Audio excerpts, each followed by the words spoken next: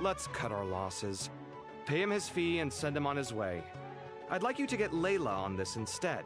She was Cyrus's student, and she designed the Palace of Alcazarzare. Seems like a much safer choice. Hmm? Who's sneaking around over there?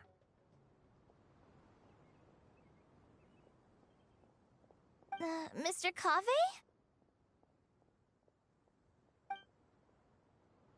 Do you recognize this person, sir? Yes, it's all right. We've met. This is Kale, Sethos' trainee. He brought her along the last time I went for drinks with him. What brings you to the city, Kale? Is your master here too? No, this is all wrong! Why is Mr. Cave saying that too? Tainari is my master, not Sethos. This can't be real. I have to ask someone else. There's gotta be someone else out there who still remembers the truth. Hey, wait! Don't run off! How strange. What's gotten into her today? It's like everyone switched places. I guess I'll keep looking around.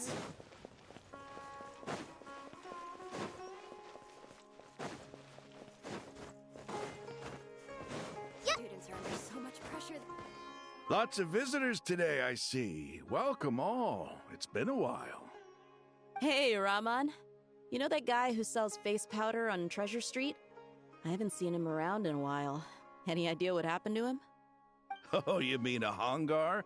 Yeah, he got into a brawl with Shavirme on Treasure Street. He's been banned from setting up shop there for now. Seriously? Oh, well, that's a shame. I was planning to pick out some makeup for you. Oh, don't worry about it. The legendary Flame Mane discussing makeup with the Zubair Theater star dancer. Now there's something you don't see every day. Flame Mane? You know, I'm not actually sure when people started calling me that. Maybe the other Eremites thought I needed a fiercer title to scare people off? To be completely honest, I think the title would fit you better than me, Dia. You think? Can't say I've never imagined myself as a merc. If I ever give up the dancing, maybe I'll head to the desert and give the Eremite life a try. You would? Is that so strange? Oh, not at all. In fact, I've actually had similar thoughts before. If I ever get tired of sleeping out in the wild, I think I might go look for a job at the Zubair Theater. I've adored the dance of Sub-Zeros ever since the first time I saw you perform it. If the chance ever came up, I'd love to try it out on stage for myself. Really?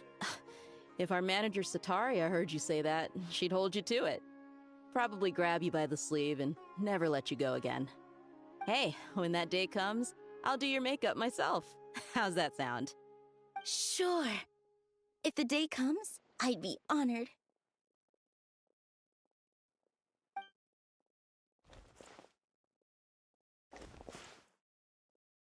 Everyone I know, everything I've ever known. Suddenly it's all a jumbled mess. The question is, who's right? Them or me? Oh, my head feels so heavy. I can't think straight.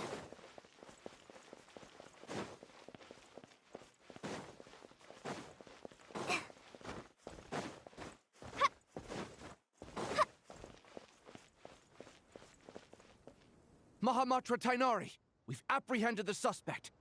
They say that the fool is prone to blind faith, but the wise man is not immune to it either. Siraj, do you have anything to say in your defense? Tainari, you were the one who turned the sages against me. Just a few words of caution from you was all it took to destroy my research.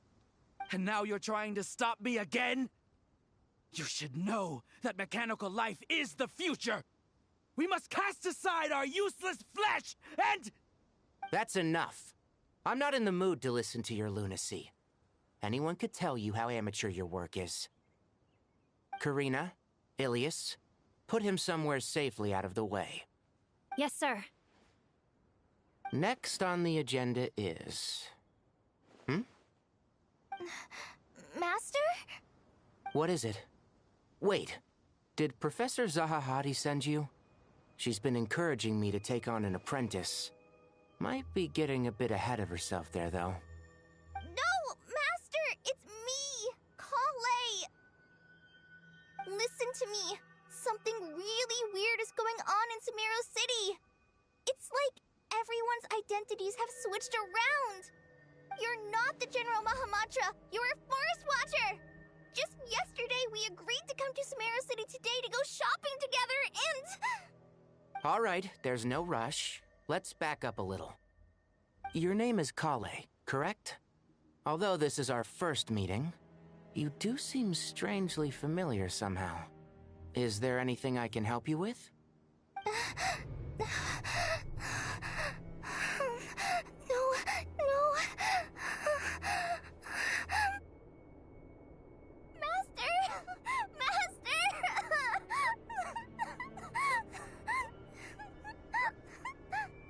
What is it?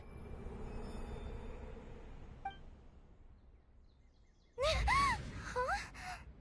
Did you have another nightmare? I've told you before, when you're tired, lay down on your back in bed and get some proper sleep. It's much better for you than napping on your front. Poor posture obstructs your breathing, which can lead to all sorts of weird dreams. Now, we're supposed to go shopping in Sumeru City today, remember? Cheer up. I'll take you to Hushang's. I heard he's got some new toys in stock. Go wash your face, take some deep breaths, and when you're ready, we'll head out. Okay. Thanks, Master Tainari. So it was just a dream. And yet, dreams can sometimes be a warning of things that will soon come to pass. Who said that? That dream felt unusually real, didn't it? Here's my suggestion. Since you're heading into Sumeru City anyway, you may as well tell Lesser Lord Kusanali about everything that happened. And just to be on the safe side, I think you should also inform your 2 traveler friends who once helped save Sumeru. I'd write them a letter if I were you. Time is short. A storm is coming from beyond the bounds of fate.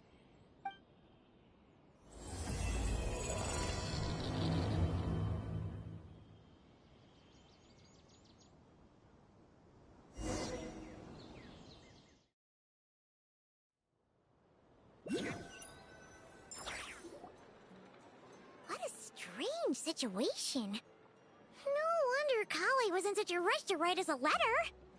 Imagine waking up one day to find that everything around you has changed. You might not even recognize Paimon anymore. Oh, that's a scary thought. Let's get to Sumeru and find out what the heck is going on.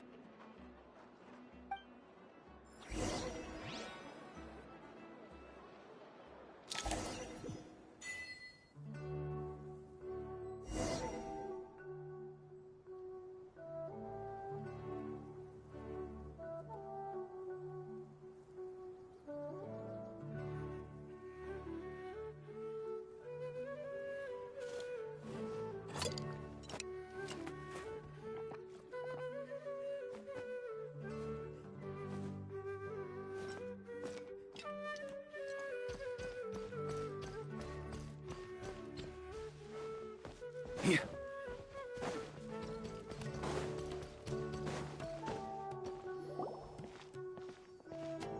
Kale!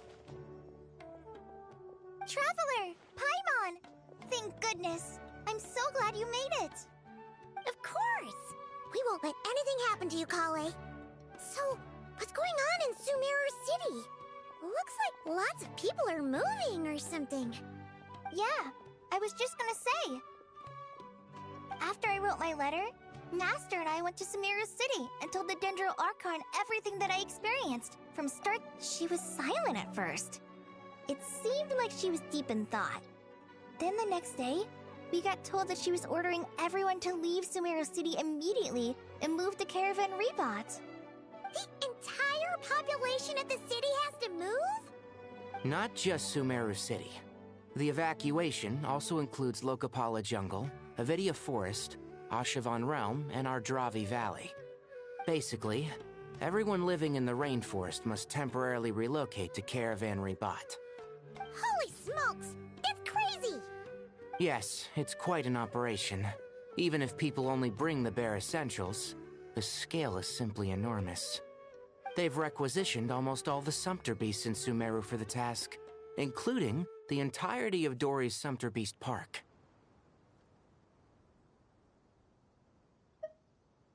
The Dendro Archon said that what Kale experienced was not a dream, but a warning.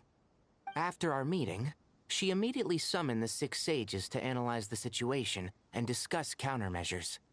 They concluded that the events seen in the dream are very likely to become a reality, and that an unknown danger is rapidly approaching.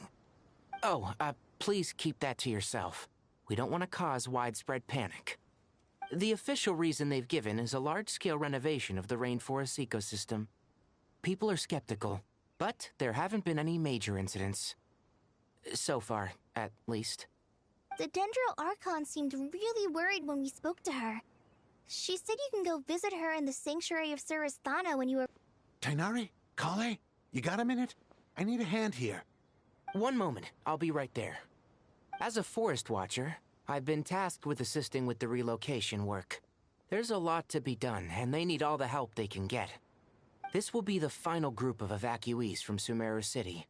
While they're away from home, they'll be heavily reliant on outside help. Thank you for coming in our time of need. As you can see, another crisis is upon us. Excuse me, sorry to trouble you, but could you help an old man? Where's my mom? Where did she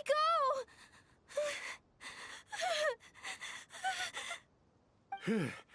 Don't worry. It'll be okay.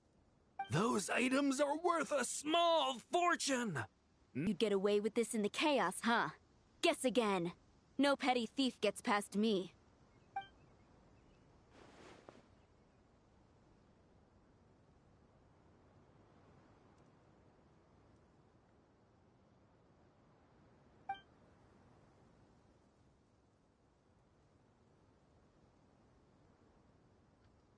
We should go help the evacuees. See you around. I'm so glad that you believed me and came all this way to help. It means a lot. Please stay safe. Don't worry. We may not know exactly what's going on yet, but as long as we stick together, we'll find a way through this. Goodbye! Look after yourselves! Will do. See ya! Whew. Paimon's not sure how she found the words to comfort Kale because, honestly, she's kind of nervous herself. Let's head to the Sanctuary of Surasthana and see Nahida.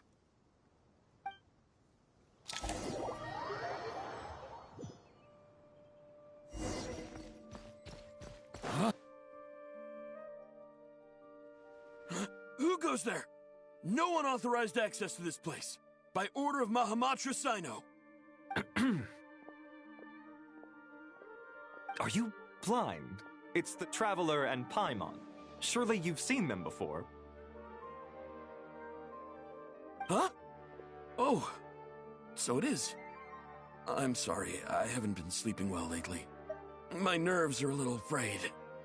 The Dendro Archon is in a very vulnerable state at the moment. Mahamatra Sino is concerned that our enemies might choose this moment to strike. So he's ordered us to strengthen our defenses. Just seeing you two again already puts our minds at ease. Please, enter. I'm sure everyone's expecting you.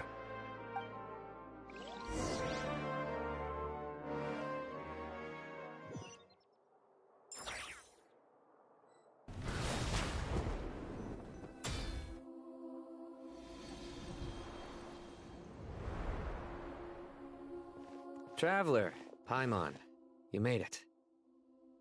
Aha! Perfect timing. Reliable helpers like you are just what we need right now. Oh, it's good to see everyone again. Kale gave us a rough idea of what's going on, but we still have a lot of questions. What kind of danger is Sumeru City in exactly? And how come everyone has to move to Caravan Rebat? At this stage, we can't be certain. We're investigating, but no definitive answers yet. I take it that Kale told you about her strange dream? Yeah. Apparently, everyone in Sumeru City was acting super weird. Even you guys. It was like you'd all switched places. That's right. Kale and Tainari reported the situation to the Dendro Archon. She believes that it wasn't merely a dream, and that whatever it was has something to do with Irminsul. It's a reasonable inference. Only through Irminsul can people's memory and cognition be so significantly modified in such a short time. We don't know why Kale would dream of these things, nor who was trying to warn her.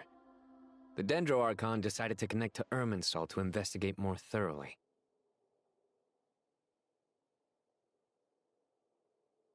Irminsul is connected directly to the ley lines. The tree serves as a central hub where the ley lines converge, and its core function is to record and store the world's knowledge and memories.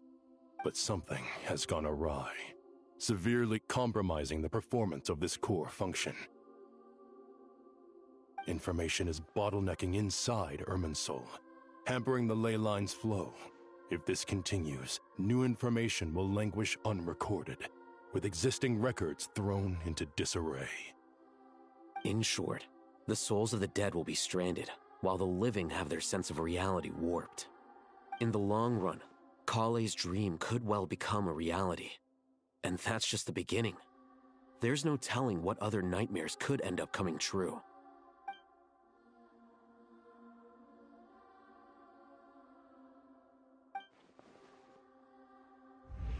I have come this far, to use my death to open the gates of the ley lines to my people.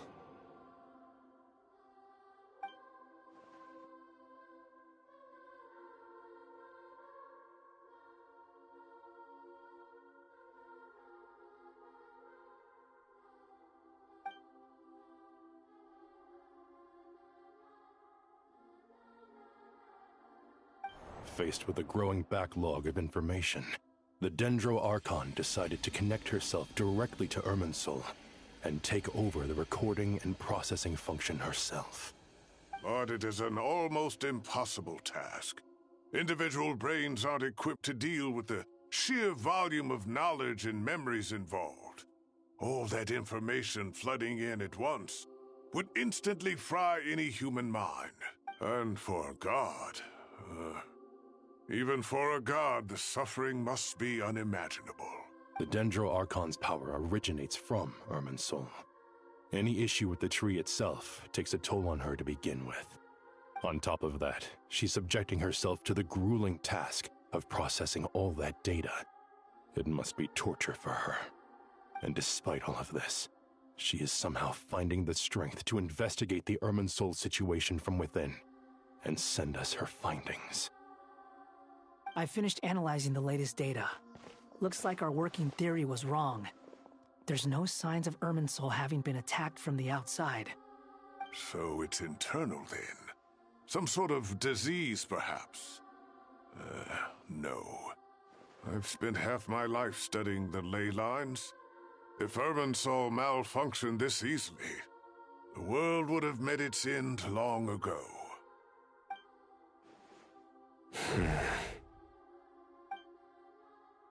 Sino?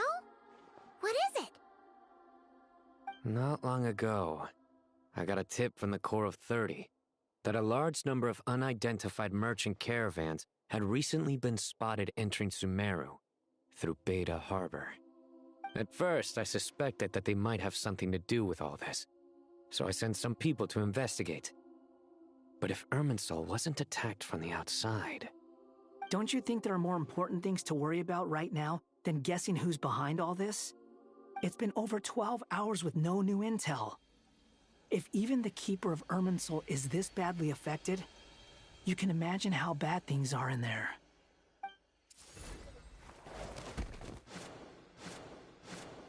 Dendro Archon.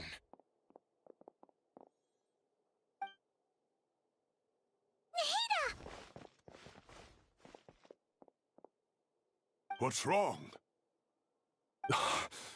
Her breathing is weak, and her elemental energy levels are dangerously low. Looks like it's time to move to the backup plan. What's the backup plan? Get out of the city and take the Dendro Archon with us. The entrance to Irminsul is directly beneath the sanctuary of Surasthana. That means this is ground zero if anything goes wrong. The Dendro Archon has a very strong connection to Irminsul. But theoretically, this connection should grow weaker with distance. Under normal circumstances, she can unleash her full power here. But with Irminsul out of control, our first priority is to get her away from here. The situation is critical. There's no time to deliberate. Everyone in agreement? I'll deal with it. I'll also let the Matra and the Core of 30 know to start evacuating.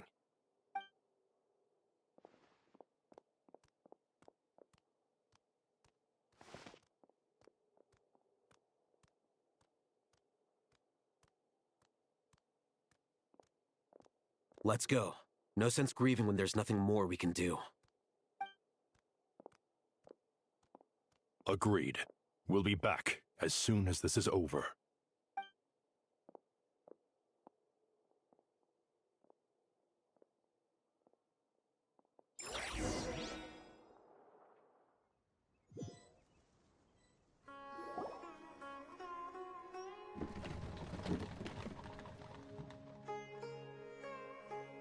The last group of civilians has been safely evacuated. Dendro Archon's carriage will travel with them. Sino and Hat Guy will protect the convoy. With the Dendro Archon in a coma, we've lost our means of investigating the situation. And with Irminsul still deteriorating, we have no choice but to evacuate Sumeru City. Feels as though we're being pushed along by an invisible hand. Stop moaning, Cyrus. We're the teachers here. We should be showing a little more confidence, don't you think? A wise judgment. Let's move out to Caravan Rebot.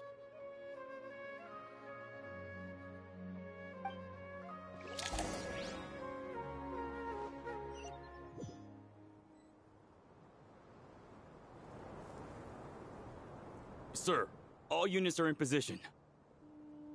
Good. Everything is going to plan. Interfering with Sumeru City is a necessary step, so do not hesitate.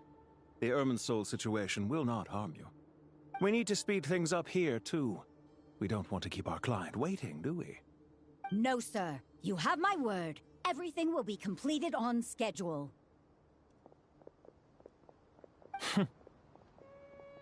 They say that fervent ambition attracts the favor of the gods, and with it, a vision. But we appear to be the exception.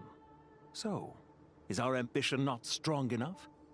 Or does it threaten the very foundations of this world?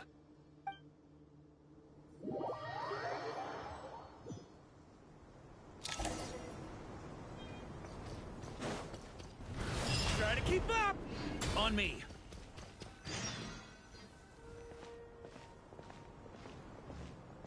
How is the Dendro Archon? Very weak. Based on the information you've provided, I have a working hypothesis. Her condition is partly due to Irminsul's influence, and partly due to a physiological imbalance caused by the rapid depletion of her power. Elemental energy usually flows through the body at a relatively constant rate. The body grows accustomed to this rhythm, so when it's thrown out of balance, physical symptoms will appear. Is this similar to the ley lines?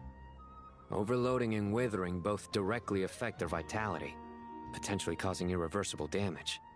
Correct.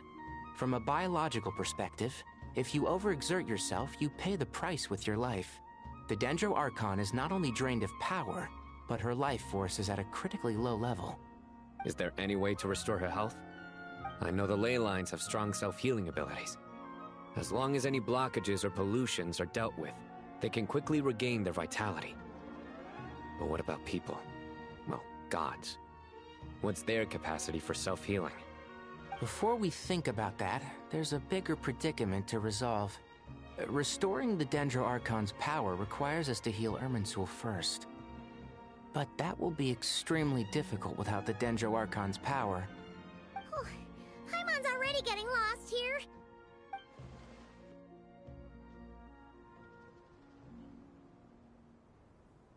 Master Tighnari and Sino look so serious. I've not heard Master speak in this tone for a long time. Tainari.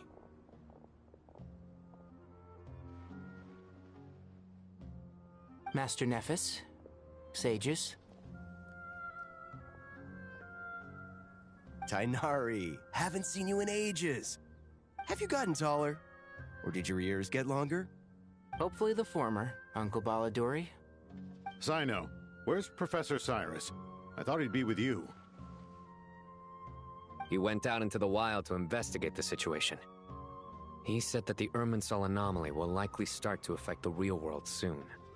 He shouldn't be trotting around alone at his age. Which way did he go? I'll look for him later. Would someone mind introducing us? Ah yes, of course. Allow me to do the honors. I'm sure we're all familiar with the Traveler and Paimon.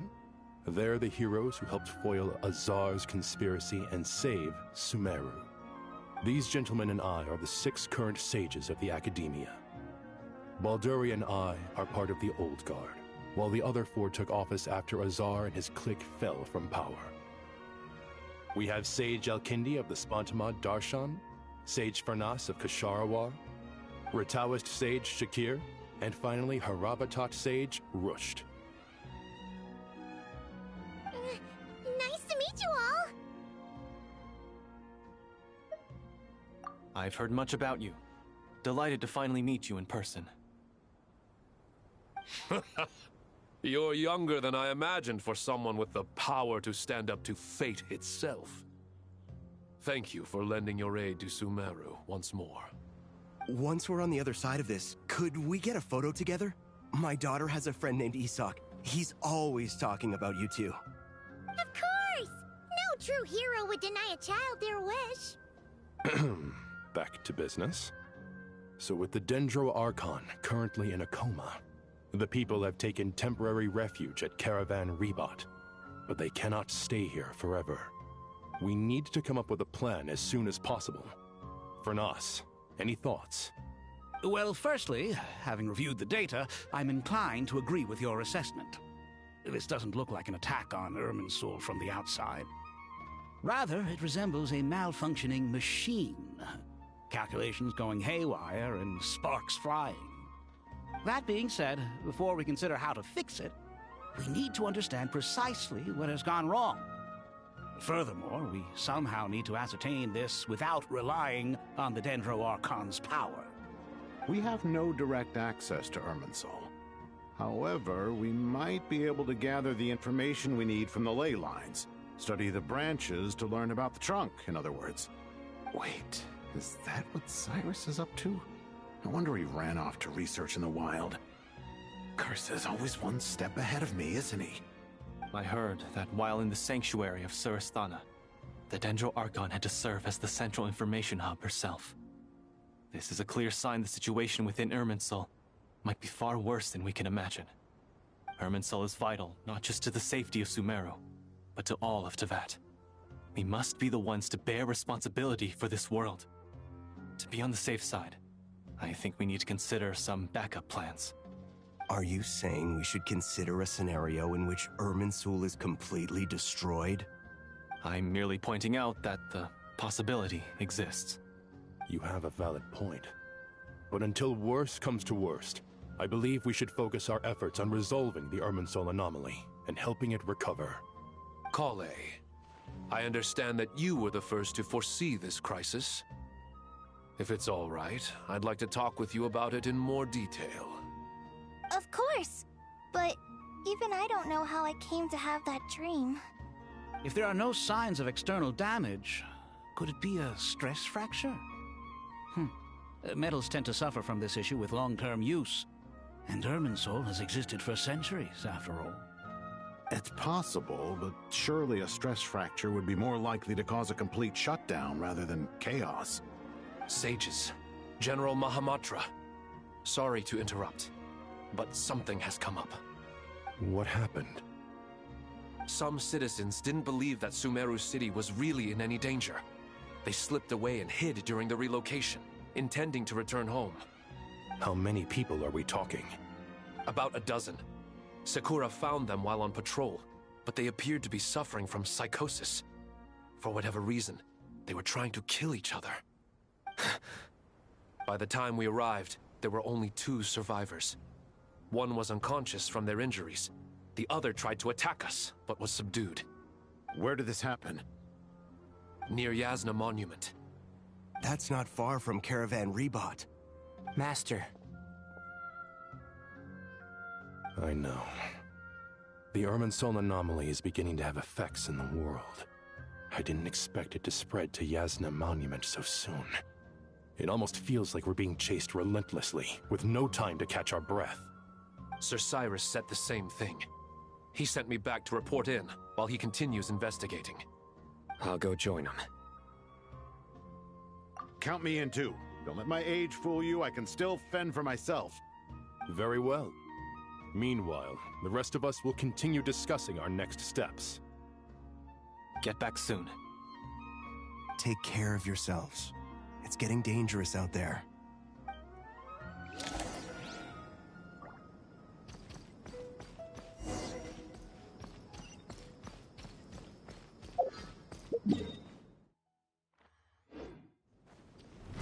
Try to keep up!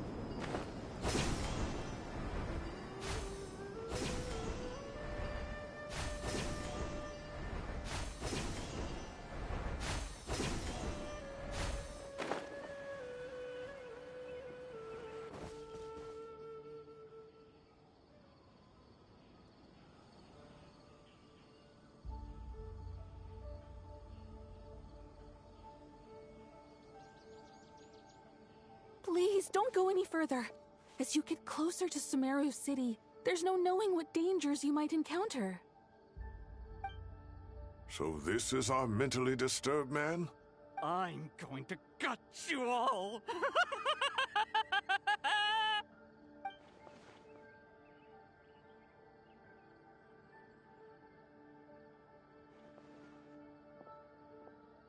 Cyrus, you didn't even bring a single guard? Do you think you're some sort of warrior? It's fine. Come here and look at this. Oh, it's... That's right. Flowers that bloom from openings in the ley lines, indicating some sort of anomaly. I don't believe I've ever seen a color like this before. Did you discover it nearby? Not just here. Way over there, too. They're everywhere. There's even more in that direction. Say that we can't go beyond this point? Yes. This area is relatively safe so far. But if you continue forward, delusions will start afflicting your mind. However, some vision-bearing mercenaries were able to maintain their sanity a little better. They're the ones who brought back news from further afield. Sino, do you remember the class I taught on dissecting ley line blossoms? I do, Professor. I received full marks in that course. Good. After all these years, it's time to put that knowledge into practice. There must be anomalous information hidden within these blossoms. Alkindi, I'll need your help as well. Been a while since we worked on a project together, hasn't it? Sure has. Well, what are we waiting for? Let's get to work. Anything we can do to help?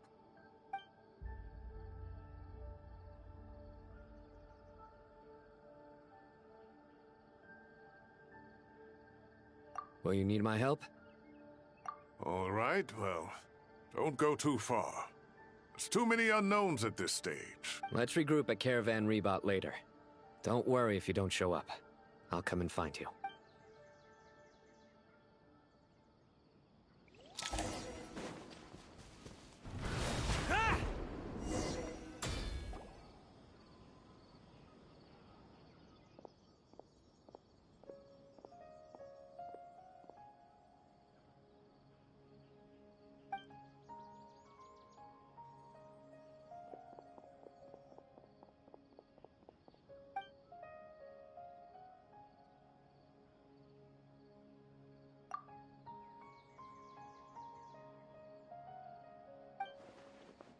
That should be the heart of Oasis.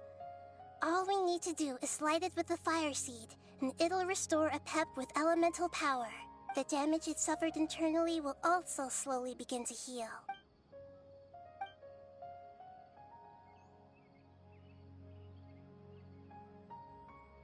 What is it? You thought of something? Really? Then let's get back and tell the others!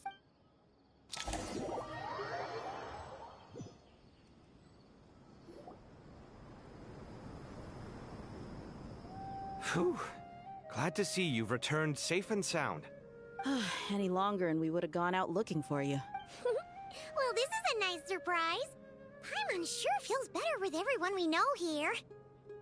We've made some progress, so let's start by giving you and Paimon a quick update. By dissecting the ley line's blossoms, we've been able to deduce that although Irminsul is experiencing an anomaly, it has not completely rejected access from the outside. The Dendro Archon has the power to connect to Irminsul, but there's also another way. I assume you recall the devices everyone was wearing when you first arrived in Sumeru? Devices? Oh, wait. You mean... The Akasha terminals? That's right. Of course! It's been so long, Paimon almost forgot all about the Akasha. Wasn't it shut down, though? Yes, but although the system isn't currently operational, the technological infrastructure is all still there. And it turns out that a certain someone gets so bored at work that he's actually read through every single one of the instruction manuals. No prizes for guessing who that was. If praising others is that embarrassing for you, you can simply spare yourself the ordeal. As much as it pains me to say anything nice about him, there's no denying his intelligence. He rarely forgets anything he's read. The Akasha is exactly what Sumeru needs at this moment. Between us, we should have all the knowledge and expertise we need to get it up and running again. But if I recall correctly, doesn't the Akasha need a Gnosis to function? That's exactly right. The Akasha relies on the Gnosis as a power source, and in its absence, we'll need to find an alternative. To tackle this problem, it looks like we'll be relocating once again. Namely, to the Temple of Silence. Ring any bells? It's the only major institution in Sumeru dedicated to preserving the knowledge of King Deshret's civilization. You might find the answers you're looking for hiding there. I agree. There's a good chance. Master Nephis and the other sages have discussed it. As the chaos from Irminsul continues to spread, Caravan Rebot won't be a safe haven for much longer. We have to move into the desert next. The scholars and sages will head to the Temple of Silence, while the civilian population seeks refuge in Aru village. The Eremites will keep everyone safe during the journey, and Candace will be there to receive us at the village. This leaves us just one thing to worry about. That Dendro Archon. She's very weak. We can't afford to wait until Irminsul is fixed. There has to be another way to help her. Huh. Wow. Luckily, the Traveler had a eureka moment while we were out investigating. Really? Wow. Nice one, Traveler. Let's hear it. What say our Amorta experts? Theoretically, it's feasible. From what you're saying, although elemental life and elemental energy have their differences, the Dendro Archon has explicitly stated that she can imitate the power of the former. In which case, as long as Apep is willing, she should be able to convert her own power into a form that the Archon can use. It wouldn't be difficult for her at all. The only problem is convincing her to help. Yeah! Even though she wasn't exactly friendly the last time we met, she didn't refuse to talk with us. Please spoiled for choice here. Hey, it's better than having no options at all. I agree. Without Irminsul's aid, the legendary Dendro Dragon Apep may well be the only living thing in Sumeru who can help our Archon recover her power. There's no time to lose. I'll bring this proposal to Master right away. If he and the other sages agree, we'll split into 3 teams. The academics will go to the Temple of Silence to look for a solution to the Akasha problem. The Eremites will escort the civilians safely to Aru village, and the Traveler and Paimon will take the Dendro Archon to see Apep. There's still a long road ahead, and no knowing if we'll make it. But at least we have a direction now. I'll take it over floundering around in confusion. If there are no objections, then let's proceed. But before we adjourn, I would like to leave you all with some parting words. No matter the distance between us, there will always be an invisible force tying us together. May the bonds forged in the past shine bright like stars and open a new path before our feet. Huh. Is that from King of Invocations? No. This one's from King of Invocations, the sequel. What's the difference? The sequel's much cooler. Couldn't agree more. Well, it was very apropos. Once this is all over, I'll give everyone a copy of King of Invocations and the sequel to show my gratitude. Come on, let's get moving.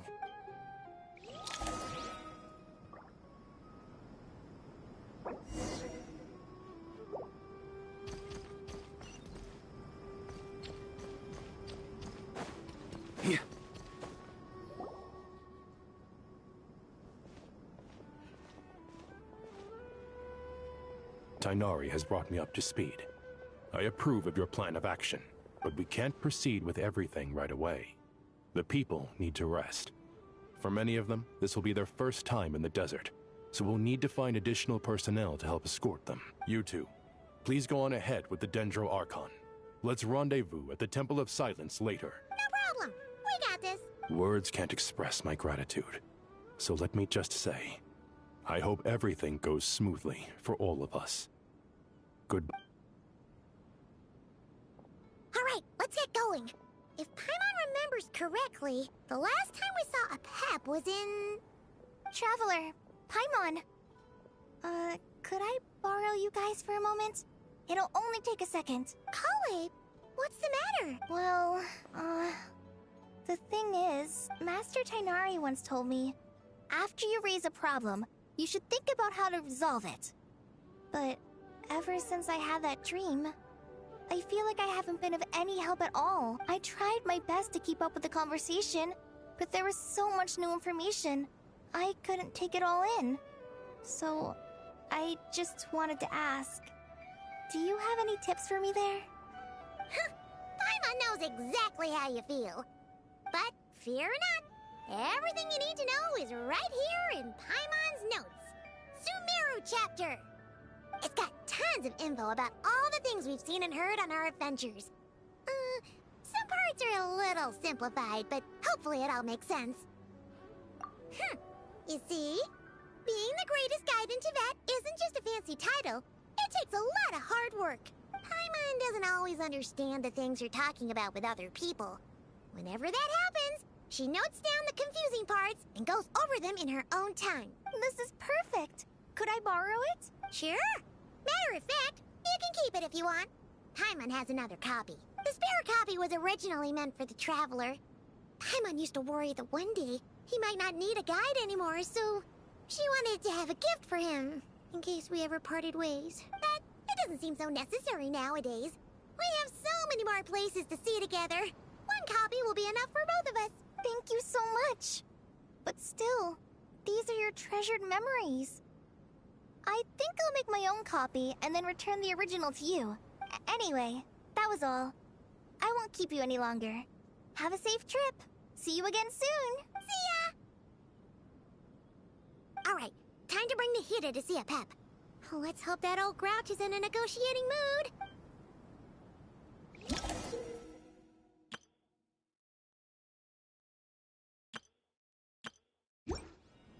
Hey, here's a thought.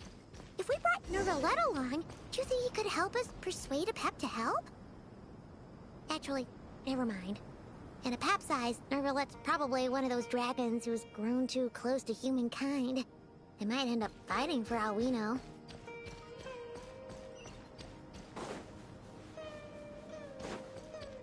On me.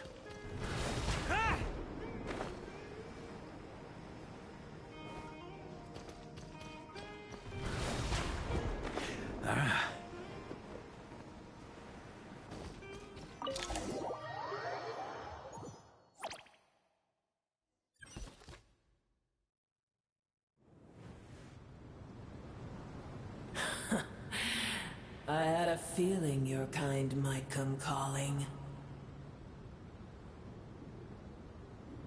The ley lines are in disarray. Something has gone wrong with Irminsul, yes. Even from a great distance away, I can sense...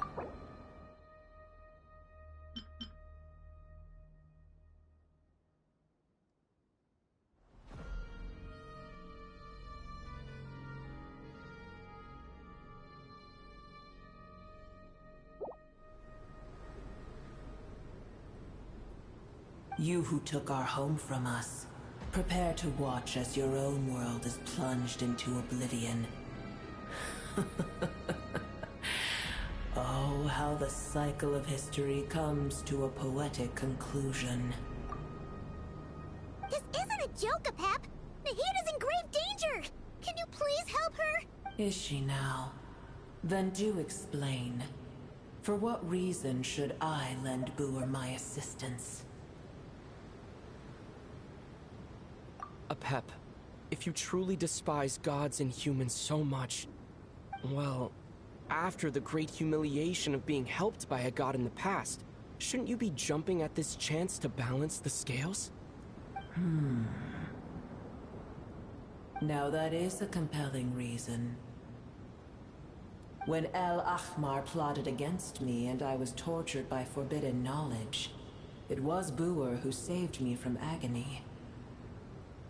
And though I regard with shame the pity of my enemies, to receive aid without repaying it would likewise tarnish a dragon's dignity.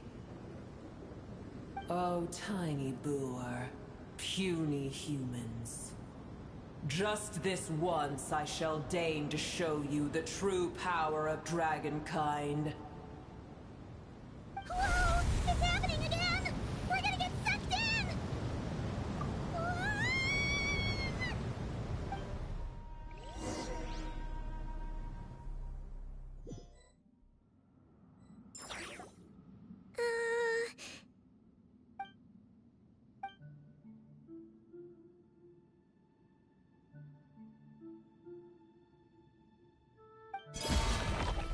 It is done. The heart of Oasis is supplying her with life force as we speak. It shall not be long before she recovers. But I should warn you. Booer's existence is closely intertwined with Irminsul.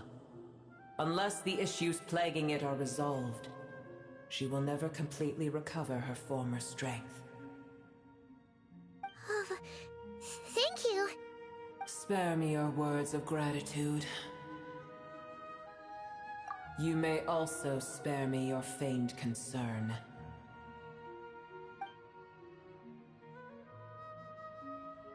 A dragon's sovereign's power is far greater than you can imagine. While I was indeed weakened when the heart of Oasis ran dry, providing tiny Booer with a morsel of my life force shall have little consequence for me. Oh, good to hear.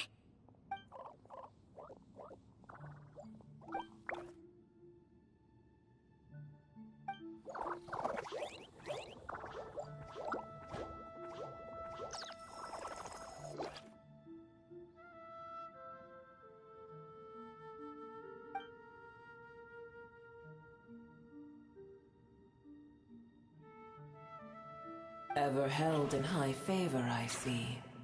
Oh, well, you know. The compliment was sincere. Simply accept it.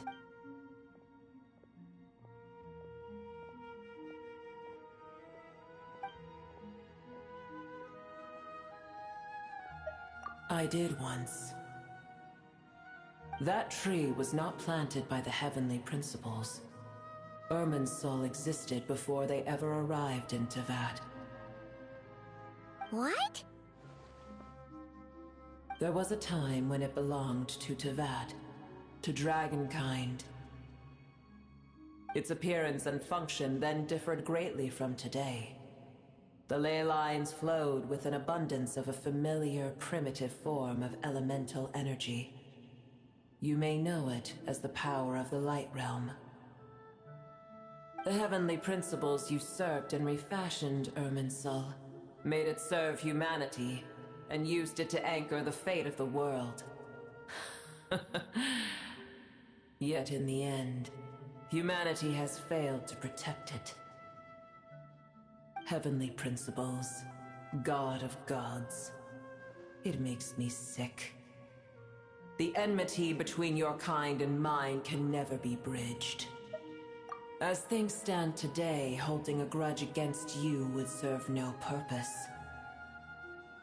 But there will come a day when we reclaim this world for ourselves. The opportunity will arise no matter how long we must wait.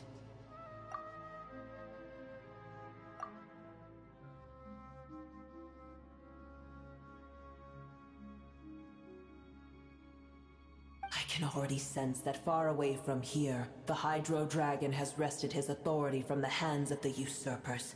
Though we have yet to meet, I know that we are both preparing for our revenge day and night. Uh-huh.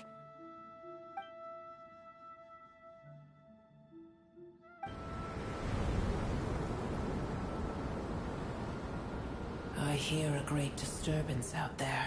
Huh? What is it? Sandstorms come. The Jinn. I see. Another calamity approaches. You both seem restless.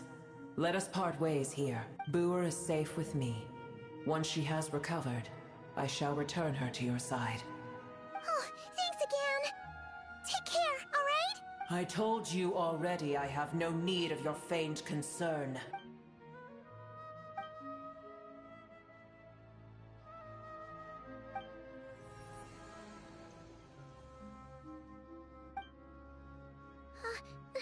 Nahida? You're awake! Are you okay? Cease your interrogation. Yes, she awoke for a brief moment, but she has now lost consciousness again. Take it. We shall talk more at another time.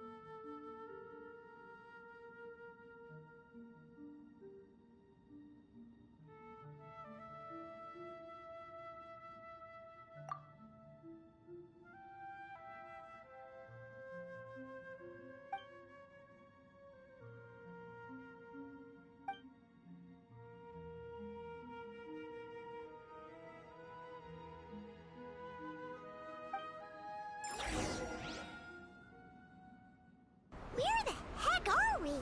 Could you just dump us in the middle of nowhere? Wait. No. Paimon remembers now.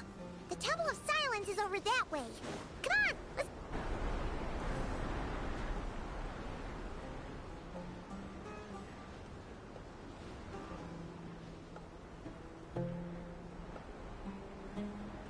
There's no need for everyone to stay here. I'll protect the sages. The rest of you, return to Aru village. Yes, Mahamatra Sino.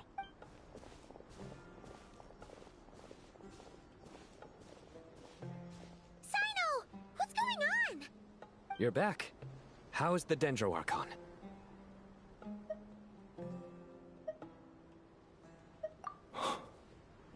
What a relief. It's the Jinn. Countless Jinn have stirred up violent sandstorms across the desert.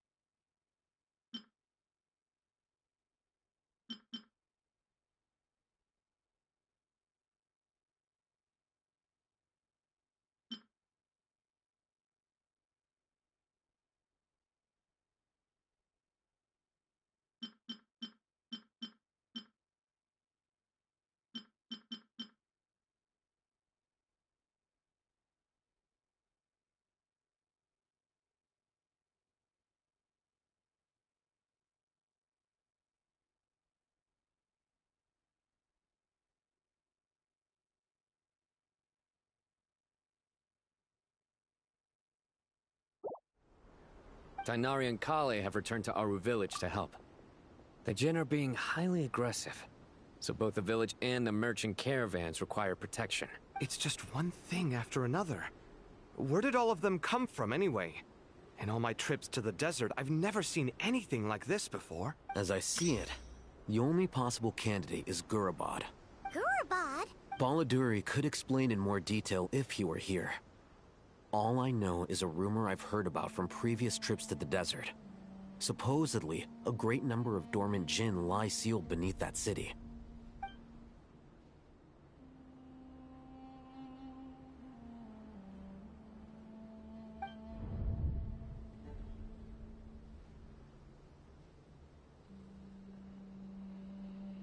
Gurabad is, for me, a fated land. I must therefore return back to this city, where my destiny awaits me still. My master, I am sorry that I couldn't stay by your side for long, and that I could not have more time to get familiar with you. Lilipar.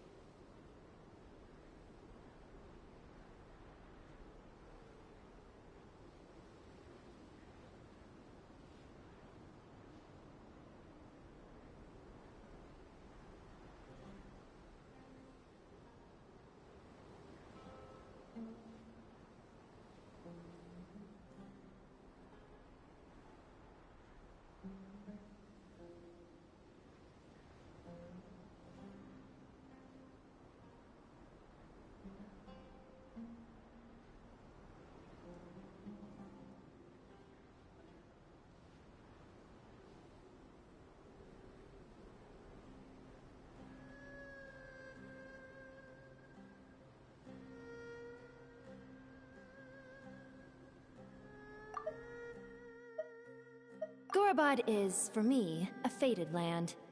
I must therefore return back to this city, where my destiny awaits me still. My master, I am sorry that I couldn't stay by your side for long, and that I could not have more time to get familiar with you.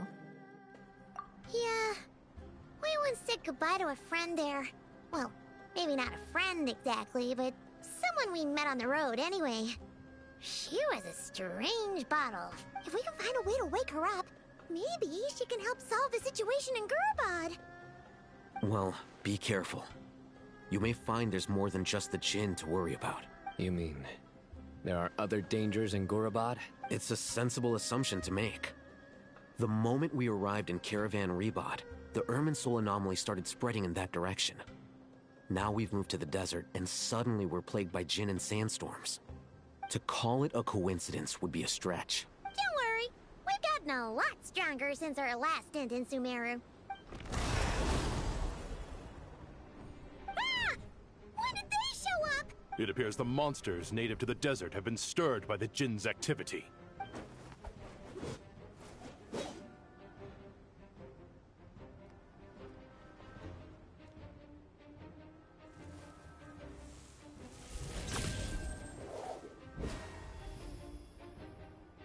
You should get going. We'll take care of things here.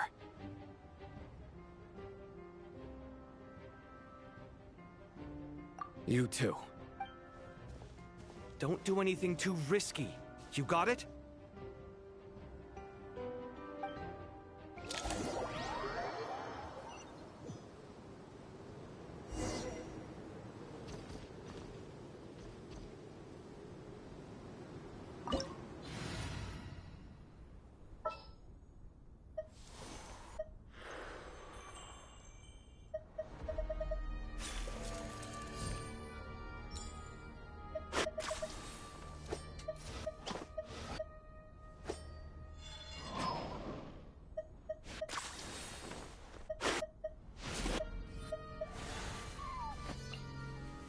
Any promising leads?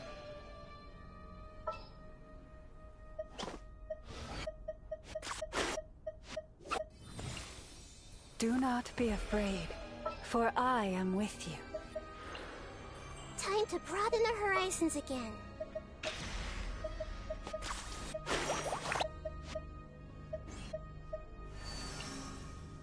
Will we be gone long?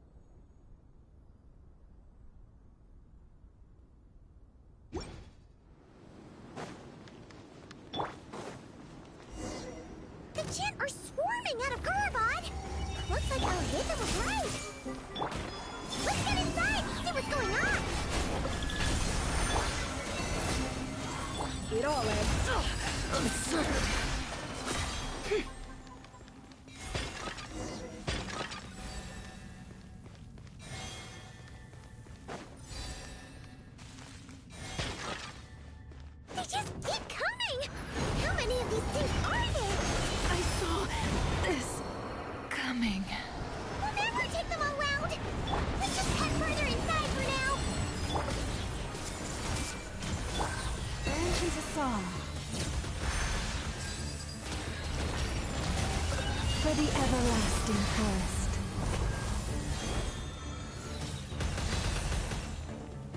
Target spotted!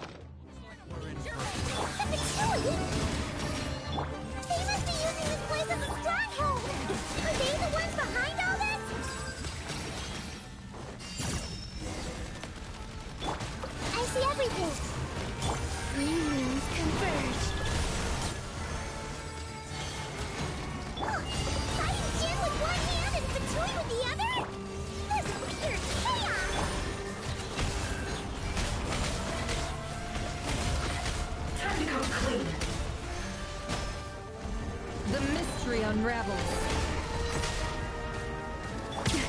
A great branch into song for the everlasting forest.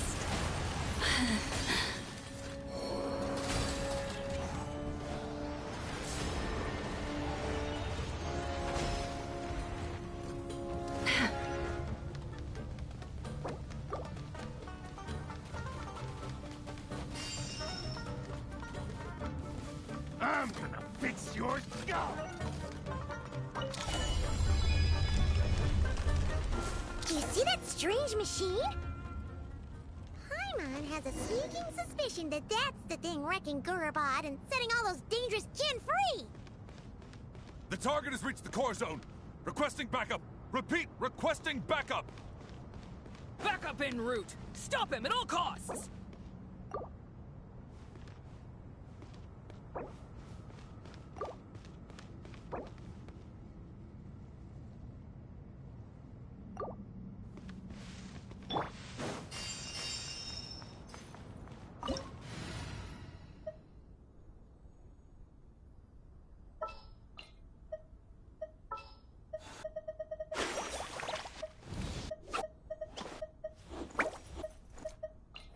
Take heart. Victory will be ours.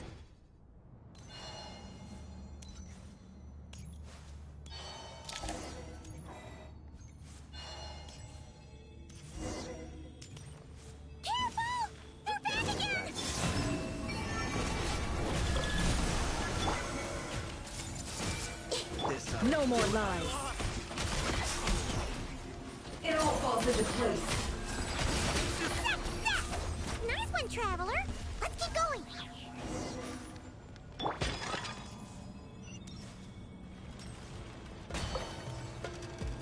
Wayne. Allow me. Make yourselves a room. Can't hide the truth.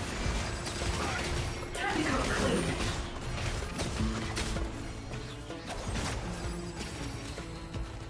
It all adds up.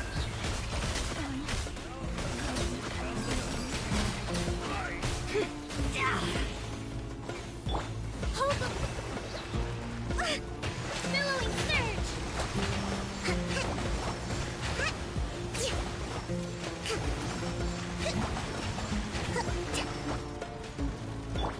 Everyone hold hands. A moonlit night for all. Can't hide the truth. Let's see what you're made of. Time to come clean.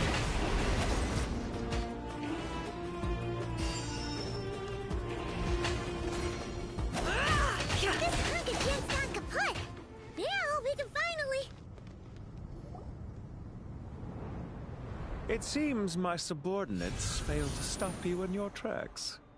Apologies, sir. There is no need to apologize.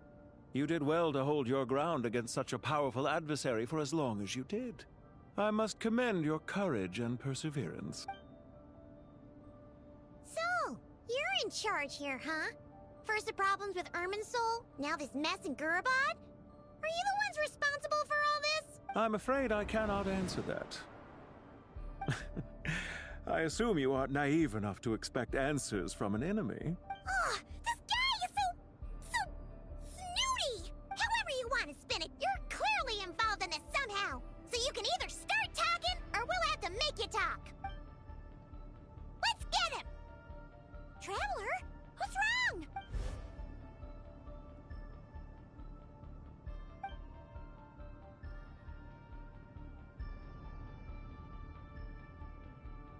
You're remarkably calm. Some would act more rashly upon finding the ringleader all alone. But you keep your cool. Even as your enemy, I must applaud you. Did you show yourself just to say that? Is this you trying to take back control of the conversation? Unfortunately, I really don't have anything to say to you. I am here merely to indulge my own curiosity. Your names are well known among the Fatui. Naturally, I wanted to observe you up close while I... Hey! Don't treat us like we're some kind of exotic animals in a zoo! Oh, I wouldn't dream of it. You seem rather predisposed to misunderstand me. I'm quite aware that you are both heroes of great renown. You have resolved crises in many nations and won countless allies along the way. I've been following your adventures with great admiration. My only regret is that the trajectory of your journey conflicts with our goals. What do you mean, admiration? Sorry, but that sounds pretty weird coming from you. I don't see why. We may happen to occupy opposing sides, but there is no cause for deep-seated enmity between us. To respect one's enemy is to respect oneself. Well, now that you're observing us up close, what do you see? I've observed as keenly as I can. Yet, while I endeavor to understand, your true strength remains a mystery to me. Violence is not my area of expertise either, so, you see, I would much rather converse with you like this than determine a victor with the edge of a blade. Besides, I've heard that even 3 moons in the sky fail to eclipse your brilliance. I know better than to bite off more than I can chew. 3 moons? So you have a connection with the Harbinger, the Doctor. Well deduced. Our commander, Dottore, died in Nodcry, but there are things that do not end with his departure. We must... Look at me. I almost divulged more than I should have. What are you after? Revenge for Dottore?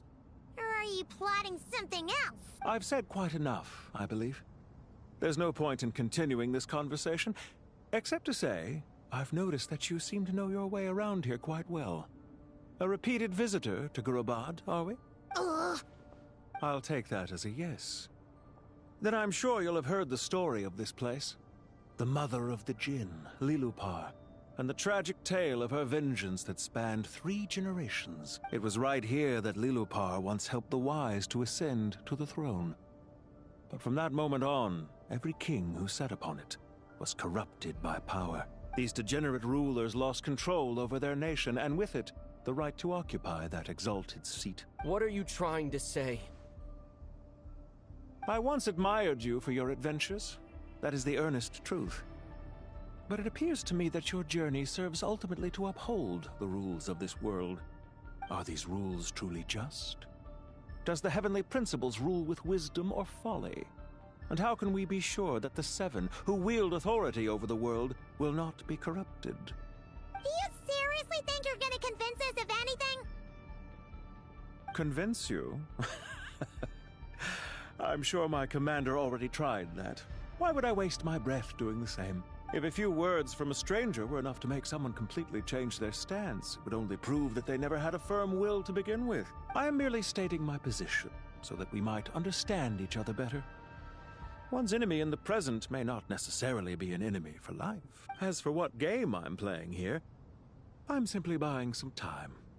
But now I must bid you farewell. It was a wise decision not to attack me immediately. Since you did not fall for my ambush, I will now have to ask those in hiding to reveal themselves. Leave this to us, sir. Very well. I trust you to do what is necessary. Stall him while I execute the next step of the plan. Sumeru City, Irminsul. Hey! Stop right there! Don't you dare leave without explaining yourself! All units, stop them! Protect the commander! Did you hear that? He mentioned Sumeru City and Irminsul! He definitely knows something! We can't let him get away! Get rid of these pesky soldiers, quick! Rear guard to the front! Don't let them through! Get that thing in position!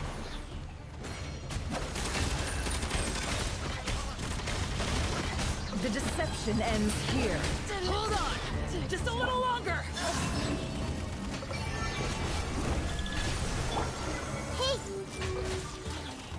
Allow me! Let's see what you're made of.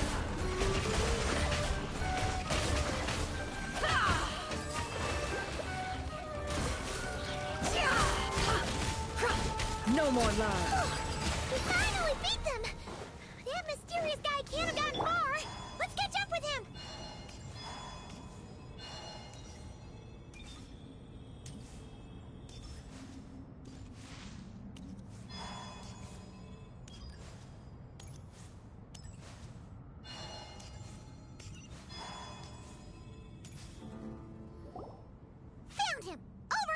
You're very persistent. Hey, you! Stop running and explain yourself! What are you trying to...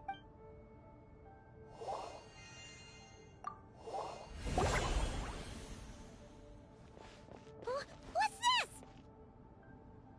Relax.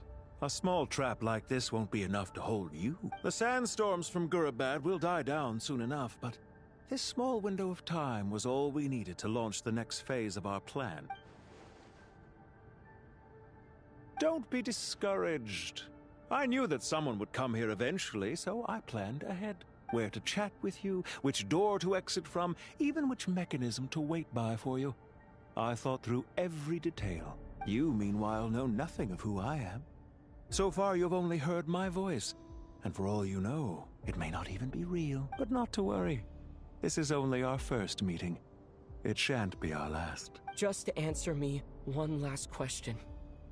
Why do you continue to follow Dottore? He has conducted countless cruel experiments, even on his subordinates. Follow isn't quite the right word. Let's just say even those you see as villains have their friends. Even if they aren't the most sincere of friendships. When any set of rules is established, there will be those who benefit and those who lose out. People will do anything to justify what they have gained, or escape from the hardship imposed upon them. Neither he nor I are tolerated by the rules of this world. We were both searching for a new order. Our ideas of the final form that should take may have differed, but our journeys took a shared path. Goodbye, Traveler and Paimon. I wish you a timely escape. Albeit not too soon. I will need a little more time to prepare, after all. Hey! Come back! Wait, this dark wall. We've seen these on our adventures before. It swallows people up! I'm sorry. She shouldn't have jumped the gun! Okay. He may have fooled us this time, but we'll get him back!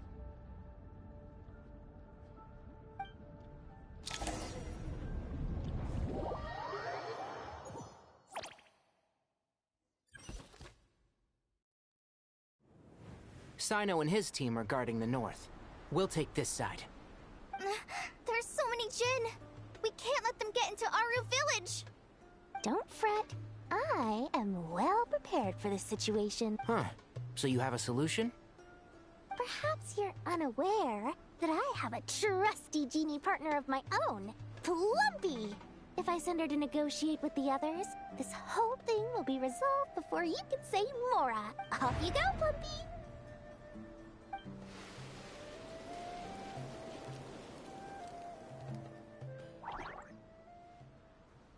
Come on, what's the holdup?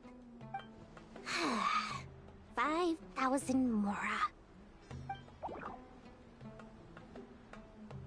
20,000 Mora.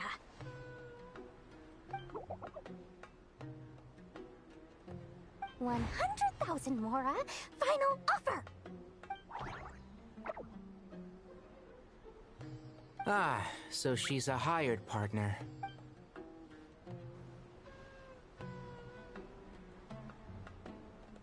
Hired partners are reliable too. Plumpy here is a highly skilled negotiator. You'll see. Just a few words from her and...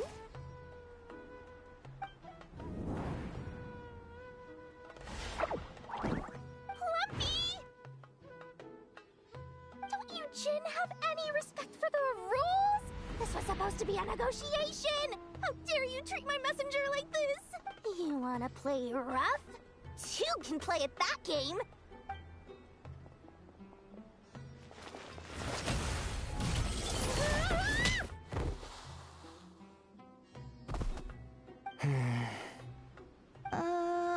Looks like it's up to us now. Be careful, Kale. Yes, Master.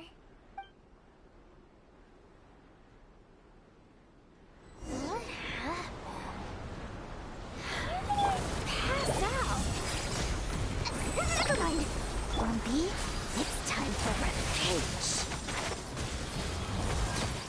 You know, this reminds me of when you first arrived in Avidia Forest. You were trying to help a child retrieve a lost toy when you stumbled upon Spino Crocodile territory by mistake. Yeah, I remember. Our first time playing this fighting side by side. I seem to recall swooping in to rescue you with a team of forest rangers. Please stop. What a drag. Here's the goods!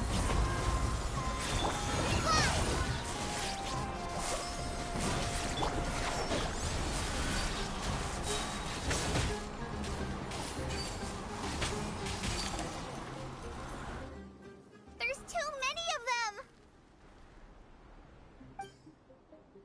I can't believe I used 12 rare items in one battle! Ugh. I shudder to think how this is going to affect this month's accounts. The sight of that glaring deficit might be more than my poor heart can take. Tighnari, how's the situation on your end? We held the line, though it was a close call. But it looks like they're preparing for another attack. Has something happened? They've breached our defenses in the south. The Jinn are pouring in. We're moving the villagers to the north as we speak. We're hemmed in. This is getting precarious. Our margin for error just got a lot smaller. That's why we wanted to confirm your status. We need to consider our next move carefully. Bad news! Another line of defense has been breached. Kale, go with them and assess the situation. Dory and I will hold the line here. But Master! Even with 3 of us, we barely managed to— This is not a discussion, Kale. Don't worry about us. She clearly still has plenty of tricks left up her sleeve. Wait! You can't pin all your hopes on me! Oh, great. I've almost run out of the things I brought with me, and the rest is back at the caravan. I should be able to hold out for a little longer, but still... Master! Need any help? Huh? What is it, Kale? If things continue like this, it won't be long before Aru village is overrun by Jinn, and the sandstorms are sure to follow in their wake. I do have a plan, but I can't guarantee it will work. I don't care! Whoever you are! Please just help us! The only one who can help is you. I am merely here to guide you along the correct path. I am a spirit created at the beginning. I am a flickering illusion. I am the shimmering light that flows from the eyes of the Creator. What do you mean? It doesn't matter. You don't need to understand it. Just repeat after me, one line at a time. Watch out! Jinn incoming! I am a spirit created at the beginning. Here goes nothing! I am a spirit created at the beginning.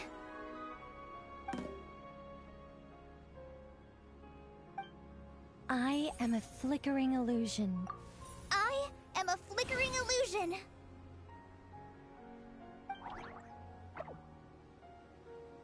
What's wrong, Plumpy? I've never seen you so agitated before. But how do you... Do you know what Kale is reciting? I am the shimmering light that flows from the eyes of the Creator.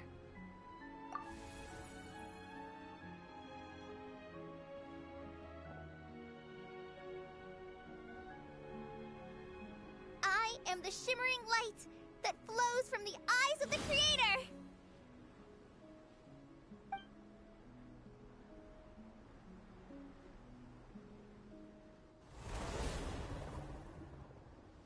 It's a song composed by the goddess of flowers. But very few records of it remain, even in historical texts. All we have is a few fragments. Is Kale an avid historian? Not to my knowledge. The Jinn have actually quieted down. Although... no, it's more than that. It looks like they're showing... submission. Clearly the songs left by the goddess of flowers have a soothing effect on them. At the very least, they're much calmer now. Really? Let me try. I am a spirit created at the beginning.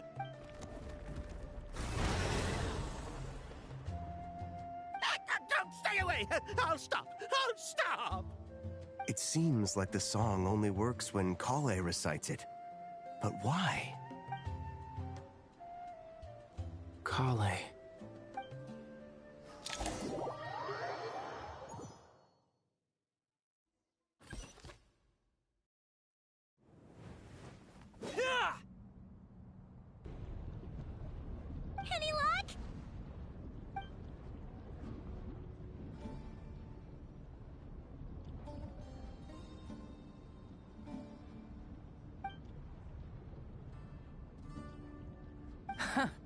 When I heard that loud rumbling in the distance, I thought the shifting sands had bust open the gates to some ancient treasure vault.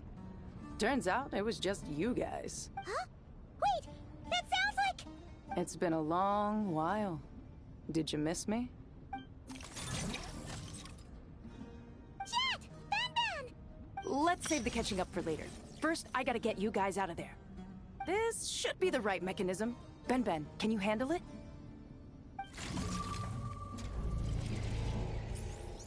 There we go. Come on, let's leave this place.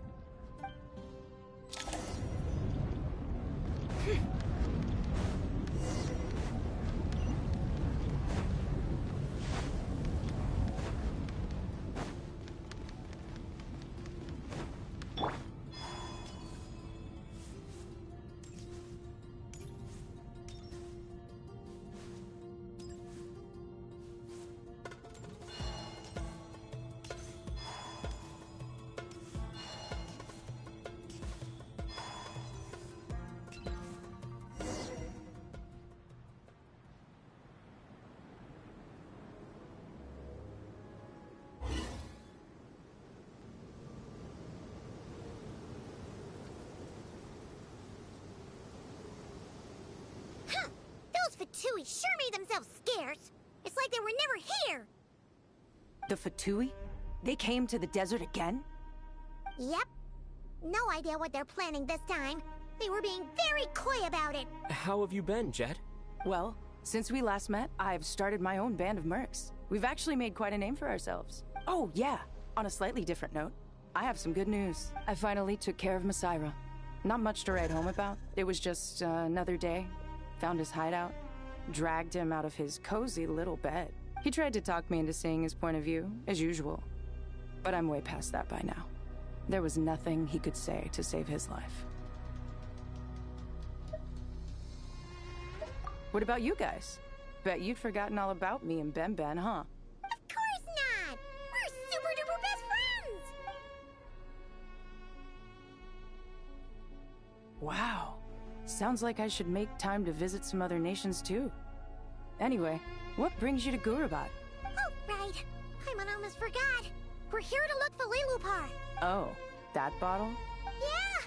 We need her power to calm the Jinn and stop the sandstorms. Here's hoping we actually manage to find her, after all the trouble we've been through. Surely with everything's been going on in Gurabad, she must have woken up, right? Only one way to find out.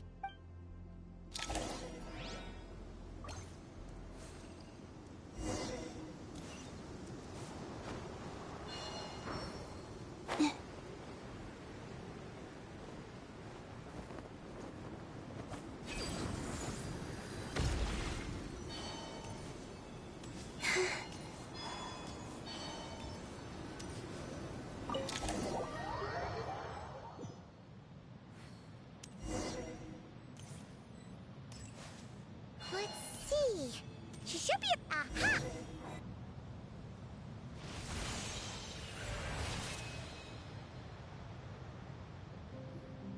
Lilupar! What a long dream that was. It's been a while, my master. Oh, and you're here too, little wildcat. The four of us back together again. Imagine that. In truth, it was at first. I was none too pleased when those miscreants barged in. But it did give me the chance to reunite with you, dear master, so I shall overlook their folly. After we last parted ways, I merged with the land beneath Gurabad to suppress the dark calamity stirring in the depths. It rekindled the flame of vengeance within the Jinn, depriving Gurabad of any hope of peace. I fought against it for a long, long time. Until one day, I sensed a change in a foreign land to the west. Suddenly, the pitch-black abyss fell silent.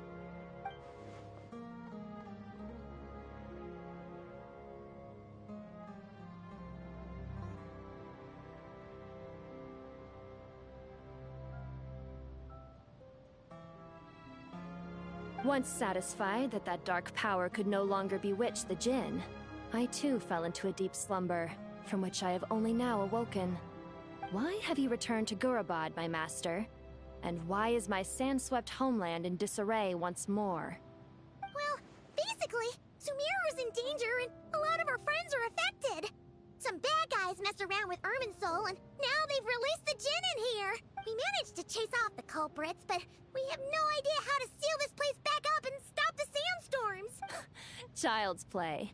I shall quell the djinn and scatter the storms. Thank you, Lilupar. No need to thank me, my master. I have granted many wishes in my time, and this was the most trivial of them all.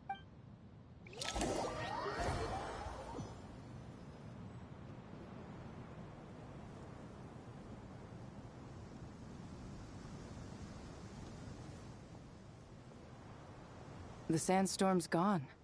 The sun shines bright again. When I said that we'd meet again under a lovelier sun, this was exactly how I imagined it. Yay!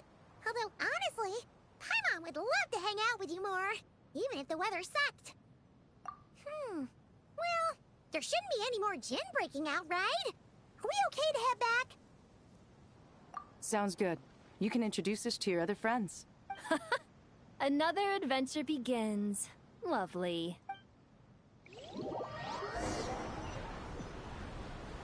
The storms have stopped! We should be able to get to the Temple of Silence without any problems now. Time to regroup!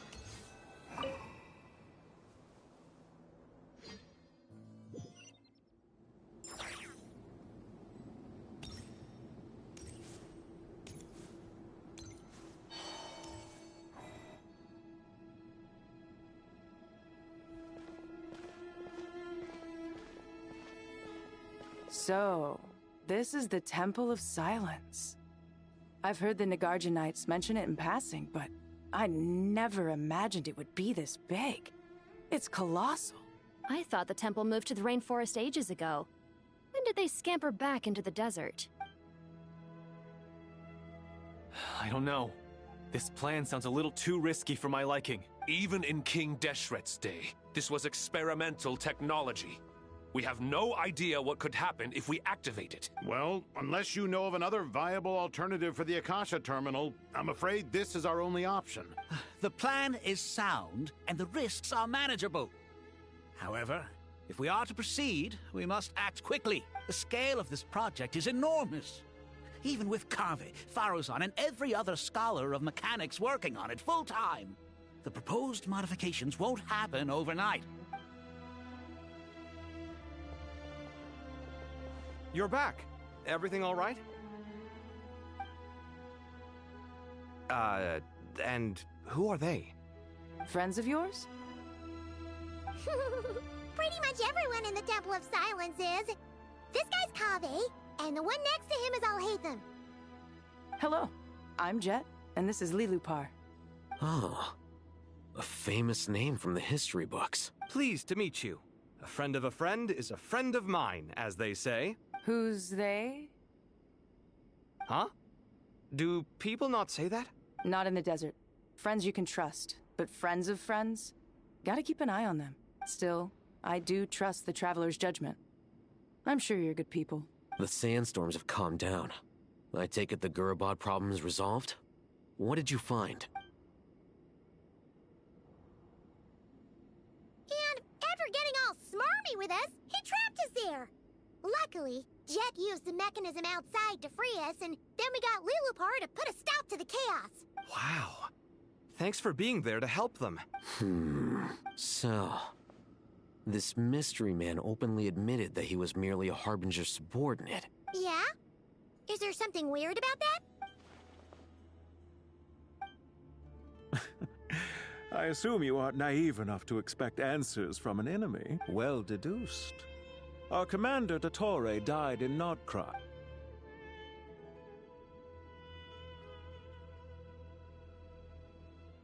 Are you wondering about his true identity? Or do you think there's a big conspiracy behind all this? I wouldn't go as far as to call it a conspiracy. Just the simple fact that having someone to shift the blame on tends to prove useful, should trouble come knocking later. The most important thing for now is to solve the immediate problem. Perhaps that man knew you wouldn't have the resources to investigate his background and so didn't put much effort into disguising himself.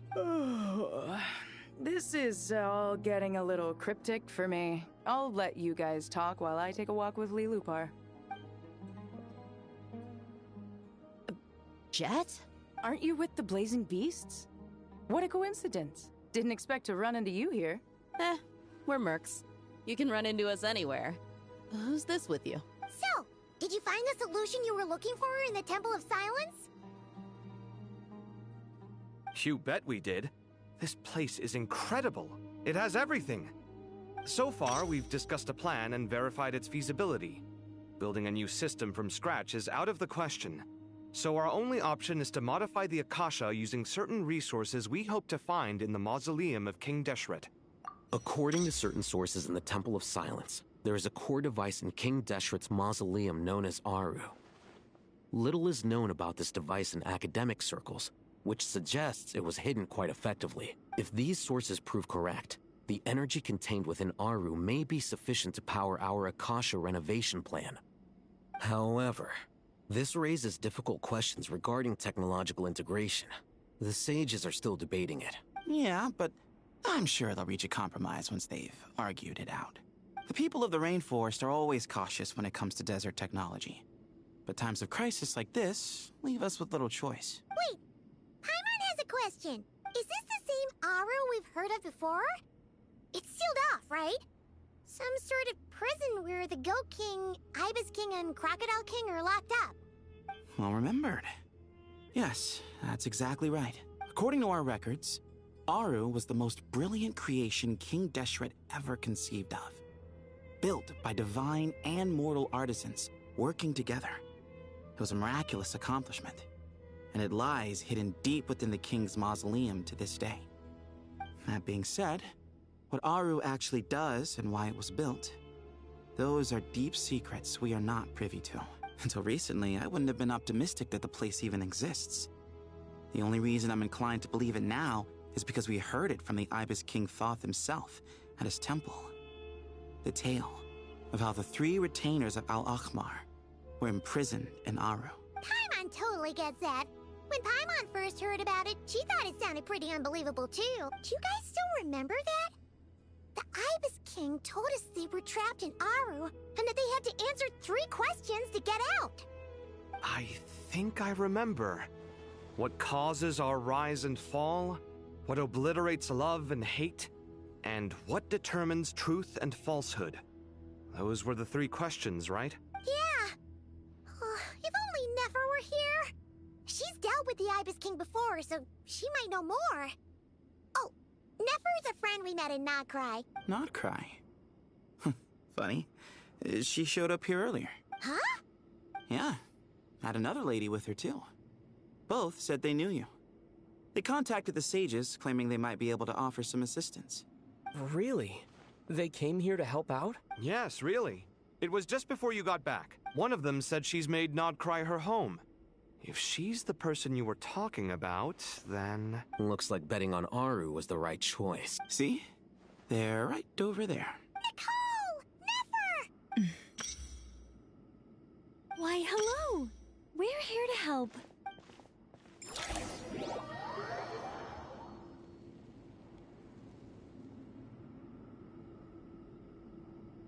It's a good thing we left early. We almost got locked out. Locked out?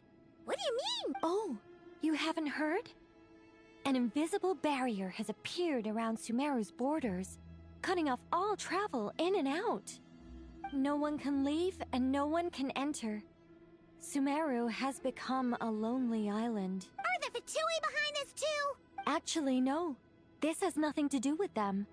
I suspect it's a defense mechanism within Irminsul itself. Irminsul is the source of Tevat's ley lines, after all, and Sumeru is the nation closest to it. I imagine this function was put in place to seal the entire region off in the event of serious damage, preventing the disaster from spreading to the rest of Tevat. It may have been implemented long ago. But doesn't that mean that the people here won't be able to escape to other nations if the anomaly keeps spreading? Currently, that does appear to be the case. which is precisely why I am here. This is a critical moment for the world, and Sumeru is the eye of the storm. I'm surprised you managed to convince her to come back to Sumeru. Indeed. Even for someone of my wisdom and eloquence, this tested my skills to the limit. And why should it concern me that Sumeru's in trouble? Surely you don't think I still have feelings for that place? Judging by your tone, I suppose you don't. Sounds like you don't know much about my past. And here I thought you knew everything. All I know is that the Ibis King is the source of your power. He was quite a prominent moon envoy once upon a time, so I do know a thing or two about him. As for your past, I have ways to learn the full story if I wish to. But everyone has secrets they'd rather keep to themselves, wouldn't you say? I'm glad you see it that way, Miss Nicole. I've chosen to call Nodcry home, which is why I did my part in its hour of need. That doesn't mean world savings become a habit with me. I have no particular desire to play hero in Sumeru, thank you. I understand. Human emotions do not appear and disappear without cause. There is always a reason to be found behind both salvation and destruction. Still, if time has taught me anything, it's that human emotions are often complex and in conflict. That's why people change their minds about things all the time. But that's where we angels come in. Our duty, ultimately, is to guide people towards their deepest, truest desires and help bring them to fruition. So I wish to hear about your past, because I do not believe you are motivated by hatred alone. And if we still arrive at different conclusions in the end, that's okay. I refuse. Wait, what? But I set the atmosphere and everything. Isn't this supposed to be the moment when we finally open up to one another? Is it? Maybe I'm not so good at reading the atmosphere. You're right, Nicole. There's more to me than just hatred. Had it consumed me, I'd be left stuck in the past forever, never living in the present. But I don't think that your guidance can change my mind. The all-consuming sands, the bloodshed, both deserved and undeserved. Those old emotions cling to me like a shadow. Do you wish to shake them off? No. I hope to remember them forever. Those emotions and memories shaped me into the person I am today. They'll always be a part of me. In that case, would you like to hear my perspective, at least? Sure. It's not every day you get to hear an angel's opinion. A long, long time ago, when the angels still walked freely upon the earth, I found life tedious. Monotonous work, lukewarm relationships. Things weren't nearly as interesting as they are now. And yet, since the angel's demise, I have found myself missing those days on more than one occasion. Human emotions are often attached to a person, a place, or an object. When those things are gone, the memories quickly fade, and the emotions slip away along with them. If Sumeru were destroyed, both rainforest and desert would be no more. With the object of your hatred wiped from existence, it would not take long for the memories buried deep in your heart to slowly fade. Both love and hate are intense emotions, but they are nothing compared to the void left behind when they disappear. Most sophisticated, Miss Nicole. But anyone focused on the future could only ever applaud the destruction of the things they hate. Still, I'm a special case. Someone once told me that human memory is more selective than a Mora-hungry merchant choosing between customers. We all need a reality check once in a while, so we don't forget the truth. As much as I dislike Sumeru, this is no way for it to perish. All right, you win. I'll help you out a little, but I won't work for free. How much will you need? You're not gonna milk this for all it's worth, are you? What do you think? I'll be upfront with you. I don't have much more on me. If that's what you need, I could borrow some from Alice. Or perhaps I could pay in sculptures. The ones I carve are actually worth quite a lot. Just cover my travel expenses. Huh? Is that all? That's all. Given all the people I owe favors to, I can just about justify a trip to Sumeru. Yehoda! Here, boss! What do you need? I'm going back to Sumeru for a while. While I'm away, you'll be in charge of the curatorium.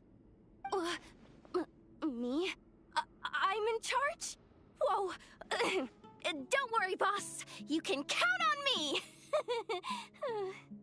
And that was how the ingenious Angel Nicole brought you the perfect person for the job in your hour of need. Hip hip hooray!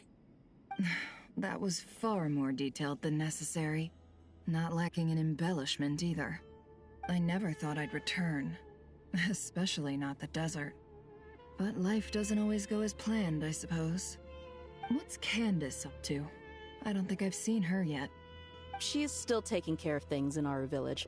Should be joining us before too long.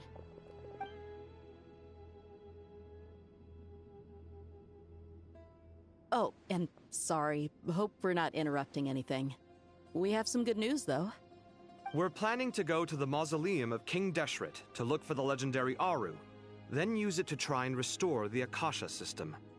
According to records in the Temple of Silence, the mausoleum houses something called Aru's Chute, which can be used to establish connection with Aru. We still have some time before we leave, so there's no rush. By the way, who are these two new faces? Just call me Nefer. I'm based in Nodcry. Did I hear you mention Aru? Correct. Well, I happen to have a connection with one of the 3 retainers imprisoned inside, the Ibis King. I'm here to get things done, so if you don't mind, I think I should come with you. That sounds perfect. Miss Nefer, are you from the desert by any chance? Why do you ask? I don't know. There's a familiar air about you. Plus, you mentioned Candace. Sorry, I don't mean to pry. It was just a random thought. I'm Dia, an Eremite mercenary. My work usually keeps me out in the desert. I'm on good terms with Dory, and she's mentioned you all before. It's nice to finally put faces to the names. However, my associate here is probably less well acquainted with you. Why don't you all introduce yourselves? Actually, I'm a little better acquainted than you might think.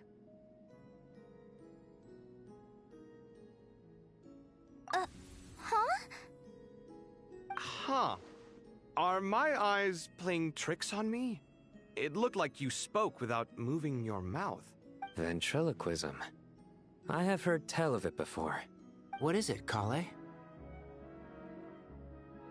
It's you! You're the voice who's been speaking in my head, aren't you?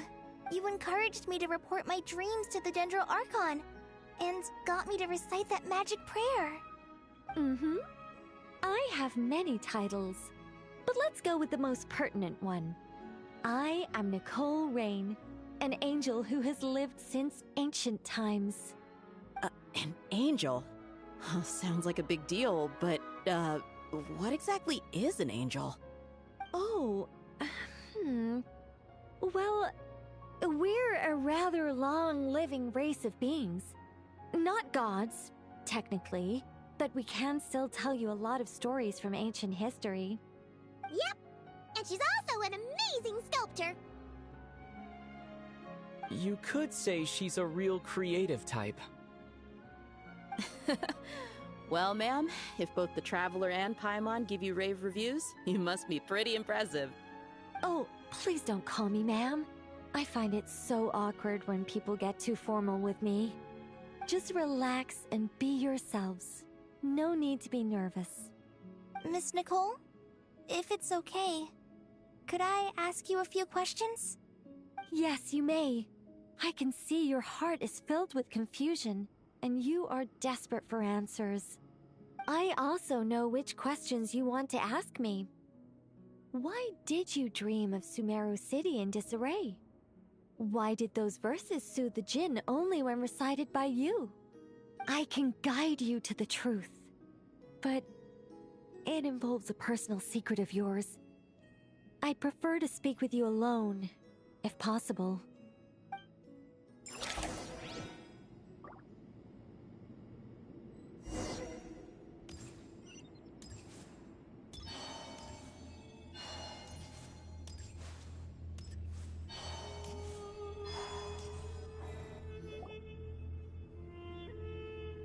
I thought we were going to speak alone. This is a lot more people than I was expecting. What's wrong with it? Even the doctors at Dar al-Shifa allow patients to be accompanied by family members. Well, if Kale doesn't mind her secret being revealed, I have no problem with it. Thanks for being so considerate, Miss Nicole. I don't know what secret you mean, but whatever it is, there's no need for me to hide it from my closest friends. Closest friends? It's so nice to hear that. All right. In that case, I'll get right to it. Kale, are you aware that there are god remains inside your body? I am. When I was young, I got sick with Elazar. Nothing could cure it. The Fatui convinced my mom and dad that they could help, and I was sent to an unfamiliar place.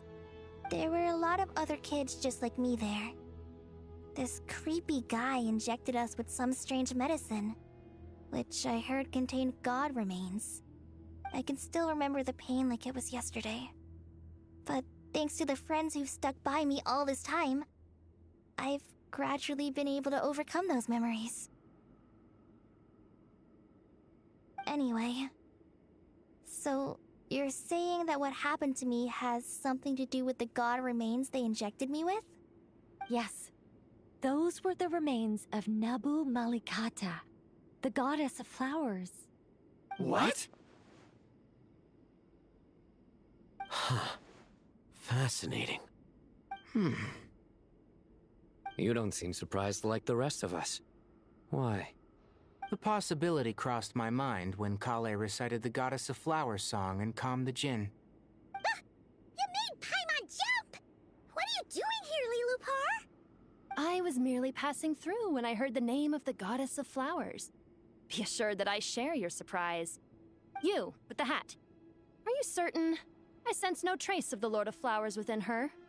Well, it is a very small fragment. Unless special methods are used to manifest its power, even her closest acquaintances would find it near impossible to detect. After the goddess passed away, her remains were scattered across the desert.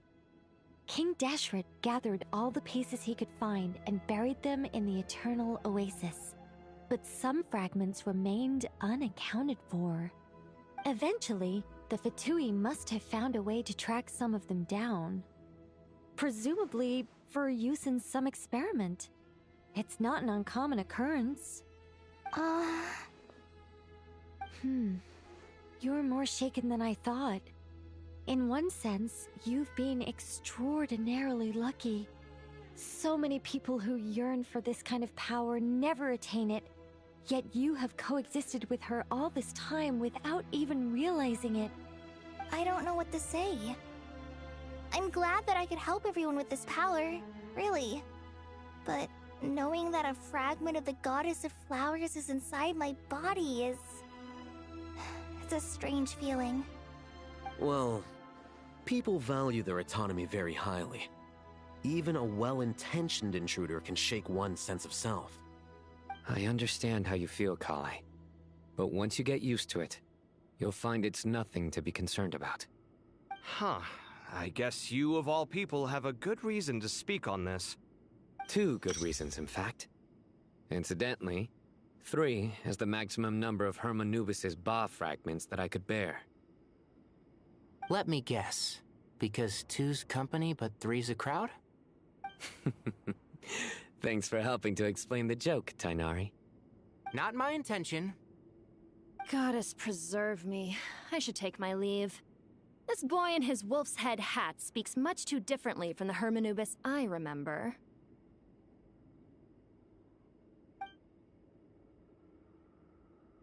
Kale, all I'm trying to say is, no matter how many Hermanubis fragments there are within me, you wouldn't think of me as Hermanubis. In the same way, you are simply you. Yeah, I know what you mean. So about that dream I had, was it a warning from the Goddess of Flowers? Yes. Just like me, she was an angel created by the primordial humans, born with the instinct to guide living beings. Though her body and soul have perished, her essence retains its natural instincts. Even her smallest remaining fragments would do their utmost to send you that warning. The Mother of Dreams?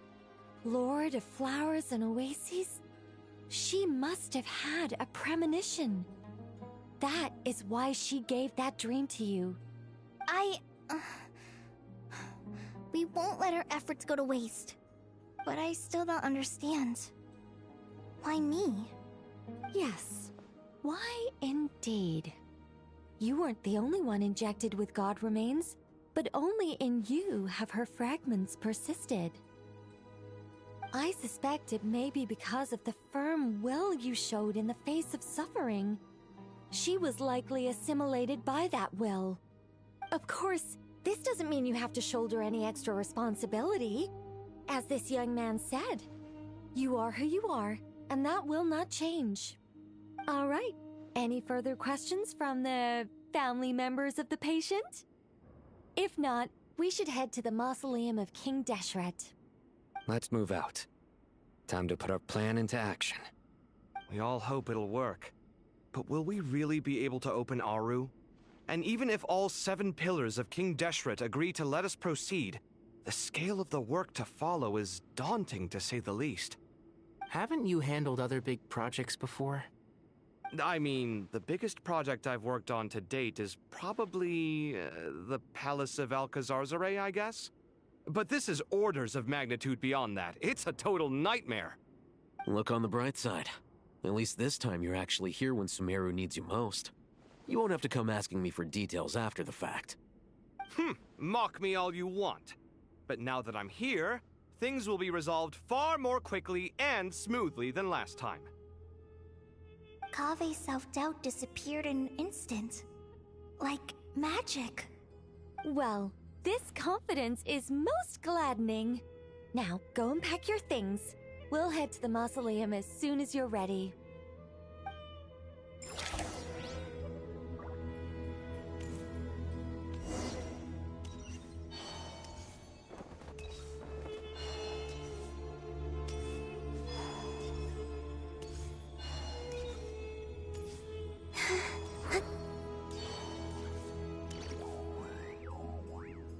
Oh, Miss Nicole. I heard you're a very talented sculptor. Is that true? Oh, I don't know. I wouldn't want to blow my own trumpet. Honestly, even though Kasharawar is best known for its focus on mechanics, plenty of Kasharawar scholars are quite serious about sculpting as a hobby. So if they rate your work, that's enough for us. We just have to take a look. Who's we? Myself and a few other scholars. Kashif, Daneshvar, come take a look. Oh, well, if you insist, I suppose there's no harm in showing you.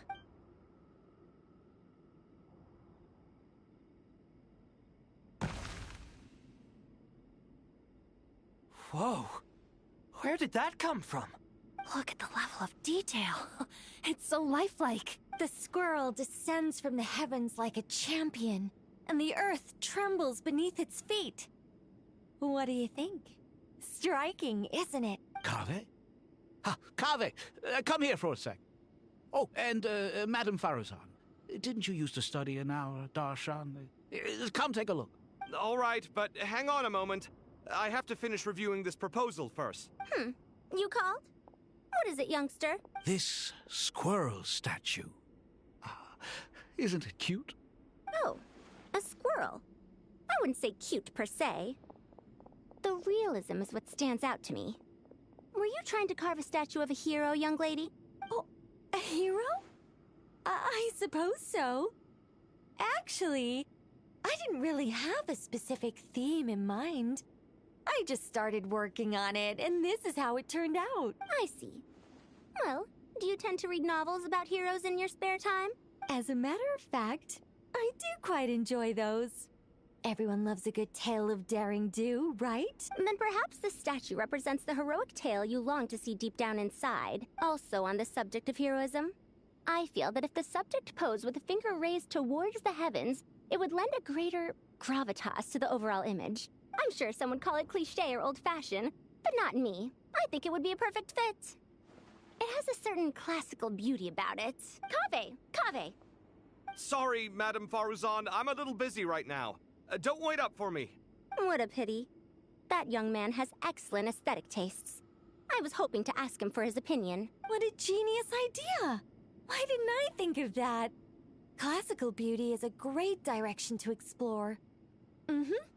That's it.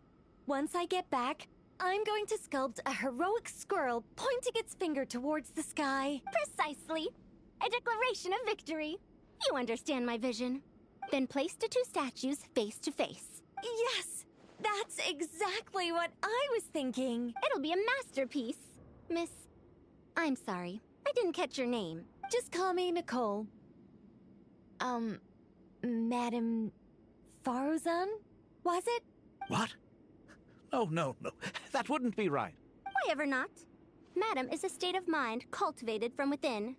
Anyone may call me Madam if they so desire. My dear Miss Nicole, once we make it through these trying times, should we have the pleasure of meeting again, I shall look forward to seeing your new work. In this day of age, it's rare to find people with an appreciation for classical aesthetics. Meeting you was truly a pleasant surprise. Honestly, I feel the same way. It's been a long time since I met anyone interested in this style of statue. Clearly, they don't call you Madam for nothing. Also, I have to say, you're a very good judge of character. Because when I think about it, I really am someone who likes stories about heroes. That must be why I've quietly kept watch over generation after generation of them. Sorry, keeping watch over heroes? What exactly do you do for a living? Oh, never mind that. Let's not tell Madame Faruzan about Miss Nicole's true identity for now. Good idea. Let's limit the conversation to aesthetics.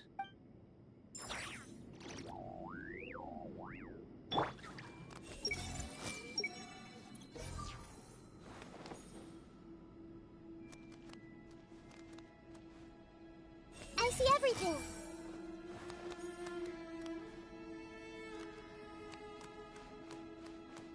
Hey!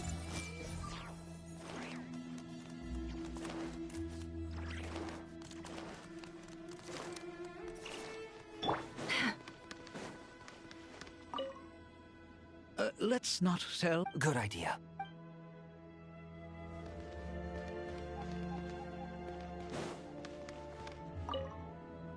What's wrong? You look a little depressed. Kale got a fragment of the Goddess of Flowers, and all I got was one of the 7 pillars who served under King Deshret. I lost out, didn't I? That's what you're upset about? You're such a child.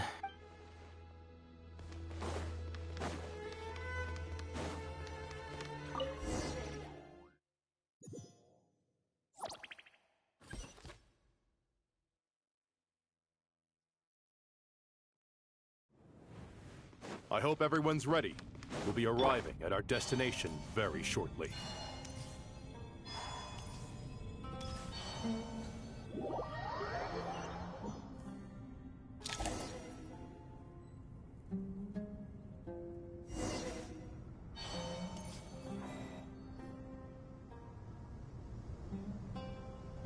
Why, we've not seen so many visitors ever, really. What is this place now, a tourist attraction?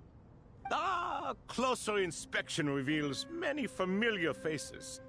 To what do we dusty old fellows owe the honor? Surely you're not just here to chat. You surmise correctly. We are here to carry out a rather enormous project. Ho, enormous, you say? How large, then? Larger than the gaping void in our lives? Why, you've even put a smile on Goatee and Crocco's faces. All this activity is making for quite the special day. I know that laugh. Lilipar? What on earth are you doing here? Oh, this is hilarious. Turns out good things really do come to those who wait. As long as you stay alive long enough. When did you three get locked up in here? And still you act all high and mighty, putting on a show for the younglings. Truly hysterical. Why, you... Yes, I know. No need to shout.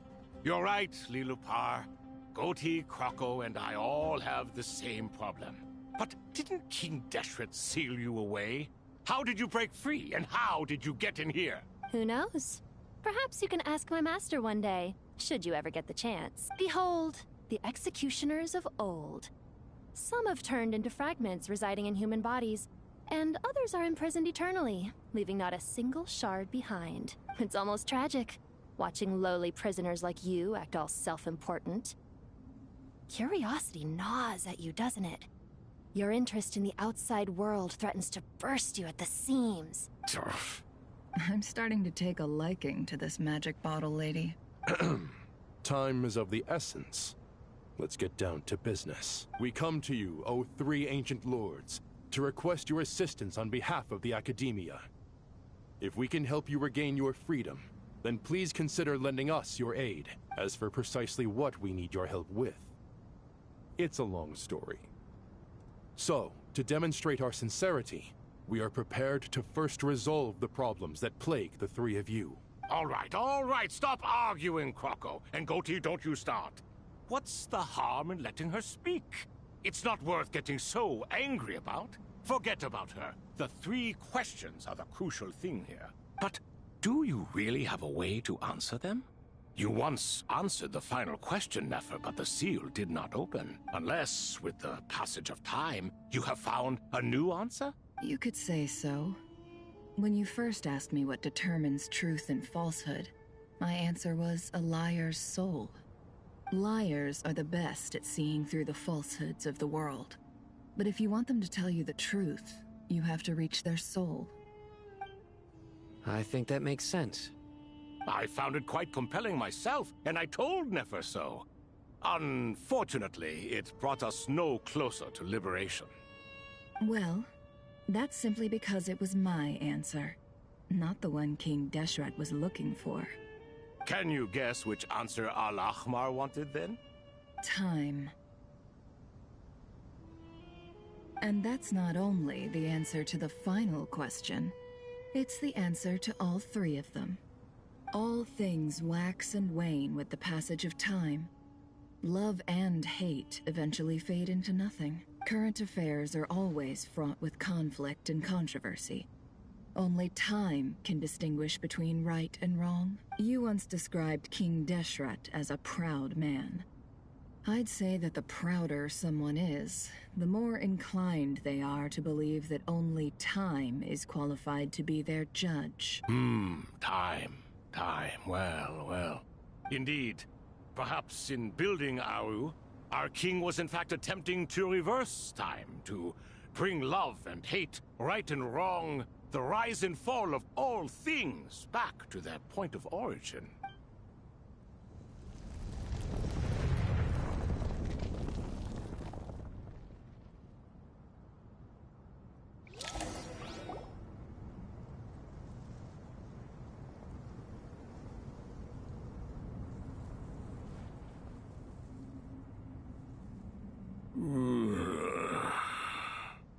This is the most eventful day I have experienced in a long time. You have my sincere gratitude. Are those 3 of the 7 pillars? Turns out the statues were quite faithful to the source. You three seem to be in good spirits. Prison can help a person grow and learn to cherish what they have. Nevertheless, after everything you've done for me, I sincerely hope you never have to experience it for yourself. Hello, Nefer. It's good to see you, Thoth the Ibis King. Nice. Definitely puts my mind at ease, seeing you two getting along so well. Should we maybe introduce ourselves, or...? Sure. I'm Sethos, the current leader of the Temple of Silence. This is General Mahamatra Sino, and this is the former Spantamad sage, Cyrus. But I'm guessing none of that means a whole lot to you.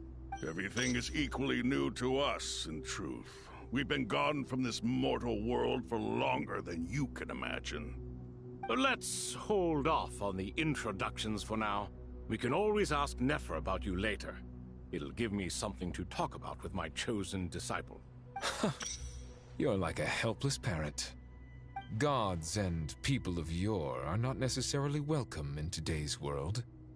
Self-awareness is one of my finest qualities.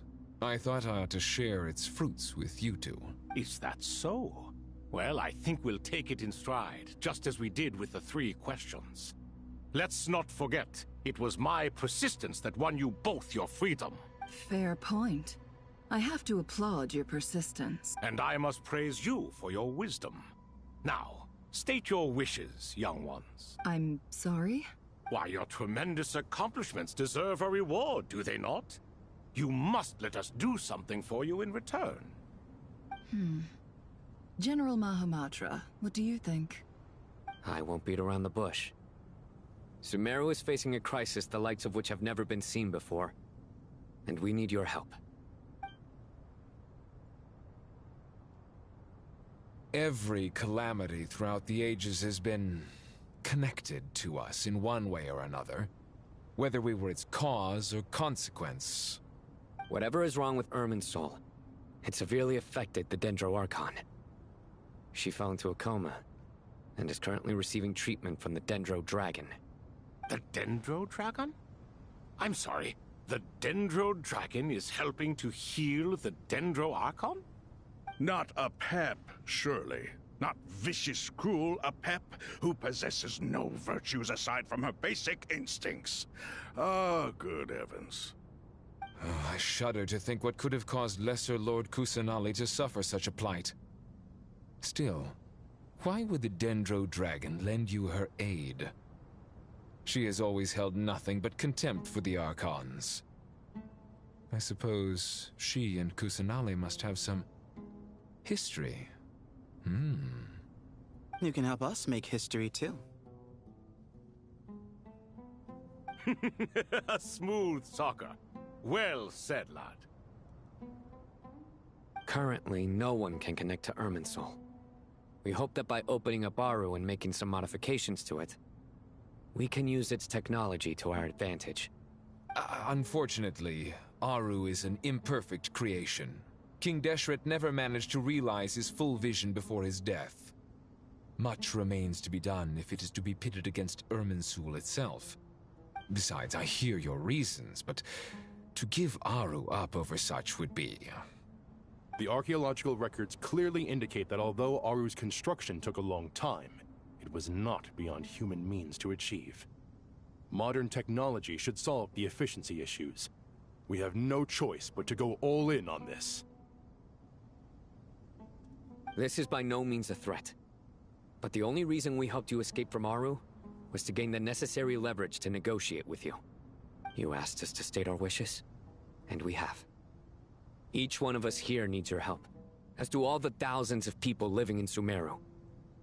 They need you, and they need Aru. What do we think, my fellow old fogies?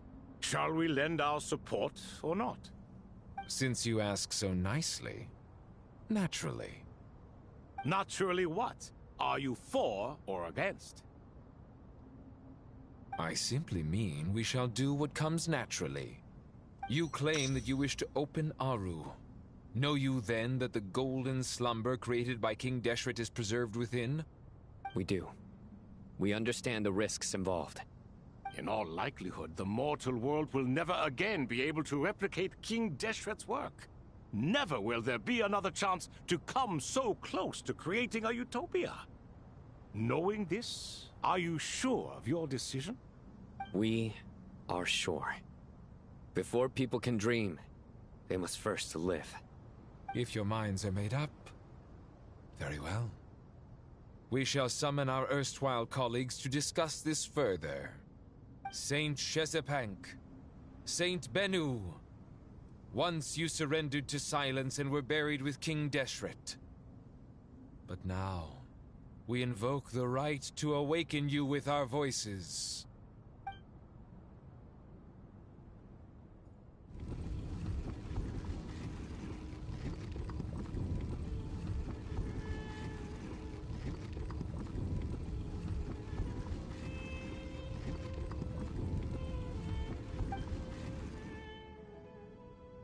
Saint Bennu, responding to your call. 3 kings detected. Initiating autonomous will. Saint Shezbank, responding to your call. 3 kings detected. Initiating autonomous will. Ah, Lord Herreshoff. What a long time it has been. I trust you are keeping well.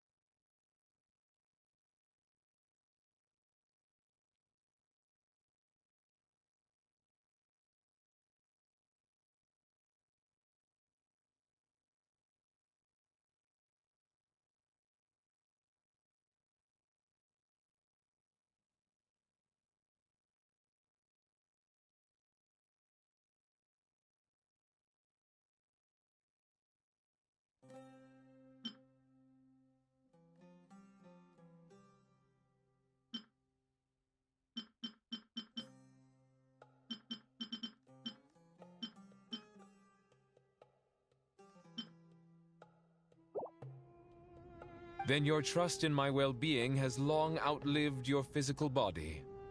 You have always opened with that same phrase, in life, death, and now even beyond. Al-Akmar is long gone.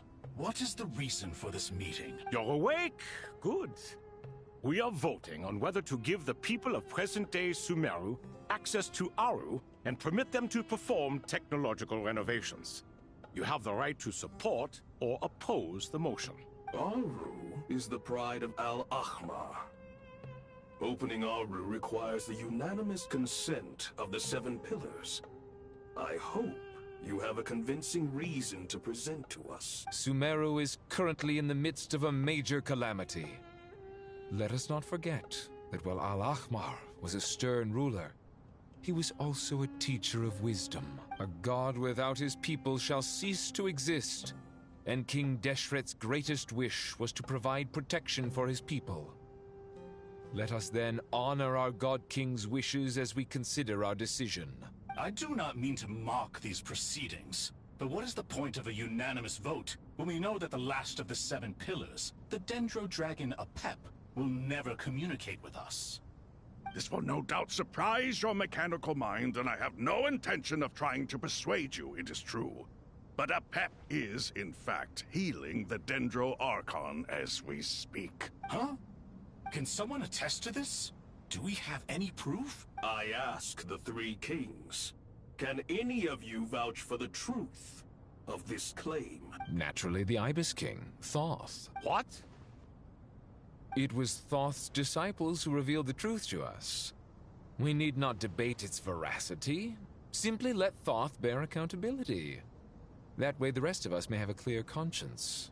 Perish, you diabolical fiend! I awakened our former colleagues for you, supported your opinion, and backed your decision.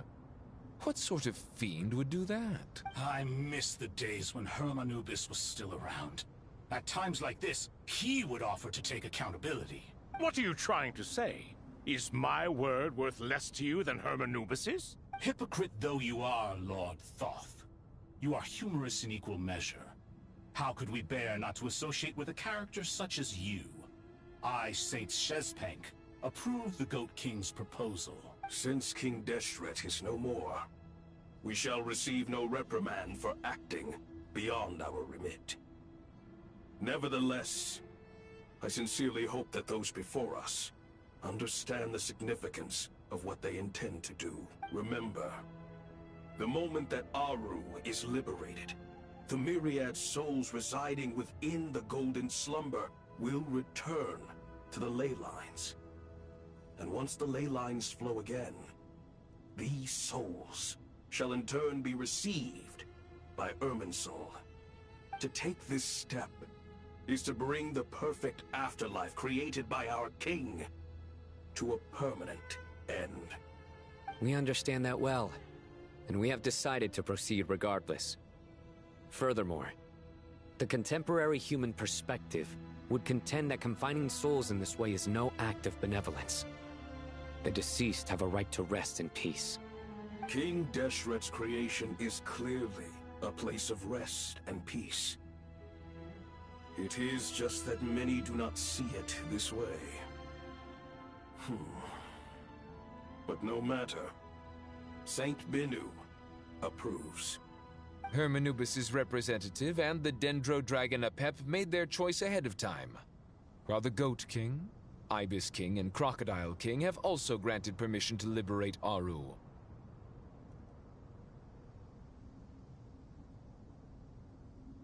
By the grace of His Majesty, guided by his wisdom and will, let the gates of Aru be reopened.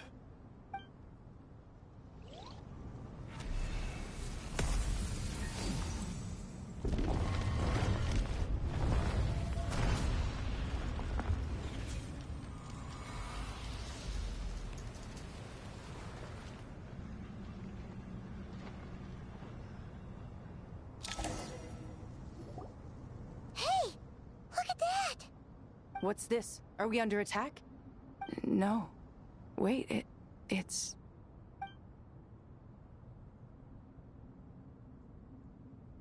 Here you are. Through the sands of time. I see you. Father. Father, is it really you? It's Chet's father, Jibriel! That's right! He entered the Golden Slumber, didn't he? I smell blood and sand on you. You've grown. Strong as a wild beast, and without shedding a tear. You have to leave, don't you? Please, just answer me this. What should I do for you? This meeting is a blessing from the gods. My soul, once imprisoned along with that of Samael, is finally free. I am truly grateful for the chance to see you again. That the dead should meet the living is itself a miracle. One brief, precious moment is enough. Enough to set my heart at ease. Do not weep for me, Jet. I know you will accomplish many great things in your life.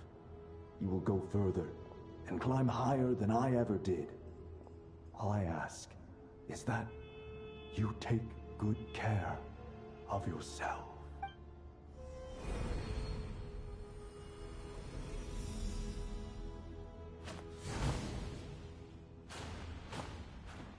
Father! Father! Father. Hey, Jet. Do you want something to eat? Maybe it'll help you feel better. I'm fine. Thanks, Paimon. It was just a little sudden. The chance to see my father again meant the world to me.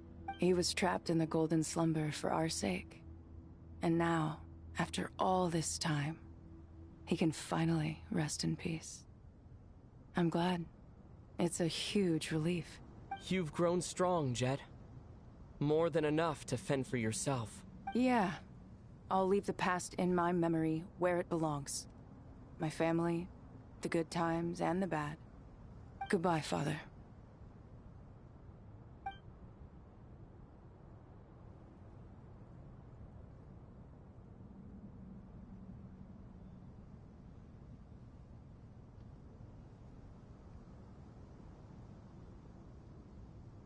Ah, me, what a touching reunion that was. It seems we did a good deed today. We three retainers, once imprisoned for our iniquity, are surely the least qualified to judge whether this deed is good or bad. Either way, Aru is open. Now you have your opportunity, and with it, whatever trouble may ensue. Although Aru was created by a god, human craftsmanship was nevertheless required to build the gate that connects it to this world. Perhaps the relationship between gods and humanity follows a similar principle. As for your proposed renovations, we cannot determine which functions to keep or discard. Proceed as you see fit, but please entrust the task to your most accomplished scholars, or Bennu will be most displeased. It matters not. The Ibis King shall be accountable if any problems arise. Ibis, you chose to take on disciples, and so it follows that you must accept the risks of associating with humans. If I'd known you'd be like this, I would have locked all of you away in Aru, never to leave again for all eternity. All of us? What does this have to do with me? Vilify me no further. Scholars, since you have liberated Aru, allow me to present you with a gift. Using Aru's power, we shall install a defense mechanism at our king's mausoleum. You must be guarded even against Irminsul itself. This shall afford you some convenience, unseen and unheard. From this moment forth, none may by sight or hearing perceive anything said or done within the mausoleum. Amazing.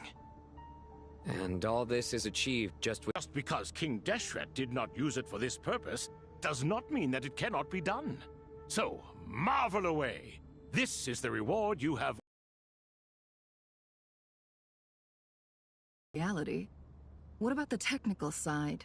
Do we have the manpower? Why, yes. I've already contacted them. They'll be here soon.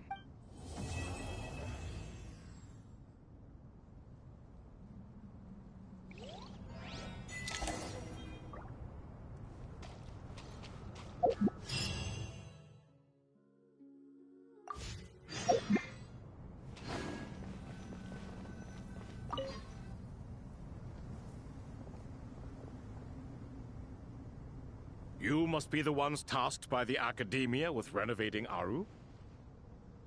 That's right. Good afternoon. I'm Kaveh, and these two are Termezi and Naisaburi. Hey, I'll hate them. Come and introduce yourself. We've met before. This is Thoth, the Ibis King, and everyone knows these two. Afternoon, gentlemen. I've only ever seen these two in murals. Ah, the paintings in the temple. They show us chatting, playing cards, playing chess. Precisely the activities we most enjoy, funnily enough. No, only you enjoy playing chess. We were just humoring you. I wouldn't go that far. Back to the matter at hand.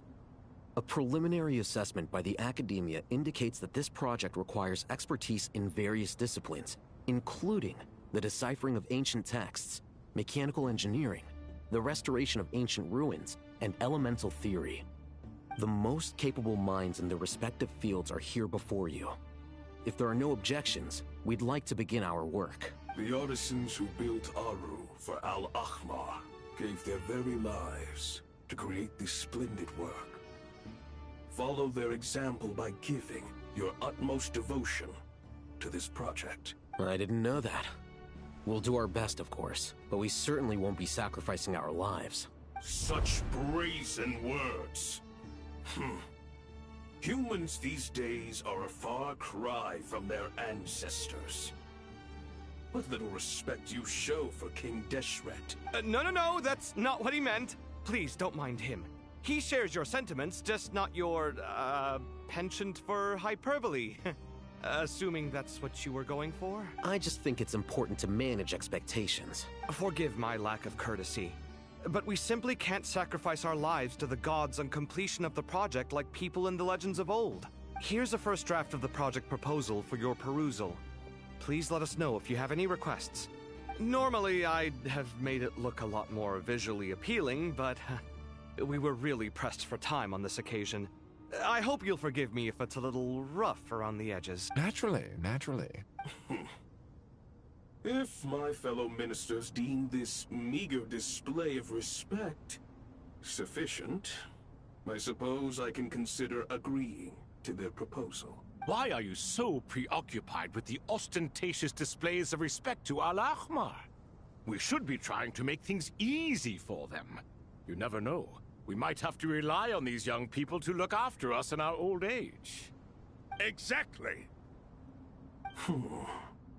This is Aru's mainframe. Be reminded to use it with great caution. We certainly will. Thank you for your assistance. You may attempt to lay out punishment should you so desire, though I'm afraid it would be futile. You and I both know that certain components of Aru can only be operated by humans. King Deshret always believed in humanity. Still, the reason that Aru's modules are designed that way is not so much because he trusted them, but more because he was wary of you. Is that true? No wonder human artisans helped to build Aru then. He actually required human assistance to create his greatest work. Naturally. Have you noticed that the Goat King keeps giving superficial responses? It's like he's just going through the motions and leaving the real debate to his colleagues. He understands the art of perfunctory speech. That's what earned him his position as the Minister of Ministers. It seems the rumors about King Deshret being a poor judge of character are baseless after all. Excuse me for being blunt, but it sounds suspiciously like you're putting yourself on a pedestal and mocking me. You're mistaken. And while there's nothing strictly wrong with making every conversation about yourself, it's not exactly a positive tendency either. You? Whatever. I knew it'd be like this working with you. All right, let me past. I need to look at this console. It's your job to activate it after all. Let's begin. Everyone, please proceed with the external checks and preparations as per the procedures outlined in the engineering plan.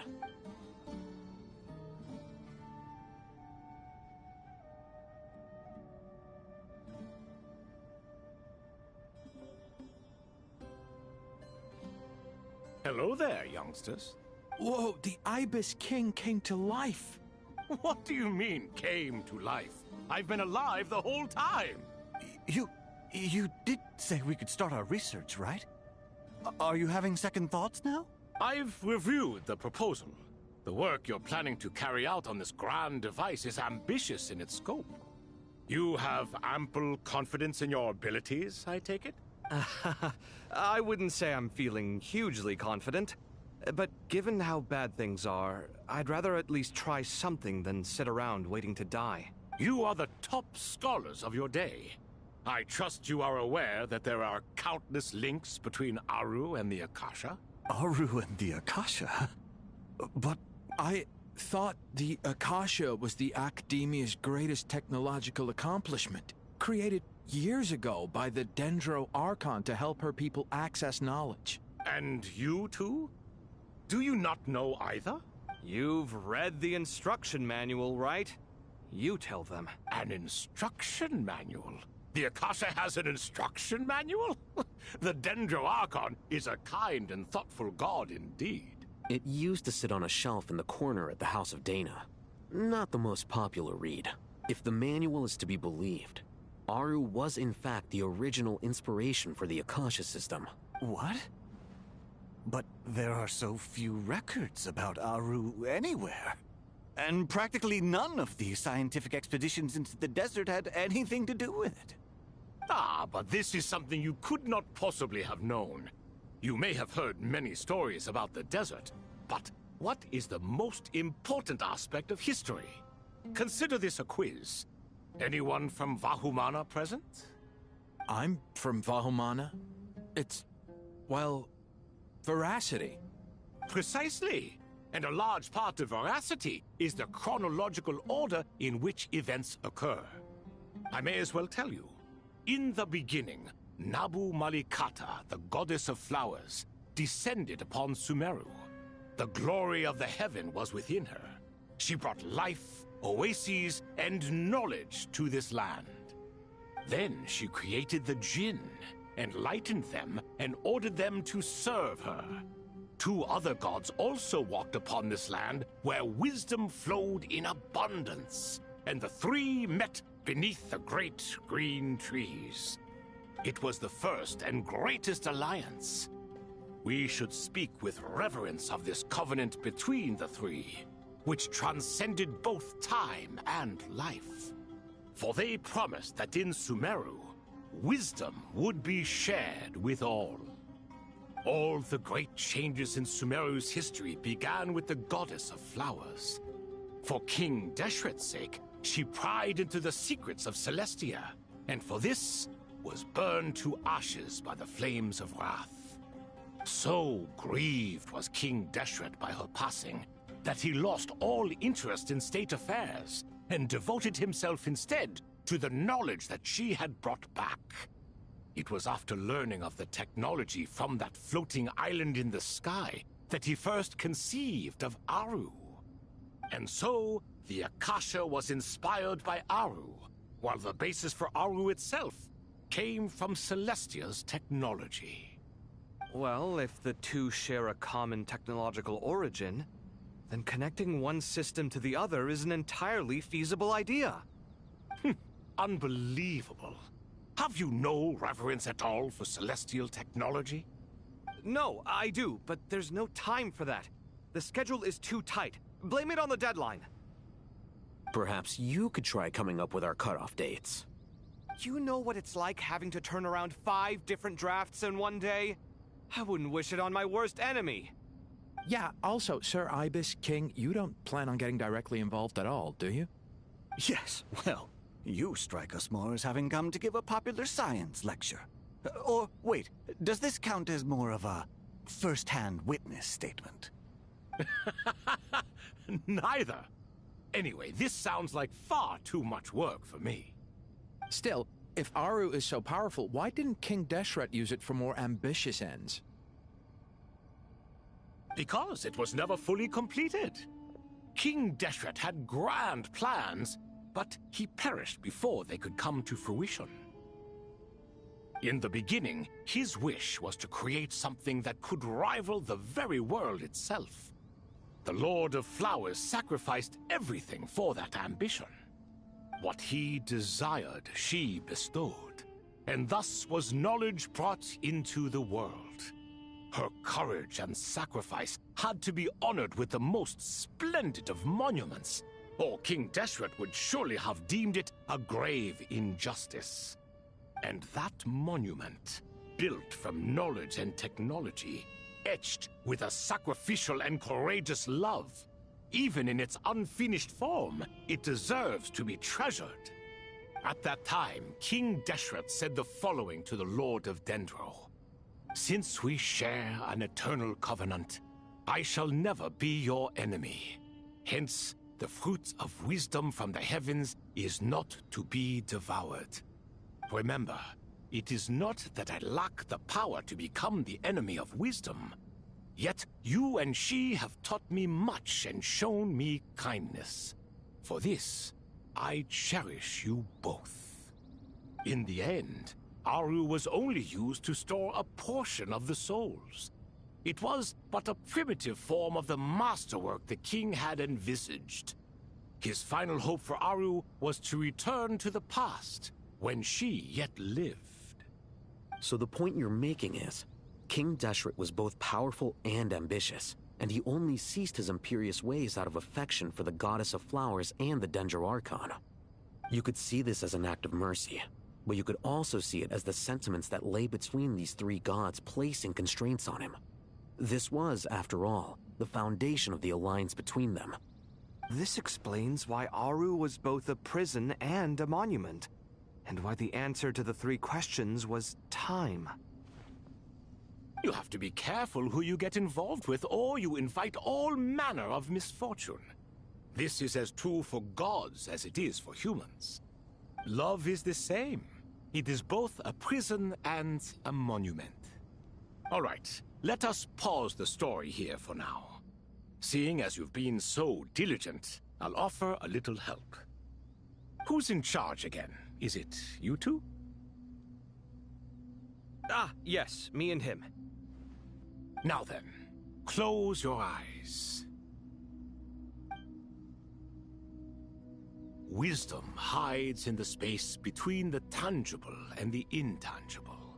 It is to convey the incommunicable through the simplest of mediums.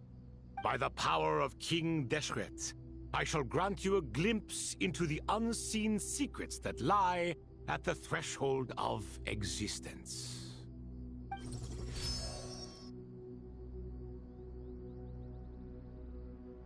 Where did this come from? Is it a new mechanism? It looks more like some form of externalized information. You've rendered it visible? Just as the Akasha allows you to access a greater range of knowledge, the power of our king permits one to perceive ingenuities that do not belong to this world. This is no ordinary mechanism. It reflects the internal structure of Aru. Whether you choose to increase or decrease, keep or discard. Come, use these to achieve the outcome you desire. Looks mechanical to me. Better let me handle it, just in case. But wait, how do I get up there? Turn around. So that's where the elevator is!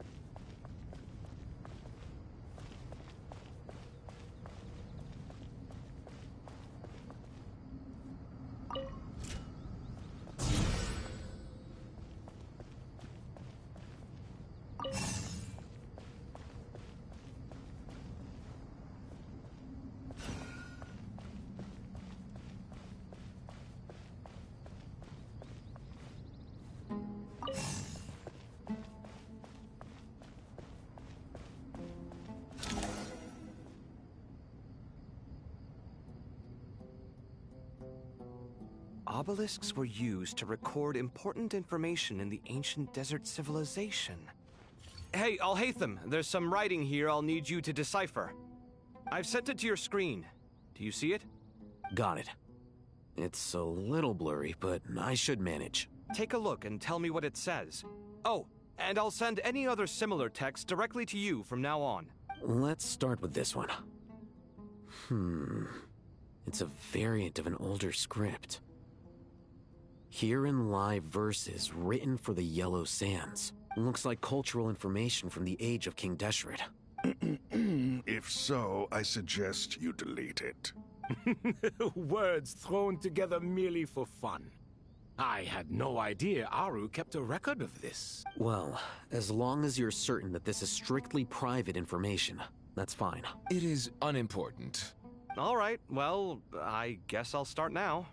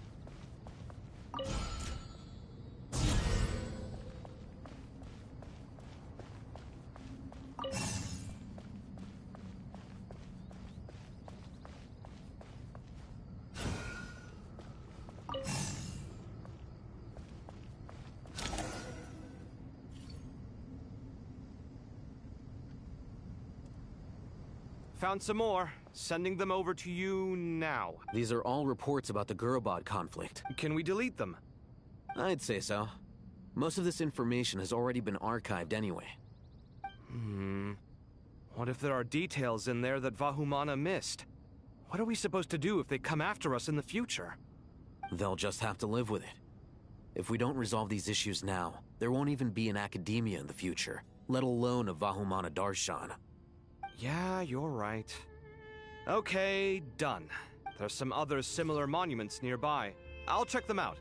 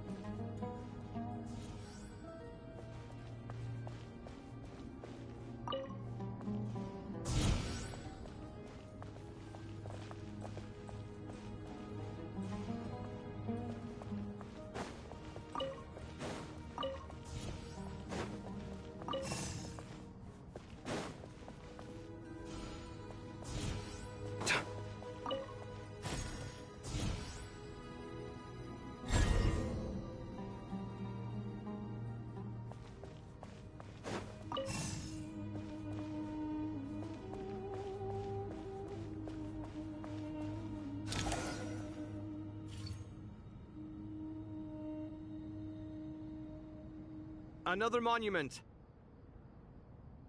Hold on.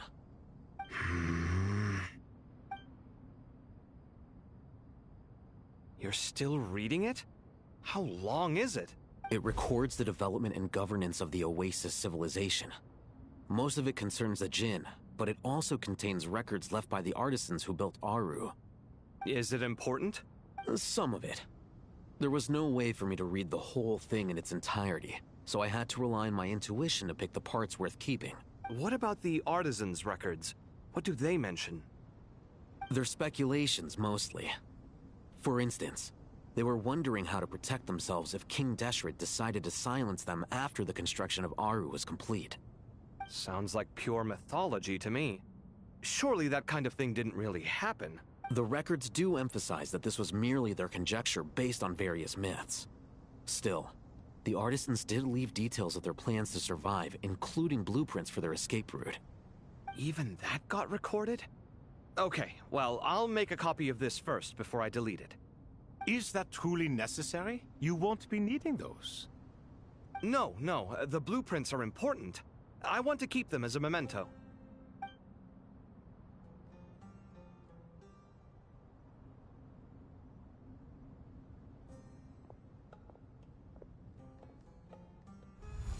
I think that should just about do it.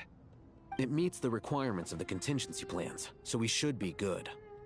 I gotta say, It's the strangest feeling, this cross between reality and the intangible. It's like drifting between life and death, or in and out of a dream, using my own hands to manipulate illusions that are forever out of reach. Chasing dreams in the most literal sense. Definitely a novel experience. What happens if my spirit just floats away? That won't happen. Anyway, I wouldn't celebrate just yet if I were you. There's likely to be a phase 2 of this project. All right. I'd better keep my wits about me then.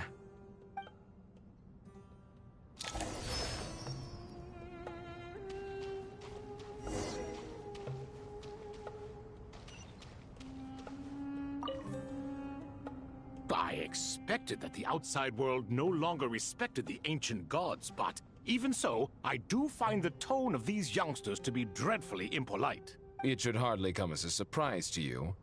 I remember you saying the same thing last time. I assumed that was just a one-off. I did not realize it was the norm. Don't you think that young lad's matter-of-fact tone sounds familiar? It bears a rather uncanny resemblance to you, Goatee. Surely a sign that he is a man of rare intelligence. Oh. The rest of them, though, much better. The blonde-haired one, for instance. So sincere. That's the kind of kid I can respect. Oh, really? Well, what about your disciple, Nefer? She's about the furthest from sincerity that a person can get. And now you hit the crux of the issue. Thoth is spouting lies again. He cares nothing for sincerity. He likes Nefer simply because her personality is just like his. Thus, in giving his approval to Nefer, Thoth is simply validating himself. The rest is but smoke and mirrors. You have some nerve saying that. There really is no helping you two. Shut up, chess rookie. What nonsense is this? How dare you tell me to shut up? How can you engage in such banal chitter-chatter at a time like this? Aru has been opened. The glory and splendor of a bygone age is about to sweep over the earth like a flood. And you're here squabbling like petulant children. All three of you are insufferable. King Deshret was merciful, indeed, giving you a chance to be released from prison. I say, you should have been locked up for good. Ah, but Bennu, look on the bright side. Had they not been released, we would not have been awoken. Oh. You've been here this whole time. You should be scolding them along with me. I miss Hermanubis. It's not a real reunion without him here. And now you're avoiding the topic and talking to yourself. Why King Deshret designed your personality like this, I will never understand. Isn't this simply proof that our king supports my free will? Oh, look at those two rust buckets. Suddenly, you two do not seem so bad after all. Here, here. If being stuck together for thousands of years fosters no friendship, I cannot say what would. Naturally.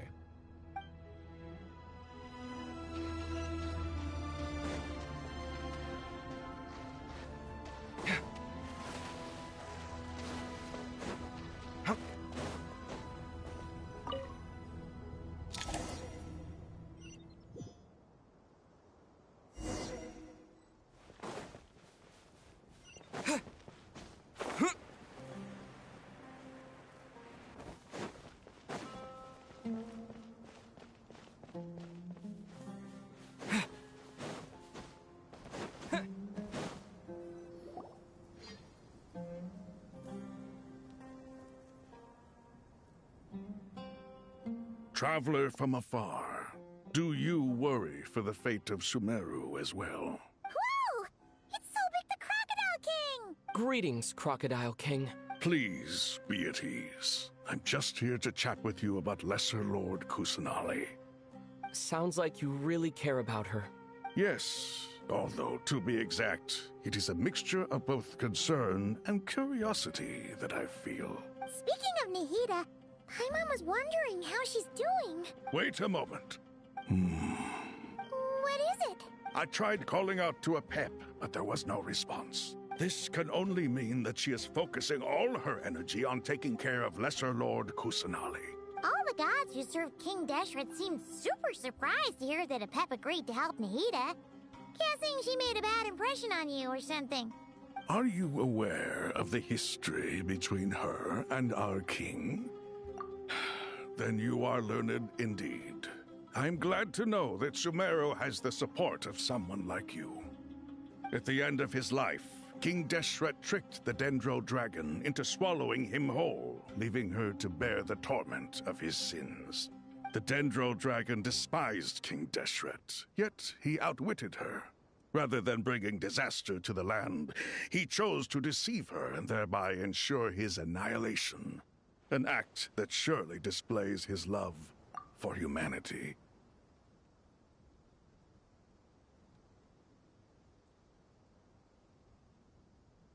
The Dendro Dragon stands for the glory of a bygone era. She hated Al-Ahmar and what he represented. All the gods, all the power they wielded. And so, her willingness to help the Dendro Archon through this crisis comes as a great surprise indeed. It makes one wonder whether, perhaps, the Dendro Archon assisted her in the past. Yep, Nahida did her a huge favor. So Lesser Lord Kusanali put an end to the Dendro Dragon's many long years of torment. As much as she loathes the Seven, Apep knows kindness when she sees it. No wonder she was willing to make an exception.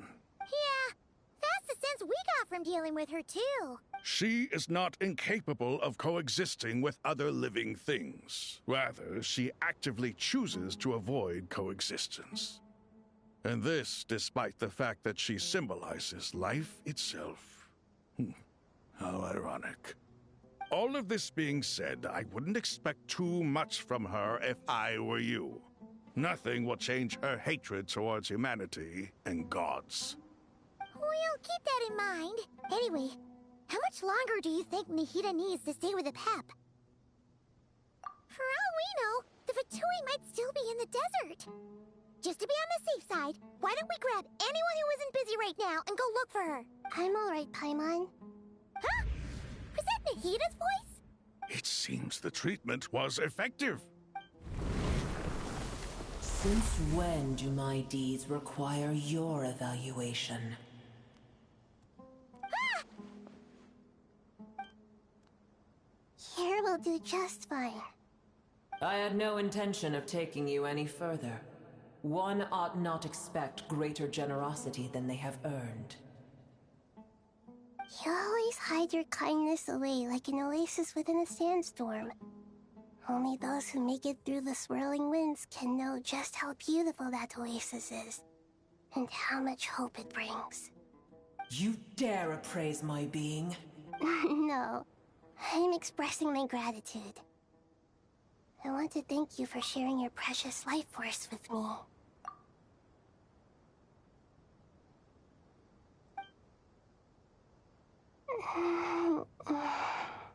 Awake already? You are more resilient than I thought.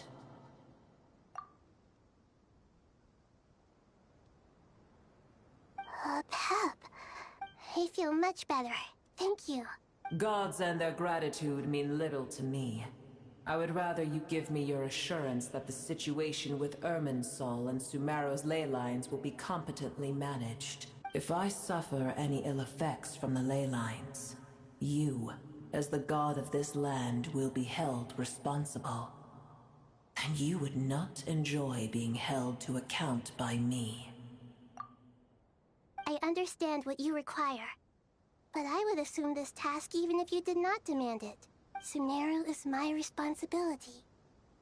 I must resume my duties as soon as possible. A farcical notion.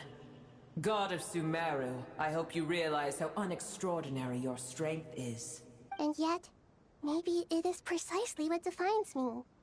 A god of wisdom is not meant to rule by force. Then hold steady.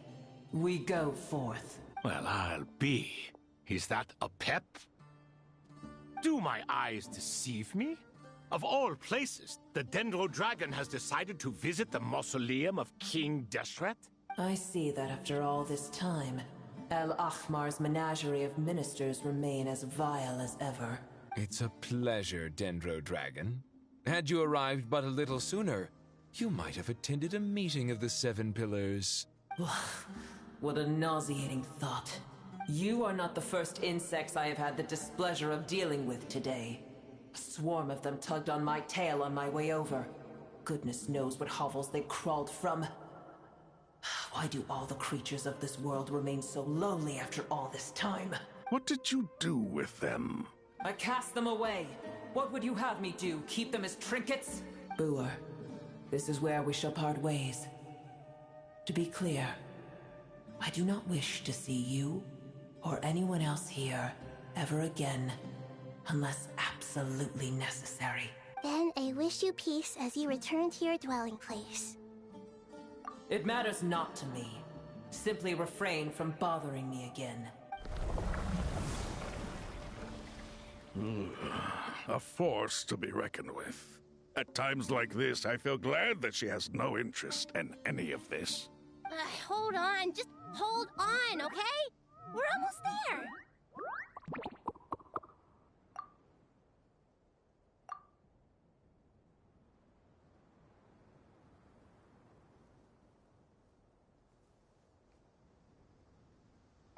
We made it! Huh? Wait, that voice! It's... Uh-oh, I'm gonna fall!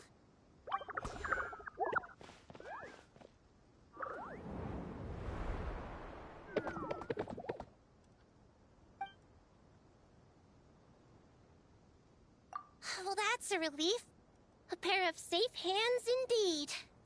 The Dendro Archon's familiars. They are the last thing I expected to see here. Huh? Wait, what are the Aranara doing here? Don't you guys hate the desert? Obviously I was worried about the Dendro Archon. I've been supporting them with my Pari powers the whole way here. Oh, you seem pretty nervous. Is it because there are too many people around? Not just people. It's all these non-human beings, too. It's hard on them. I can't believe you made such a long and dangerous journey just for my sake. I appreciate your support so much. Thank you all. I'll have to ask everyone to wait while I help our new arrival settle in. Once I'm done, I'll gather everyone to discuss our next steps. Traveler, Paimon, shall we find a place for our friends to stay? Awesome! Let's go! Well, first I have some questions. Okay, I think that covers everything. Thank you. We can get going now.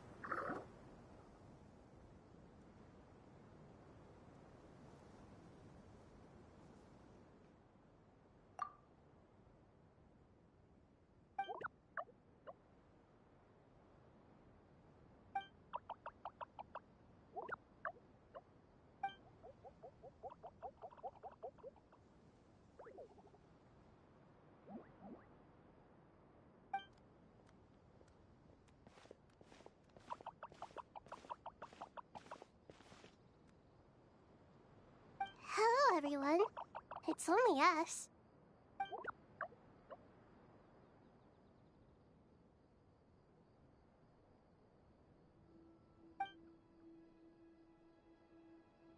It must be very tough for you coming all the way out here, especially since you don't like the Voluka.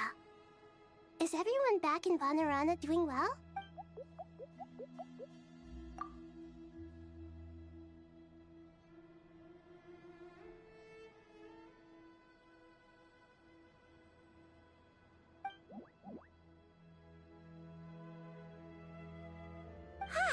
Everyone's here. Good. Are you okay? You look like you were about to pass out back there. Then you're forgetting who I am. Don't underestimate me.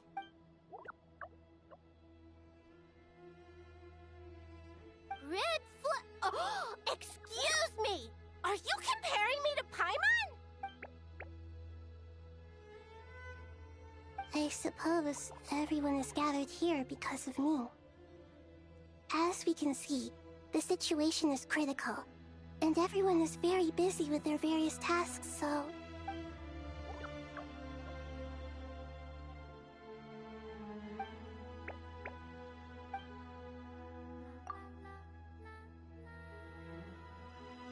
I can't thank you enough. Right now, we're focused on restructuring Aru, processing excess information, and helping restore everyone's confidence. I'm sure you'll find it all very straightforward. I can help too! Just let me know where I'm needed.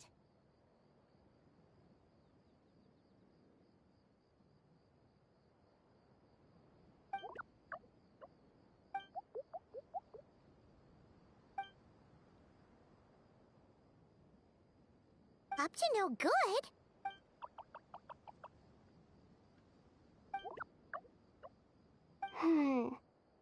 That definitely sounds suspicious. Traveler, Paimon, I have other work to attend to here that needs to take priority.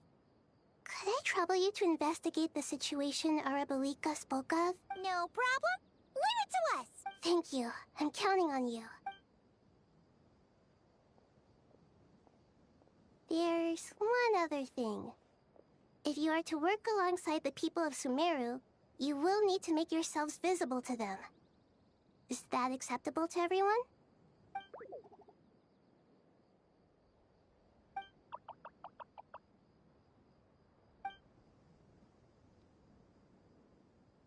There's nothing to fear.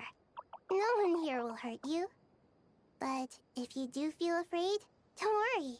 Just call my name and I'll be there. Very well. Now, I shall bestow a small blessing upon you all. Whenever people see you and interact with you, from the moment their gaze meets yours, they will experience the most beautiful of dreams.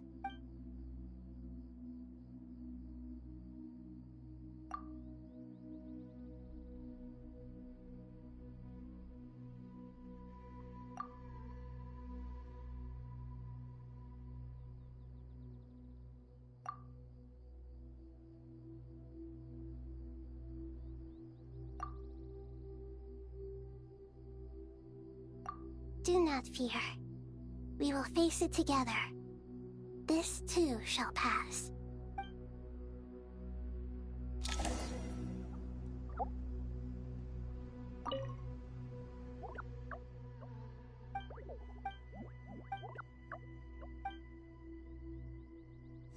I see everything!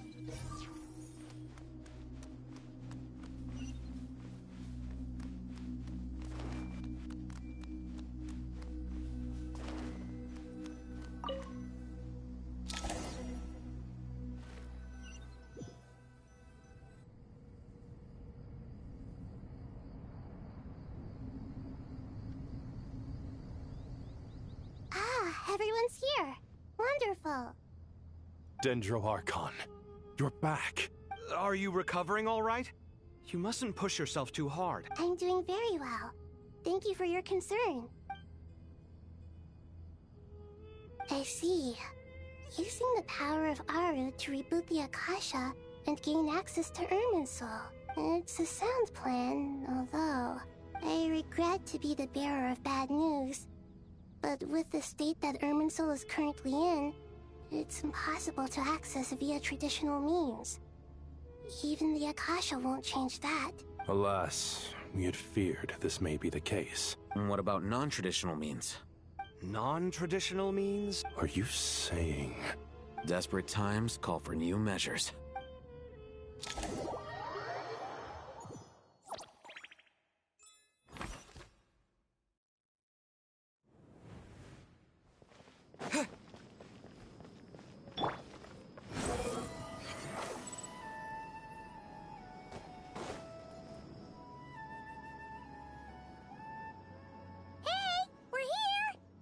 Ah, it's you. Is there a situation?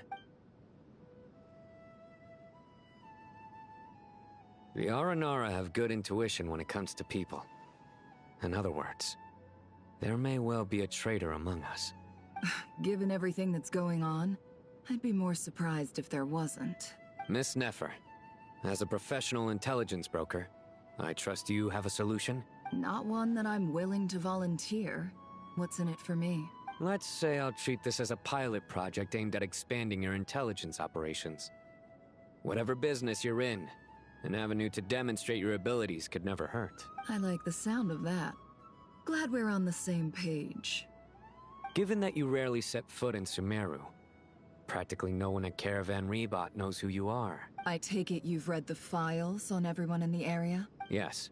I also skimmed the list of evacuees, and are more or less up to date on where everyone stands. Any initial suspects? Limiting the scopes to males whose recent activity could be viewed as suspicious. I've identified 3 names. The Aranara saw 2 people talking, but currently we only have 1 suspect. The other person was probably just a messenger, and in all likelihood has already left Caravan Rebot. Everyone is heading for the desert per the evacuation order. Anyone willing to turn back at this stage is almost certainly with the Fatui. There's no way it was a spur-of-the-moment decision to act at a time like this. This spy must have been planted long ago. We need to smoke him out from wherever he's hiding. Sounds like you have the beginnings of a plan.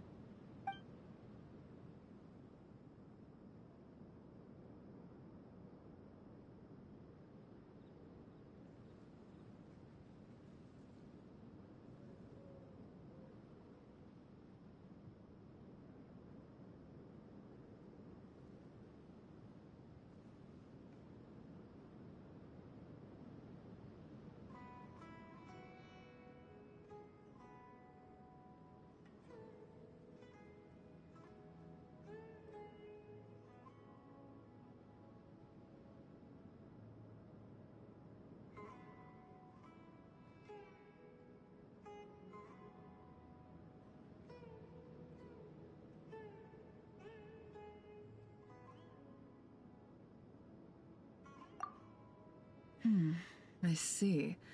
Your suspicions are well-founded. I'd be watching him too if I were you. So far, we still lack solid evidence that he's been bribed. He hasn't made any recent purchases that would indicate he came into some cash. Then let's get closer to him to confirm before we make our move. I can handle it. I'm not based in Sumeru, so barely anyone at Caravan Rebot knows who I am. And you're certain you've never encountered this person in Nodcry? I'm certain. Besides, it's extremely rare for me to have had any direct contact with Sumeru mercenaries besides Jet. There's no way he could have seen my face before. Sino, stay out of sight and wait for my signal. If he raises any red flags, I'll bring him toward the main road. Understood. I'll take it from there. Excellent. Well, it's a pleasure working with you.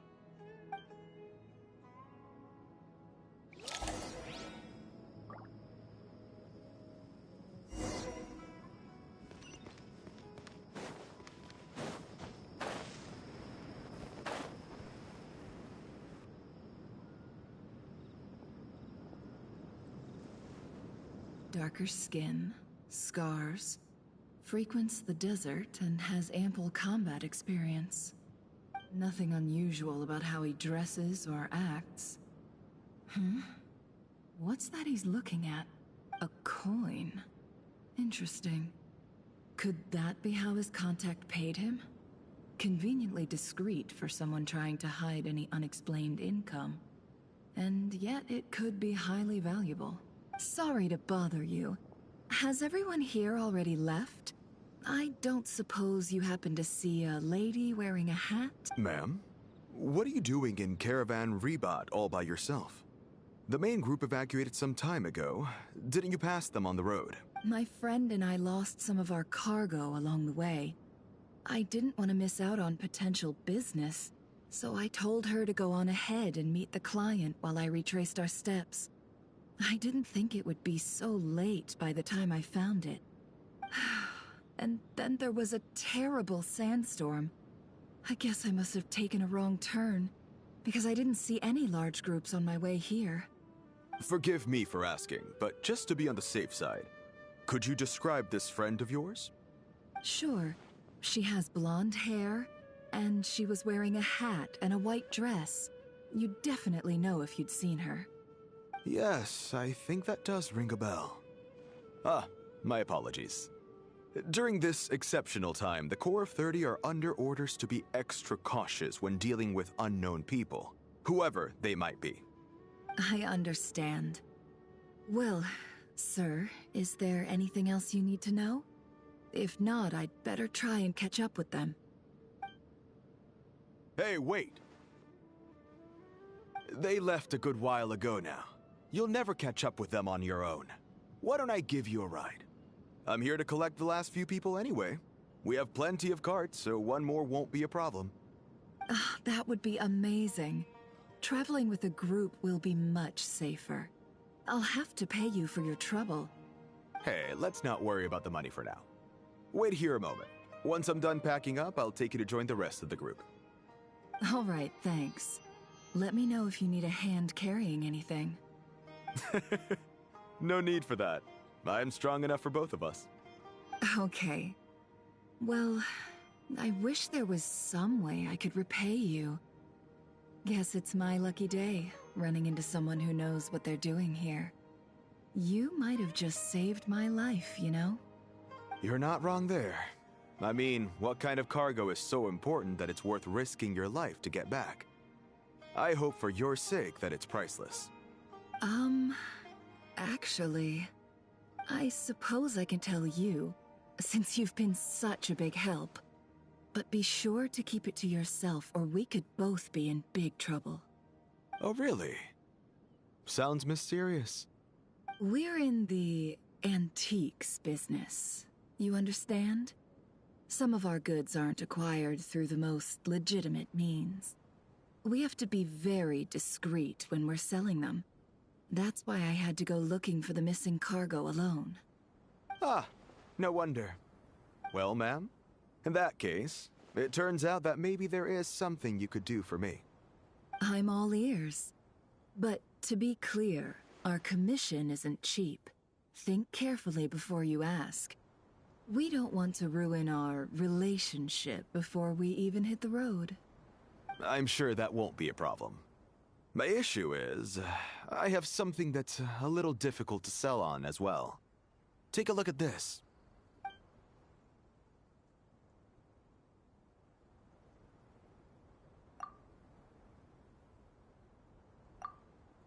Pure gold.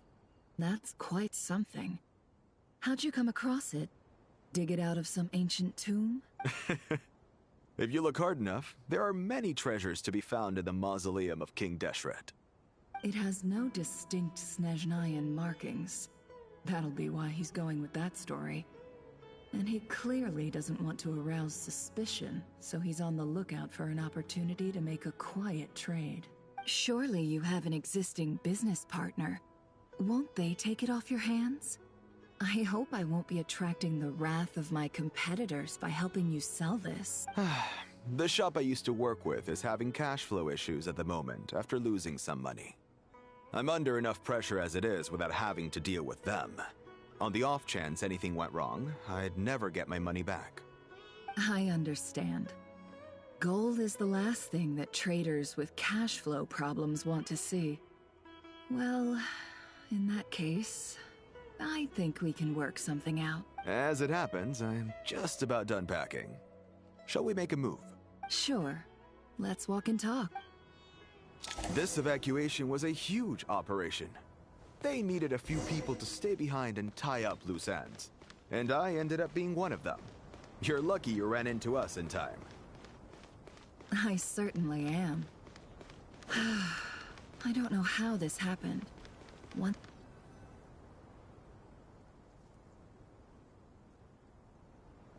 Huh?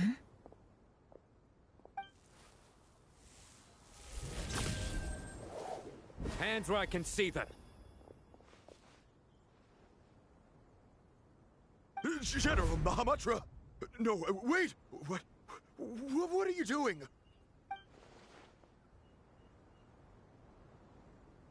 This is the coin? Good. Sadly, you won't have the chance to spend it. Nicely done. Looks like Sumeru's Matra are a well-oiled machine nowadays. Unmarked gold coins are quite difficult to trace. Thanks to you, we have secured the evidence. Here's what's gonna happen.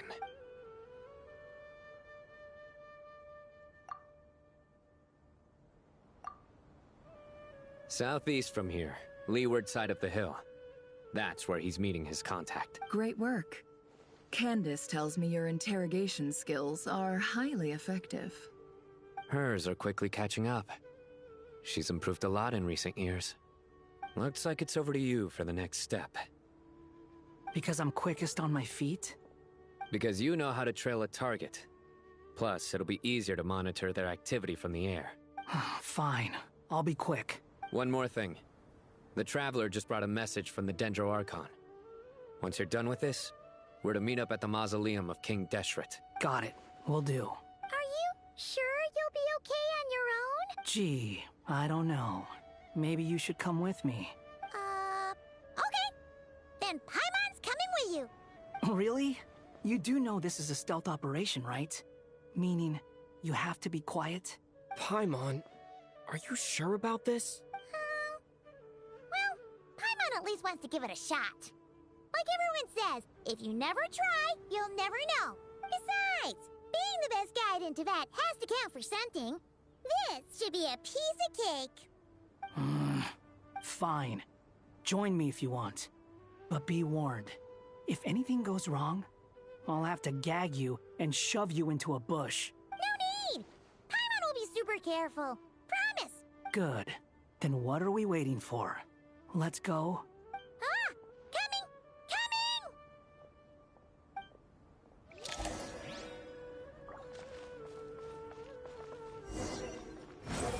Search for it.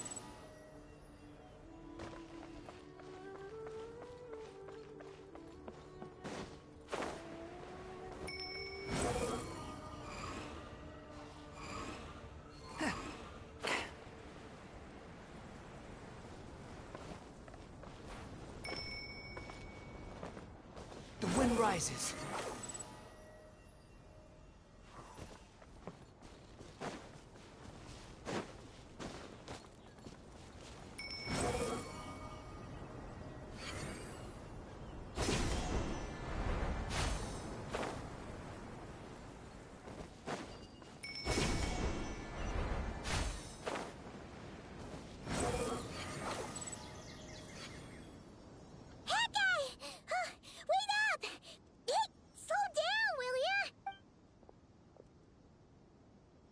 We're here. Now, we wait. Okay, yeah, cool. Cool. What's on your mind, Paimon? Huh? Oh, nothing? I thought all you cared about besides being a guide was food and sleep. Why the sudden urge to go on a dangerous mission? What's that supposed to mean? Paimon's been on plenty of dangerous missions before. But never on your own. You hardly ever leave the Traveler's side. Just saying. I'm kind of at loose ends right now. So if you did want to share, I suppose I'd have to listen. If not, suit yourself. Makes no difference to me. Hat guy? Do you think Paimon is useless? What? Where's that coming from? When we were in Notcry, Paimon suddenly realized something. Even Paimon's with the Traveler every single day, whenever we face real danger, she can't do anything to help. Paimon doesn't get like this very often. She just got really scared when the Traveler got kidnapped that time. What if he never came back? What would Paimon do then? And the more Paimon thought about it, the more useless she felt. But Paimon doesn't want to be a burden. Paimon wants to be a friend who's actually useful. Does that make any sense? You know, that feeling of just being completely useless and... Oh, Paimon probably sounds so ridiculous right now. You asked the right person. Boy, do I know that feeling. Oh, that guy. I'm not gonna try and encourage you. What I will say is this. When you start doubting yourself, you have two choices. Give up or change. You have to make the decision to move forward. Otherwise, no amount of consultation from other people is gonna help you. So ask yourself, what do you want? To get stronger? To learn more? Whatever it is, go do it. You won't have any regrets if you can at least say that you tried. All right. Something's not right. Shouldn't they be here by now? Paimon, is it just me? Or is it a little too quiet around here? Should Paimon take a look? We'll give it another hour. If nothing happens, we head back. Okay. How strange. We've been here for ages. Where the heck are they? Have we been stood up? What is it? Did you think of something? Something feels off about this whole situation, but I can't quite explain why. We know for sure that the guy Sinocot had something set up, yet somehow his contact is a no-show.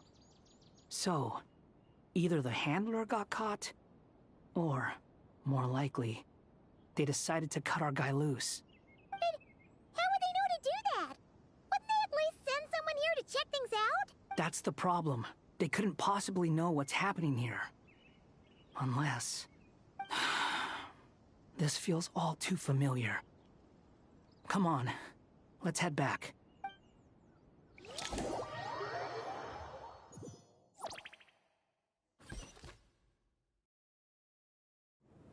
Even though this isn't a formal meeting, I'd still like to start by saying how grateful I am to each and every one of you. Thank you all for coming here and standing by our side. Chesipank and Bennu are currently assisting the scholars with the maintenance of Aru. Please forgive their absence. As for Hermanubis, may he rest in peace. We remember him with great fondness. There have been times when I imagined what it might be like to meet you all. Now that it's really happening, I feel quite emotional. Time has taken many things away, but that which remains is all the more resilient. I must say, there is one thing that rather surprises me. You appear to be in good spirits, Lesser Lord Kusanali. But even so, I can sense that the life force given to you by the Dendral Dragon has far from fully resolved the problem of your vitality. Oh no! So even a Pep's power didn't work? Don't worry, Paimon. It worked very well indeed. The issue is how closely I am tied to Irminsul. Until the problem with it is resolved, there is no way I can fully recover. Sumeru has undergone tremendous changes during your absence. When gods pass away, inevitably, people's faith in them grows weaker. You must have sensed it already. Your power is not what it once was. Regrettably, this is true. I too have grown weaker due to the effects of Irminsul. Right now, we're all in quite a sorry state. Then what do you suggest? We take all the help we can get. Sumeru is our shared home. You and I, gods and humans alike. We must unite all our strength in this moment. Though Al-Ahmar is no longer with us, the alliance between the three gods remains in force. Regardless, as subjects of our king, We have a responsibility to support Sumeru through this catastrophe. Not to mention that it was the people of Sumeru who released us from this prison of Aru. Times have changed, and the people of today possess greater wisdom than those of the past. You really know how to give a rousing speech, Goti. Now then, let us learn more about your plan. The brightest minds of the Sumeru Academia are busy opening and renovating Aru. They claim it has something to do with Irminsul? Correct. Irminsul has existed in Teyvat since the very beginning.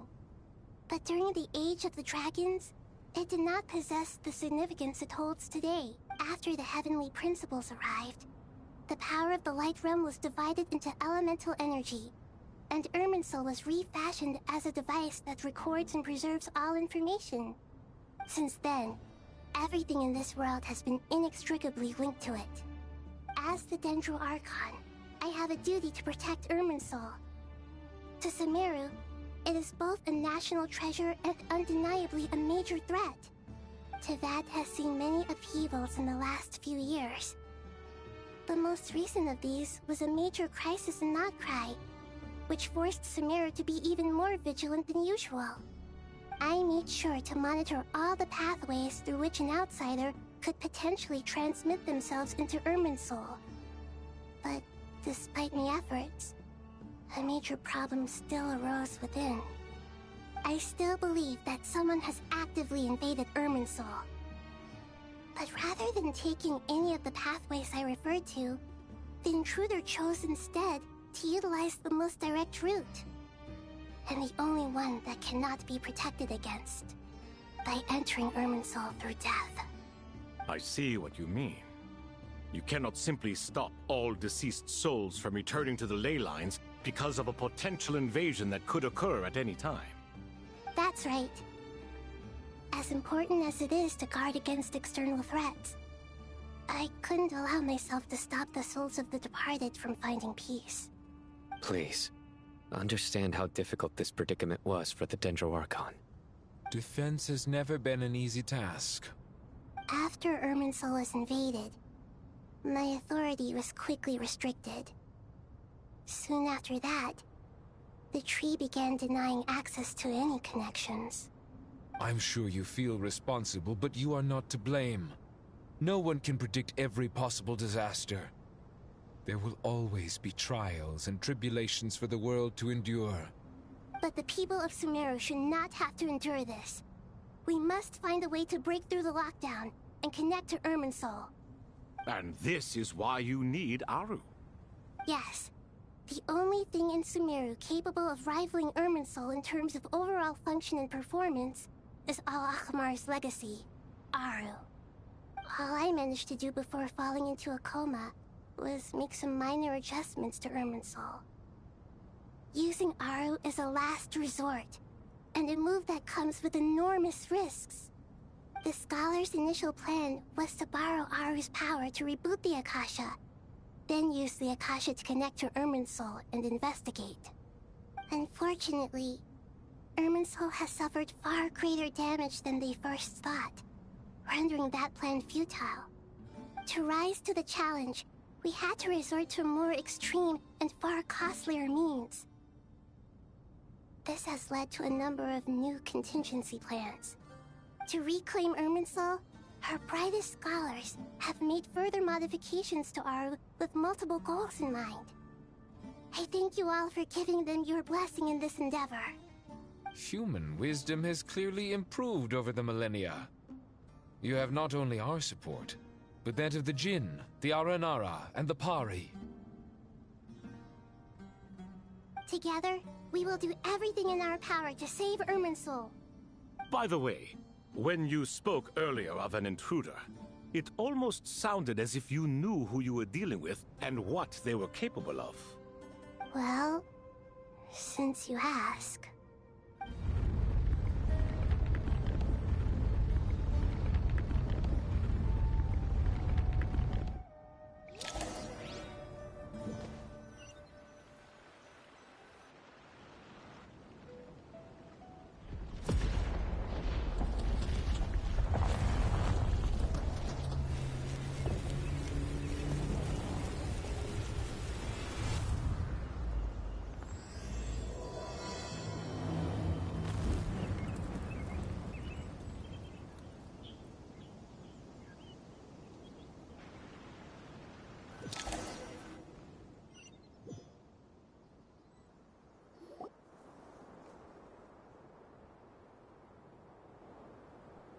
Tighnari! What is that? Is this Irminsul? How did this happen? What's going on inside? Luckily, we managed to evacuate everyone. What in the world was that? That was terrifying!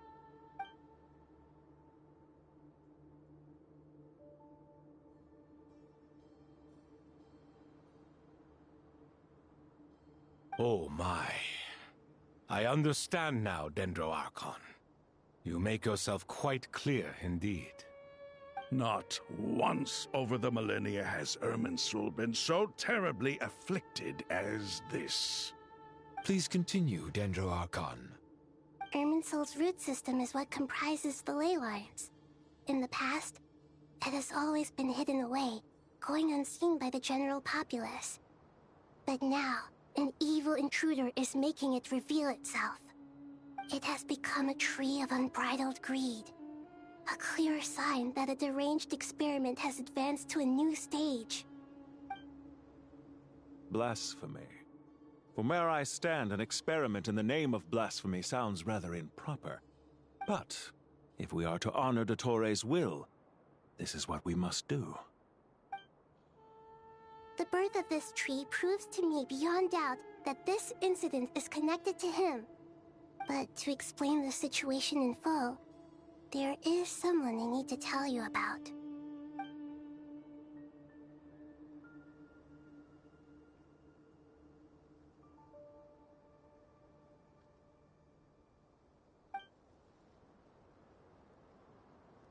Zandik. So it was him. I saw him in the desert once. A man of supreme arrogance. So this is where it has taken him. But didn't Dottore die and not cry? How is he still able to do all this? He must still have loyal followers amongst the Fatui. Even so, I'm still unclear as to how he has been able to wield such a profound influence over Irminsul. I can confirm that Fatui forces have arrived in Sumeru City. Furthermore, Irminsul seems to be undergoing some kind of mutation. Evil branches are beginning to grow. Things that do not belong to this world are slowly but surely materializing. Sorry, I couldn't think of any other word to describe it. They don't seem to be fully formed physical entities yet, after all. But they are gradually becoming real. A baleful tree, climbing up into the heavens. Speaking of Dottore, I have some information on that front as well.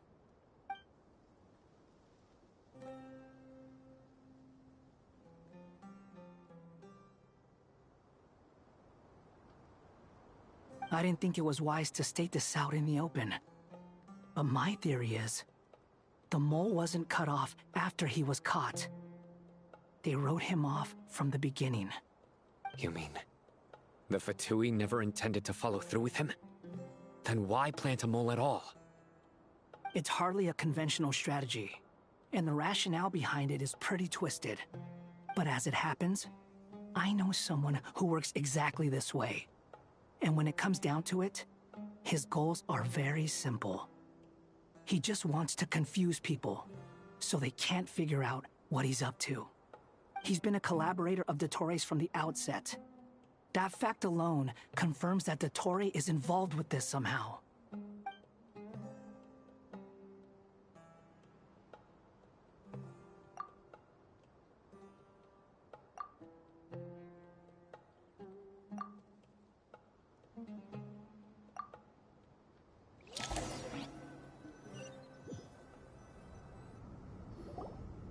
There is still much to be done.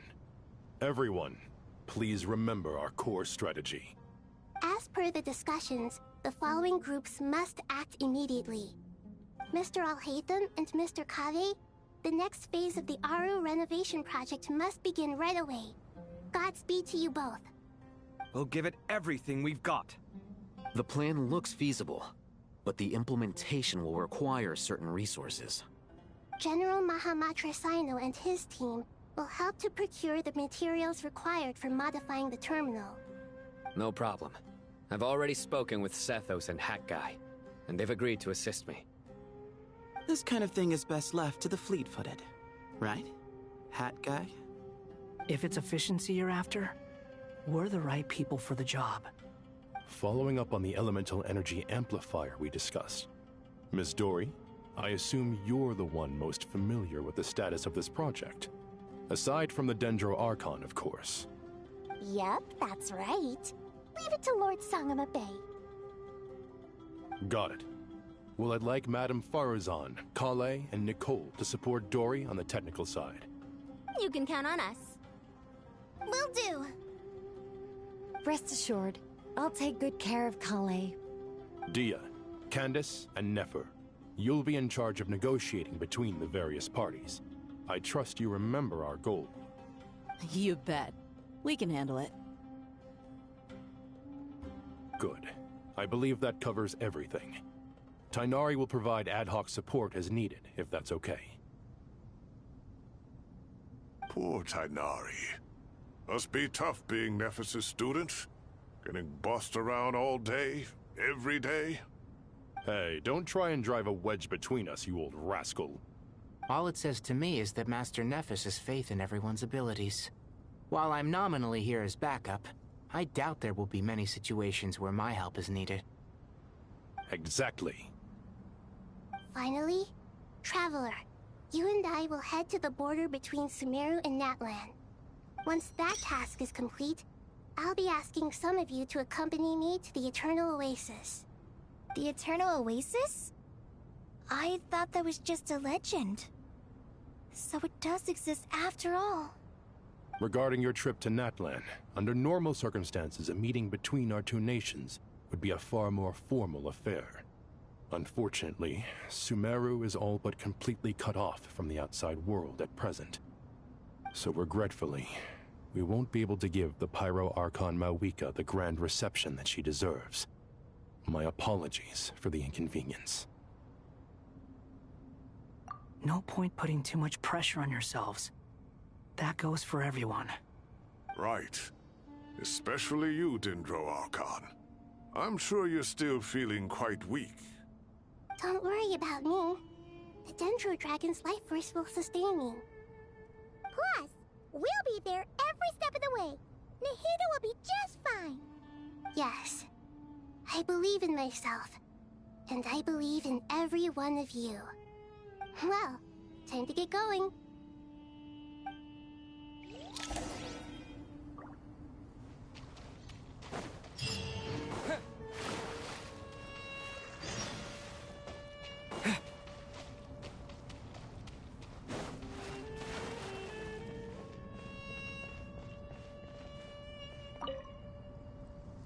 To what extent we can implement the final plan depends on how successfully the Akasha can be modified and configured.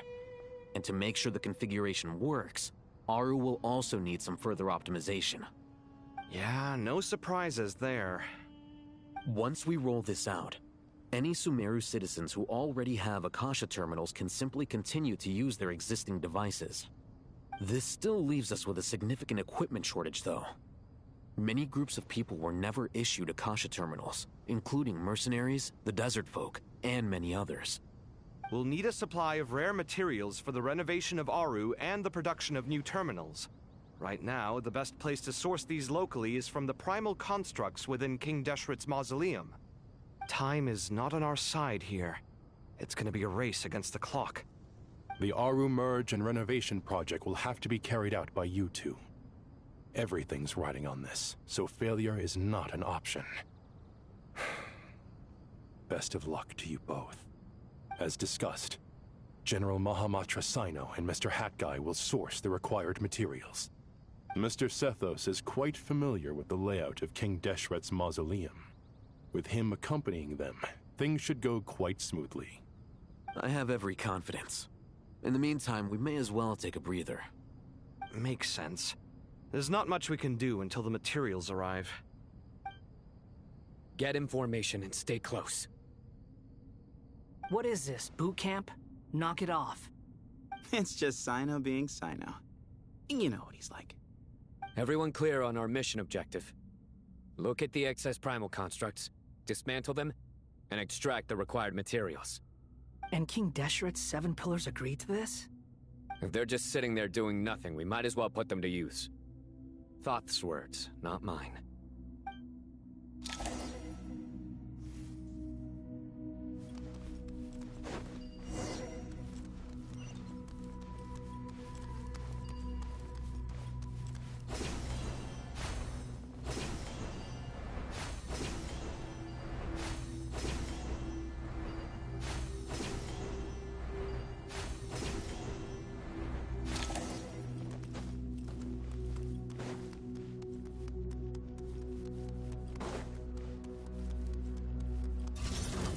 Behold!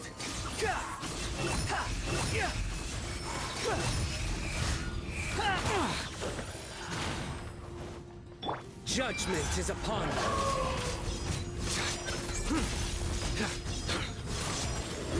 Their penance is due!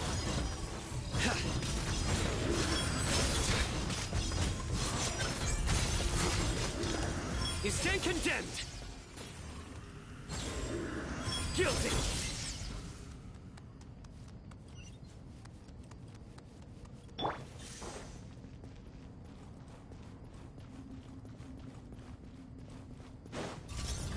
Way ahead of you! Glory to Archon!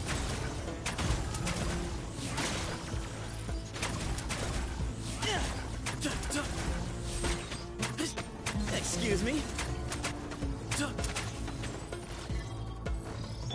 Unsightly insects! Squall fury!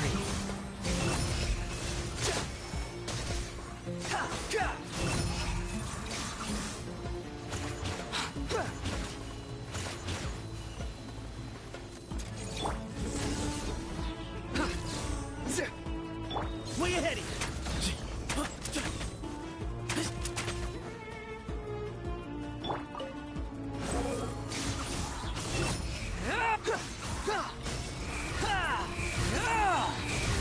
Know your place. Move or be moved.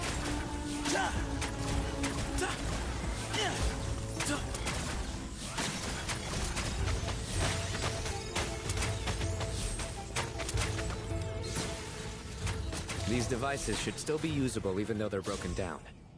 Let's take them back for the others to review.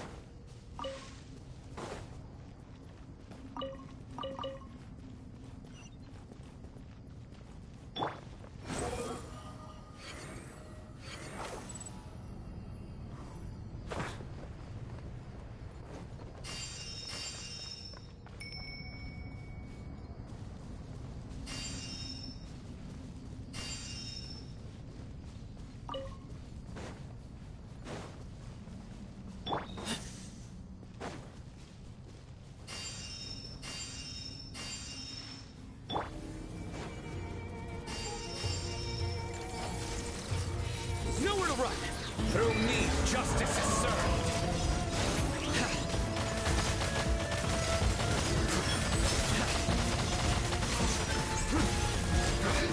You stand condemned!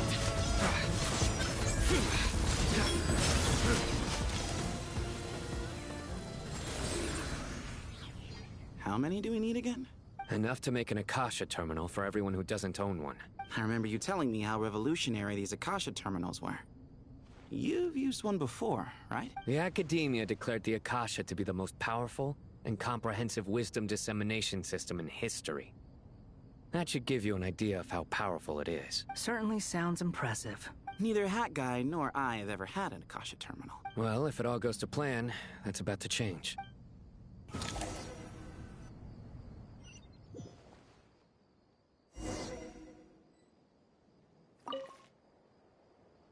Oh, goody! Thank you so much for handling the delivery. What a long way it was.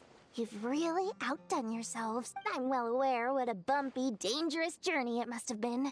Now, I would have loved to oversee the process myself, but of course, those of us who know the plan can't leave the mausoleum. Oh, trust me. I'm patting myself on the back for my assembly work here. Simply flawless work. But will you really be needing all of this? According to our plan, yes, this is the quantity required. I have no complaints about the quality either. The price. So expensive. I heard you covered a lot of the funding out of your own pocket. Oh, that's an exaggeration. The academia provided most of the funds. I just offered a small token of my goodwill. Of course, the real tragedy is how little profit I'm making on this. You know, it's a serious crisis when you can't even make money out of it. It's really quite a beautiful design. And I'm intrigued by how such a diminutive device is able to output the power of the Light Realm. Did you attend the lecture on Light Realm energy, Madame Farzan? I don't believe I saw you there. Of course I attended. I was just a little late, so I had to listen to the whole thing from outside the back door. Anyway, I have a perfectly good understanding of Light Realm, elemental and abyssal energy, as well as the relationship between the three. Good to know. Master told me in private that the conversion process between Light Realm energy and elemental energy involves highly classified knowledge that shouldn't be disseminated too widely. But even so, the scholars still shared said information. Well, you can't enforce a rule that everyone breaks. Is that the idea? At first, the Dendro Archon was reluctant to explain it in great depth for safety reasons.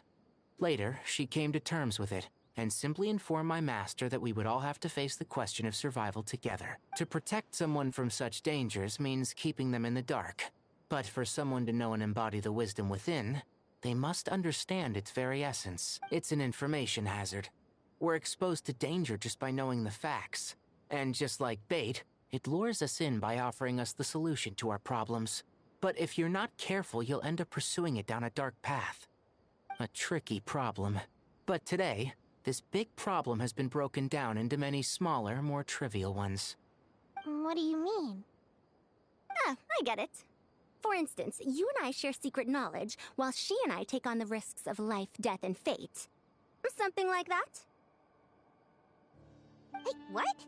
That is not what I call a trivial problem. Well, as they often say in Vahumana, an event that is monumental to the individual is negligible in the grand scheme of history. Generally, the fate of the individual is an insignificant affair. Being from Amorta, where the subject of our research tends to be a lot more personal, I have to disagree. It's hard to dismiss the individual as insignificant. In other words, the big problem of survival has been broken down into many small, interconnected factors, and each one of us represents one of those factors. When the same secret is shared with a group of people, the same fate binds them together. Most people would find this unimaginable. But to us scholars, this is the path that has always beckoned to us. Sharing knowledge is a good way to fight against fate. I will always believe in that. All right. I think that's everything. Thanks a lot. But don't go anywhere just yet. I'll still be needing you to calibrate the equipment.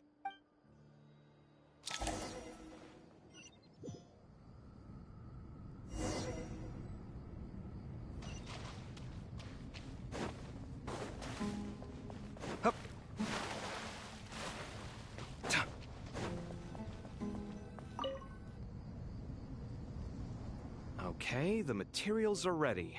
We can proceed with the next phase. Al-Haytham, how are you getting along? Most of the information in Aru is written in ancient desert scripts. Some of this is written in a tribal language, while other parts seem to be a variant of an Oasis script, based on the glyph forms. Oh. Not lost to history, I hope. Some are. All we can do is infer the meaning based on the rules of related languages. Although, this section actually fills in some of the missing historical record. I'm transcribing it so we can bring it back to the academia. After Aru started up, 2 more lines of text appeared here. Can you read them? Humans may not read what is written by the gods, except by not reading. Victory should not be easy to attain, for it symbolizes divine wisdom. Knowledge must not waver, for it has external borders. Is this a clue to solving a puzzle? Or is it being symbolic?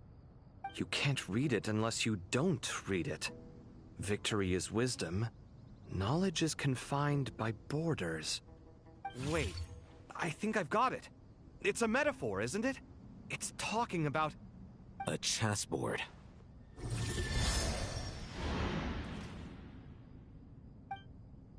You were right. The youth of today are skilled at solving riddles. Have the secrets buried in the desert not been unearthed over the years all the same?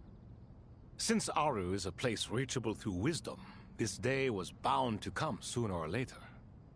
Oh, I've always been against overly cryptic sentences. Don't you get tired of reading and writing all that? Ah, it's you three. Just in time. We've been delving deep into Aru, and now this board has appeared. I've heard this was how you'd while away your free hours. You must be quite the experts by now in that case. It is true. King Deshret's chess games are some of the most well-loved of all his wonderful creations. If you have ever been to Safhe Shatranj, you may well be familiar with the chess pieces you see here. Is this chessboard supposed to be another visualization of the interior of Aru, then? Naturally. Visitors, everything is ready. Only by completing the challenge on the board in accordance with the rules will you be permitted to overwrite Aru. 1 second. It's not dangerous, is it? Dangerous? Why, yes, of course. I should be the one to go, then. Wait for me here. Sounds like the self-confidence of our present company has rubbed off on you.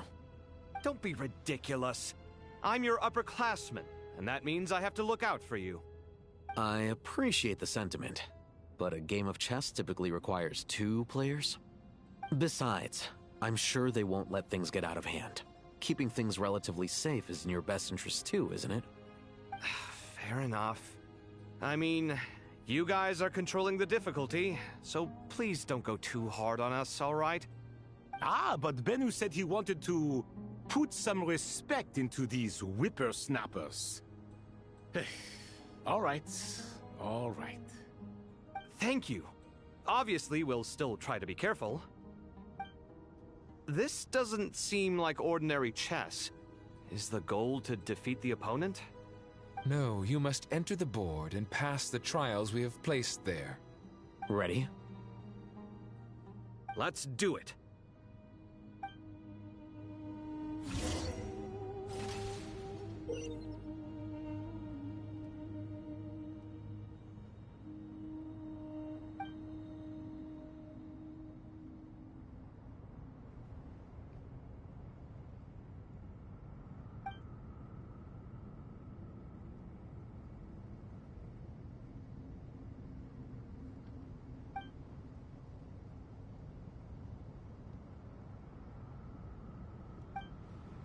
The first trial is posed by me.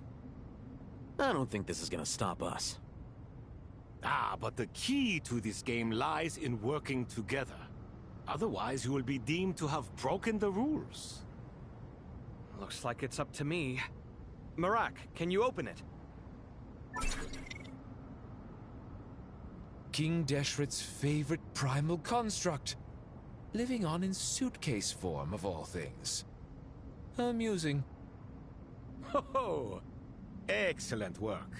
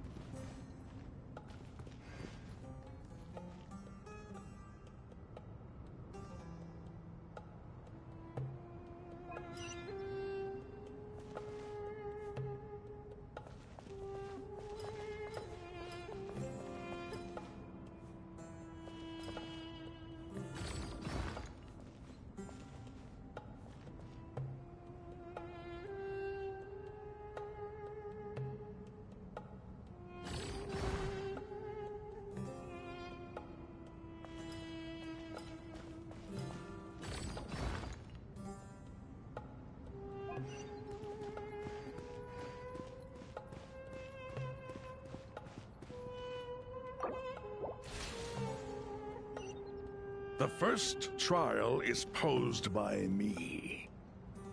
I don't think this is gonna stop us. Ah, but the key to this game lies in working together. Otherwise, you will be deemed to have broken the rules. Looks like it's up to me.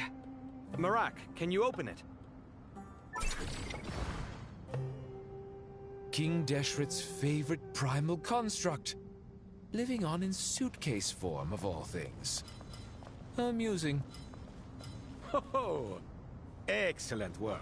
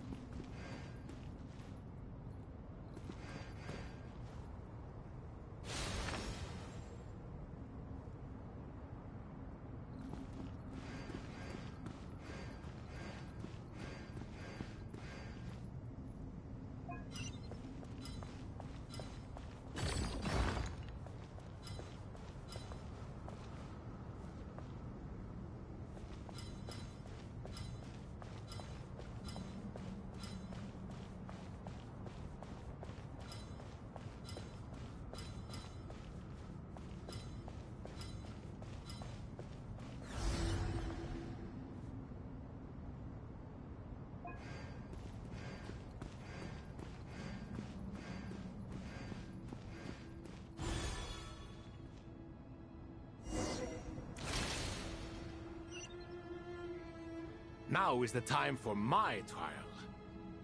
Now, don't be nervous. I'll make it nice and easy for you. Really? Thanks in advance. We appreciate it.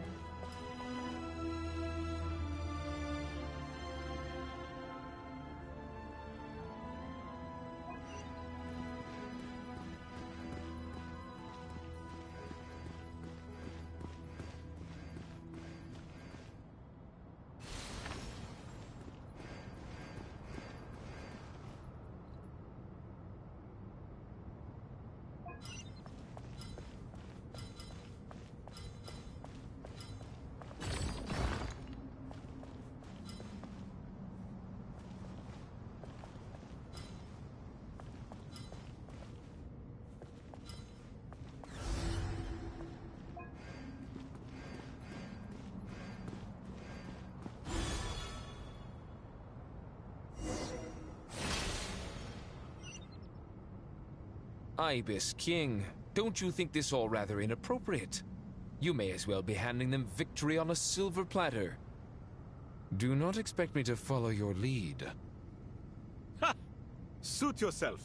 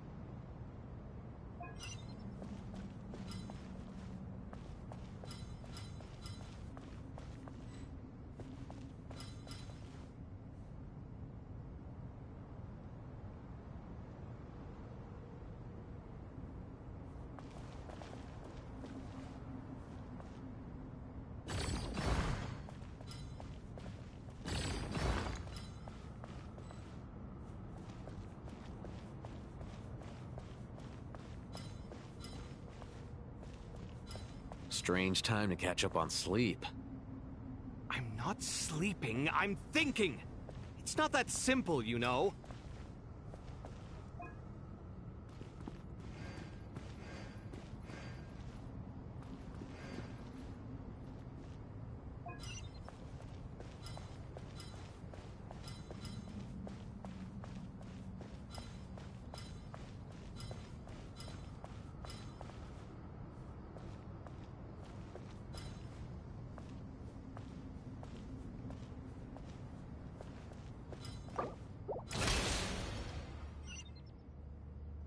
Ibis King, don't you think this all rather inappropriate?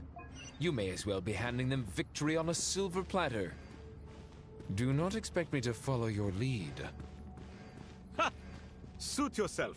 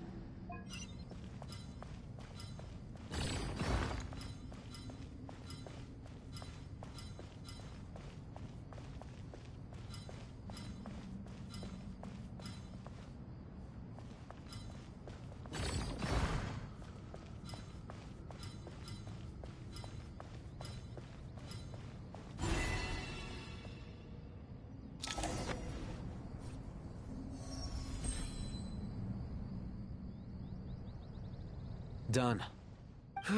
Finally. It's over. But seriously, that was incredible. Standing on the chessboard felt completely different from standing on solid ground. And also... Oh, sorry. I'll save my thoughts for later. Thanks to the three of you for helping us out with this. Is it just me, or were you giving us quite a lot of guidance along the way? We made but a humble contribution. You lived up to our expectations. Bravo! Our aid was not given for naught. In addition to the existing functions, I'd like to ask you for another favor. Since Aru's interference shield can cover the entirety of the mausoleum, it should be possible to extend its range even further. Perhaps you can find a way. So, building upon the existing functions to... Ah! I'm with you! Imagine for a moment. What would the ideal outcome look like if this function were compatible with the devices? I agree. This is the best solution possible. Please, everyone, we beg you to help us. Me, oh my! Well, since you ask so very nicely, I suppose... Goti? Kroko? What do you say? Naturally.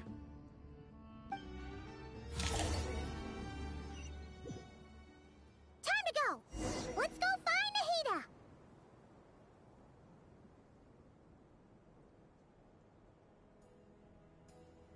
Scorch and burn!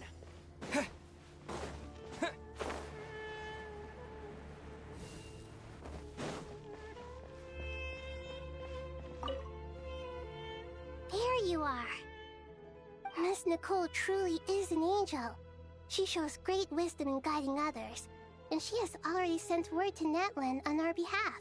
She said that while the other members of the Hexen Circle are busy with important work, she is quite free, and she is more than willing to accompany the people of Sumeru for the entire journey. super patient and loves to help everyone out. She's the best. She is. So kind and enthusiastic. Well, time for us to get going. Let's head out.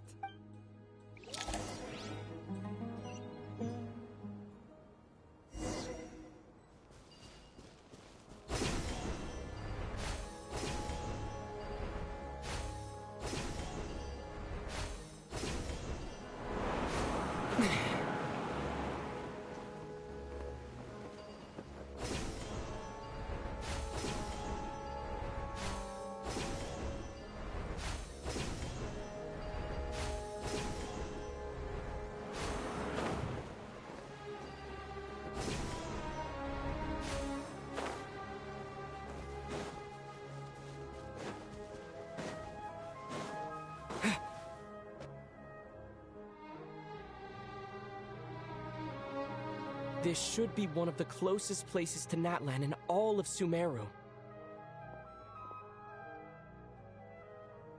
There's the barrier Nicole and Nefer mentioned. It completely cuts this nation off from the others. But why?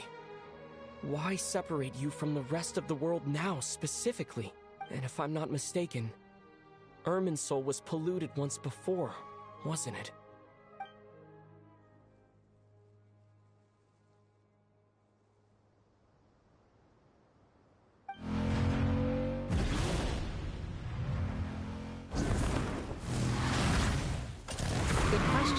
I'm wondering the same thing myself. That voice. Mawika! You got here pretty quickly. Hello, traveler. It's been a while. Hello there. Hello, Dendro Archon. Mawika, I apologize for asking you to meet at the border on such short notice. I also apologize for not being able to greet you in person. The form in which you see me now is one carried by the traveler. The real me is inside the mausoleum of King Deshret, and I am reaching out to you with my mind from here.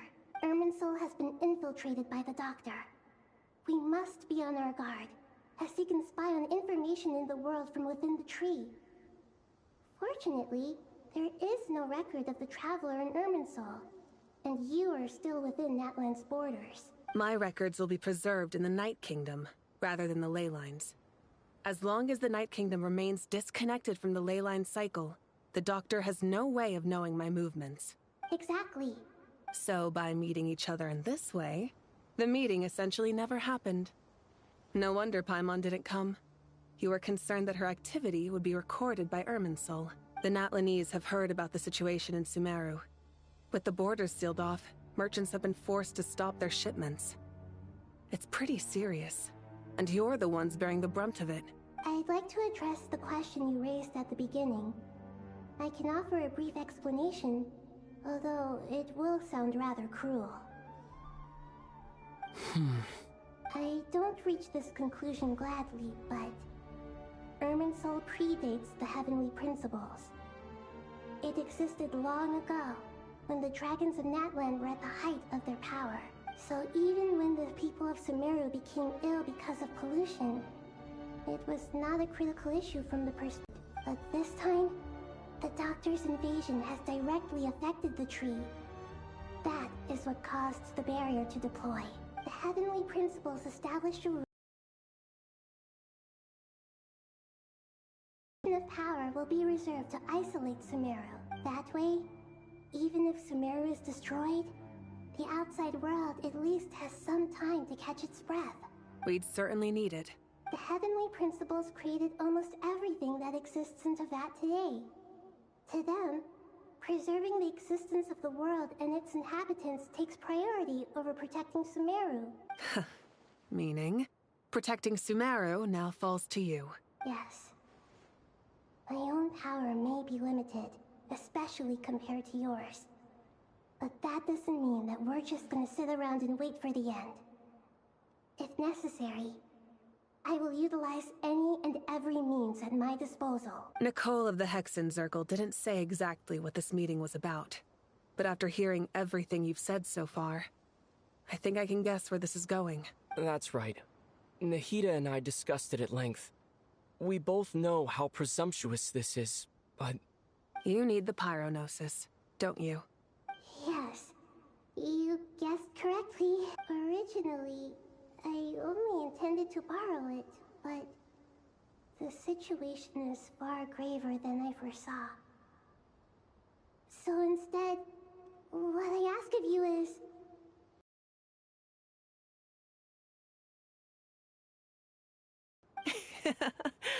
Why do you sound so nervous? There's no need to be shy. Surely a gnosis is pretty important to a god. I guess, but it's not as if losing it would suddenly render us powerless. But I'm sure you don't need me to tell you that. With all the nations you've traveled to, and all the gods you've met, you must have realized that by now. As far as I'm concerned, a gnosis is basically an elemental energy enhancer. But I don't usually use it. You know me. I like to think I'm pretty strong without it. Yeah, not about to dispute that. So you see, you don't need to sweat it. Here, take the pyronosis. Huh? Just like that? Uh-huh, just like that. To tell the truth, I've always toyed with the idea of giving it to someone who needs it more than I do. I know you accompanied Nahida here to try and increase the chance of success. It's a good thing you did, because your involvement is one of the main reasons you've managed to persuade me. Are you sure about this? Handing over your gnosis just because of me? I won't try to quantify it, but trust me. Handing over the gnosis to Tumaini is far from the craziest idea I could think of. Besides, even if you hadn't come here personally, I think I still would have agreed to Nahida's request. Irminsul doesn't just affect Sumeru. It impacts all of Teyvat. I know all too well how difficult it can be to protect the things you care about. So logically, morally, or however you want to cut it, helping you is the right thing to do. You don't need to tell me the specifics of your plan. Where the gnosis is involved, the tighter the secrecy, the higher your chances of success. Malika, my heartfelt thanks go to you and the people of Natlan. Don't mention it. But now, for the hard part. How do I actually give it to you? The Irminsul barrier is right in the way. I have an idea.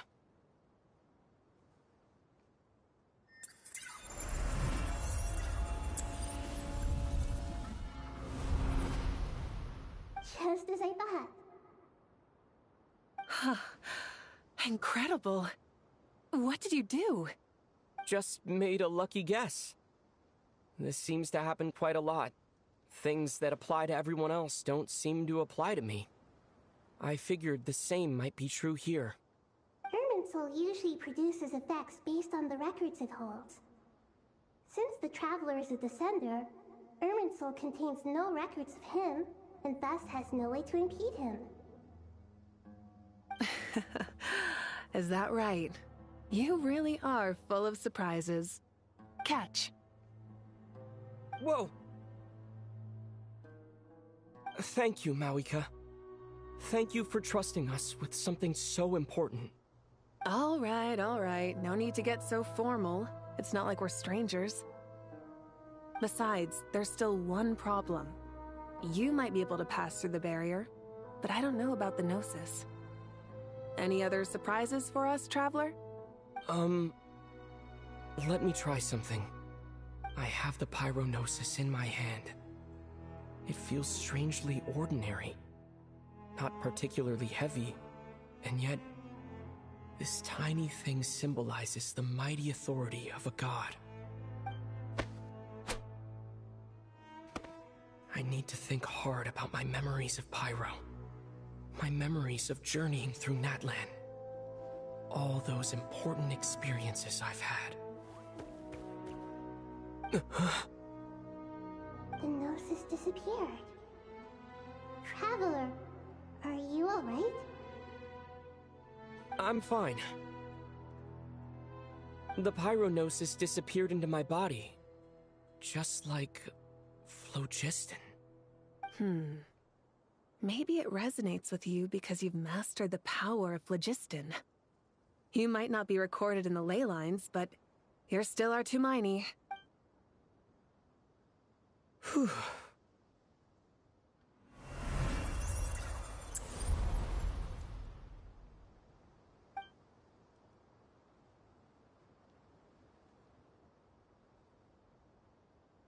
Please allow me to express my gratitude once again, Malika. Pleasure. Well, I've given you all the help I can. The rest is up to you. Good luck. We won't let you down.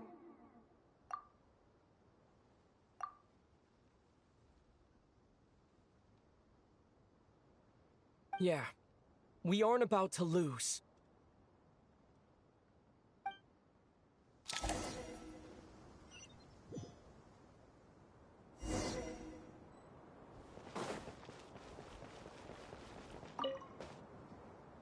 Traveler, Paimon, how are you feeling?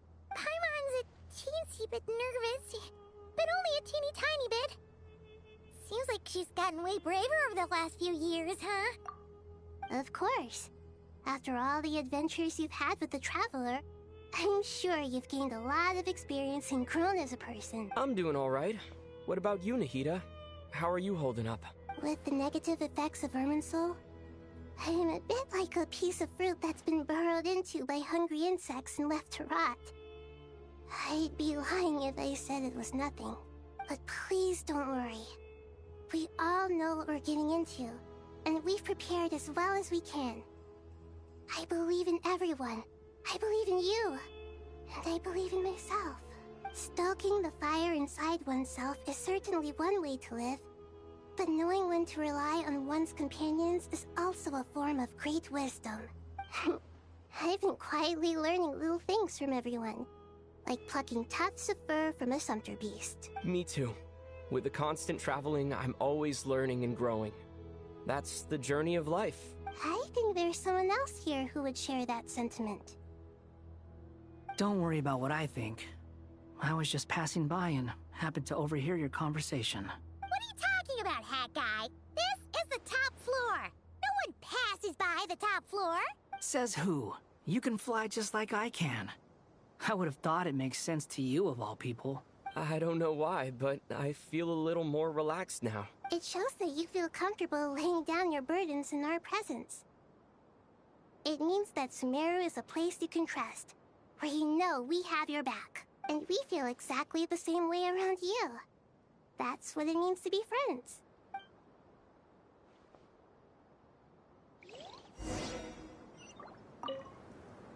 Feel free to mingle if you'd like some time to catch up with people. Just remember to get a good night's sleep when...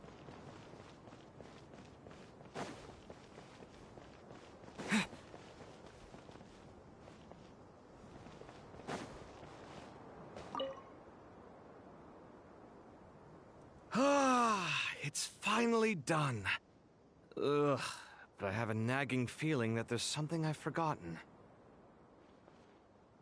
Oh, there you are. Everything wrapped up on your end? Okay, fair enough. That was a pointless question. We were working in tandem, after all. You must really be exhausted. Well, it's been a busy day for both of us. When work ends, you clock out. No looking back. Yeah, we're definitely due a break. Probably a little late to start drinking now, though. I'll stick with water. Here, this one's for you. Thanks. You want a bite to eat? I can grab us something. Or wait, I think there's a stove nearby. Let me take a look. Are you nervous? A little, yeah. Unlike you, it seems. How are you not feeling at all nervous? Because everything that happens next is beyond my individual control. I don't worry about things I cannot influence. What do you mean, cannot influence? You're the one who came up with half of the strategies we ended up using. There's only so much I can do. I was only doing my duty. Was it like this last time, too? You mean with Azar and his accomplices? Yes and no. The situation back then was easier to control, but we weren't as prepared as we are this time. So the enemy is stronger, but so are we. I still vividly remember the way you interrogated me in the library after the fact. Where were you when Sumeru needed you most? If your memory is so vivid, you might also recall that it was you who came looking for an argument. You're often the one who initiates these things, you know. I came for a conversation. I didn't know it was gonna turn into an argument. Anyway, at least I showed up this time. So, what do you think? What do I think? I think we're certainly better off for it. It's good having me around to help out, huh? Absolutely. As a citizen of Sumeru, you displayed a remarkable sense of responsibility in the face of disaster. Certainly feels that way. I just shudder to think how the world would have ended up if we hadn't gotten control of the situation. So, do you think this is what impending disaster looks like? The sky is so clear, and there isn't a whiff of decay or destruction in the air. It's hard to imagine that the fall of humanity could happen on an ordinary day like this. Awful things happen all the time. Sometimes people can stop them, and sometimes they can't. What you and I have done is increase our chances of stopping this one.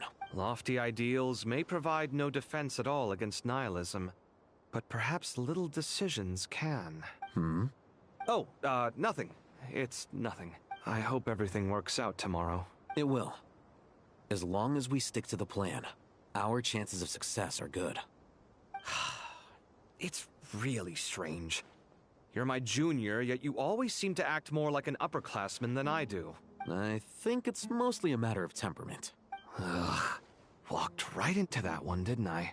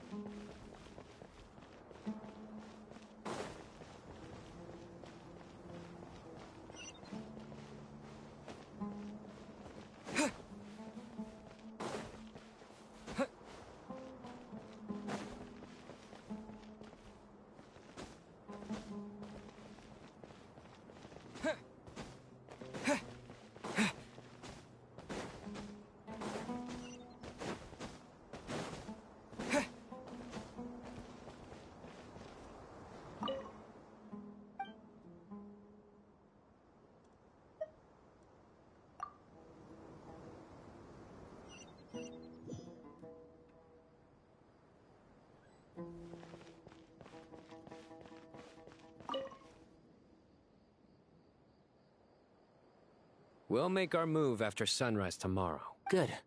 As much as possible. That'll be enough. Don't let the pressure get to you. We'll take things one step at a time. That's how we've always done it. Master Tainari! Mr. Sino! So this is where you were. I brought some juice and some water. Would you like some? I know how easily you get dehydrated in the desert, so you should definitely have some water. In which case, I'll have the juice. I gotta ask, though. Who's on juice-making duty at a time like this? Madame Farazan said she was feeling a little nervous, so I told her about the automatic juicer my friend invented. She took it right off me and started making carton after carton of juice. A juicer? Did Sucrose send that to you? Yeah. I hadn't had the chance to try it out before this incident occurred, but I couldn't bear to leave it behind in Gandharvaville. The juice is very sweet. I think so too. Kale, how are you feeling? Physically, I'm okay, but it just still feels strange to me. Why would a great power like this come to someone like me? I know the feeling well. That same question ran through my mind every day as a kid. At least now, you have someone who can relate to you. All the more reason that you should apply for Spontamod. Tainari fiercely opposes the idea, though. Those two things are completely unrelated. What are we all chatting about, Would anyone like any juice? Oh, you have some already. I had some earlier, ma'am. Maybe give the extra to someone else? Very well, very well. I shall be off then. There's this enormous power, and then there's little old you. You feel like there's no connection between the two. And that sense of dissonance is difficult to get used to. Yeah. But after all this time, I can't believe this stuff still gets to me sometimes. Makes me feel a little childish. Kale, just because we normally keep the conversation light doesn't mean we can't discuss deeper issues. I don't think it's childish at all. You were the victim of a terrible crime. It's normal to struggle with the fallout from it. You have absolutely nothing to be ashamed of. My professor once told me that no incident can be considered truly resolved until the victim says it's over. Your rage and your pain are completely justified. Thanks. Miss Nicole said that the same god remains which were once used to inflict so much pain upon me have now become a weapon with which I can protect everyone. It's like my own personal kind of evolution. Every innocent person who's been hurt needs time to realize that it wasn't their fault. I was the same, but it's all about to be over. Tomorrow, it ends for good. I don't know if you've noticed, but you rarely stumble over your words anymore, and your outlook has become much more positive. It's a big change from how you used to be. And since this isn't over, you can settle the matter on your own terms. It's time you seized back control. I believe in you. Yeah. Sumeru is my home. And it's so important to me. I have to protect it. No. I will protect it. And once you're done, how about you come back and apply for Spantamod? Stop it with the sales pitch, would you? Hey, excuse me. There are still 3 unclaimed cups of juice here. Why don't you take one each? Ugh, my arms are getting sore from carrying them around everywhere. Madame Farazan, why are you... Here, let me take them off your hands. Thank you, Madame Farazan. Drink up and enjoy my handiwork. I think I'm going to make something else now instead. Please, try to relax, Madame Farazan. Your nerves are starting to get the better of you. I know, I know.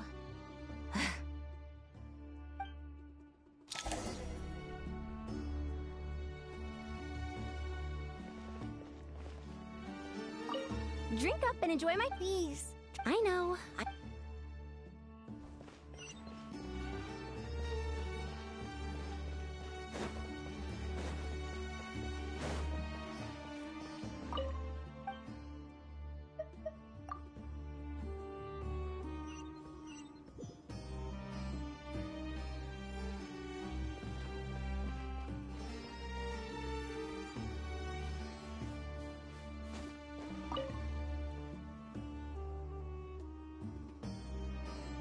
Something on your mind? Nothing in particular.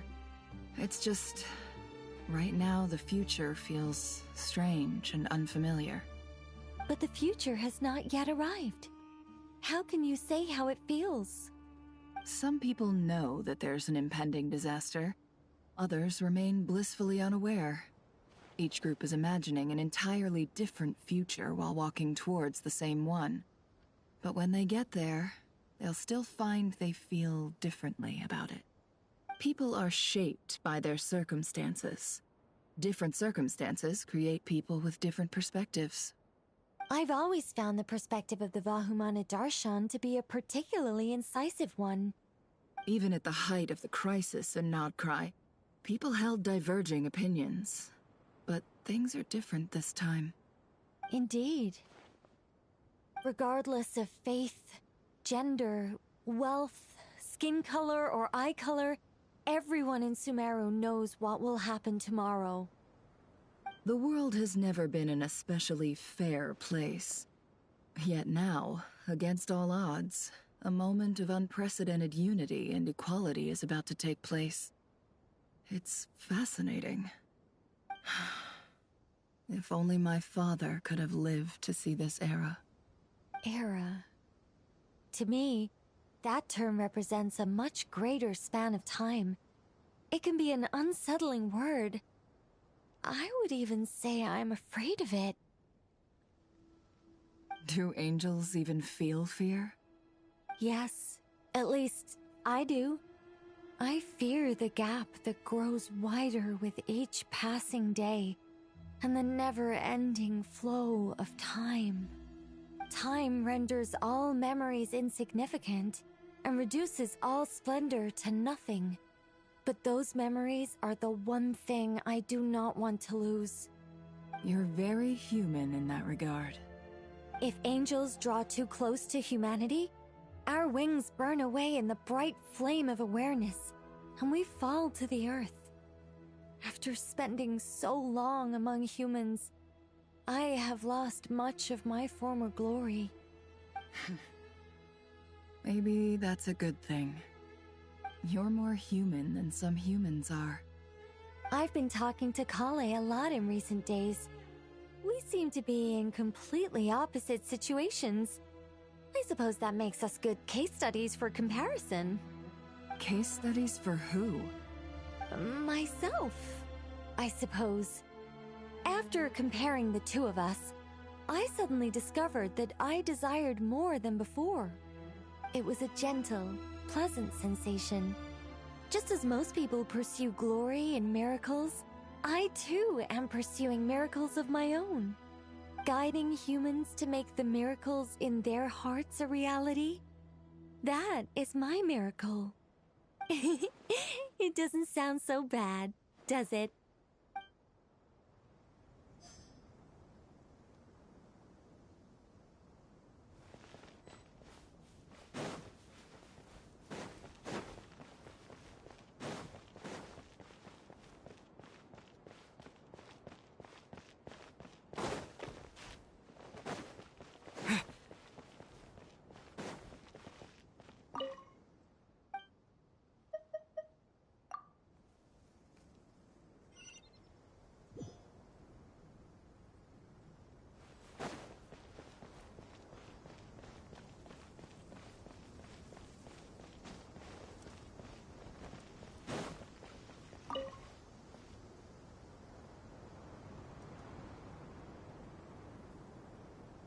Look at the time. I should head back.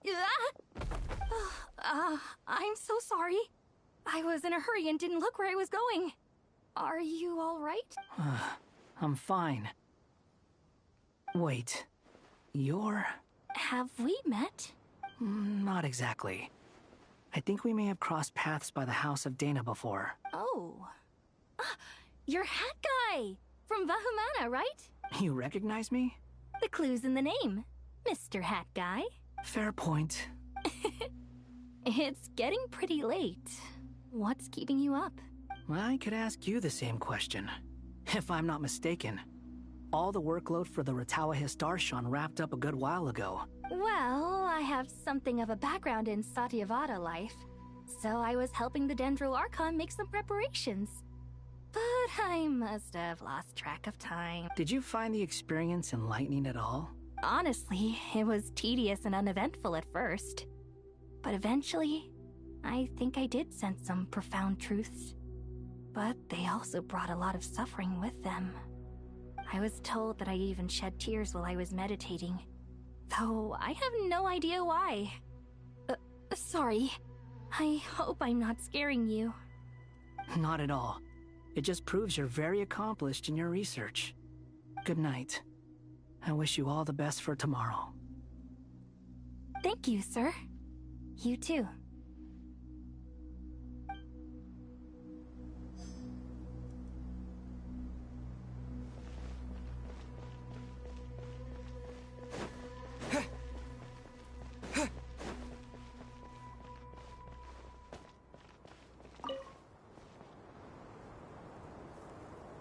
Too bad we've got a fight tomorrow.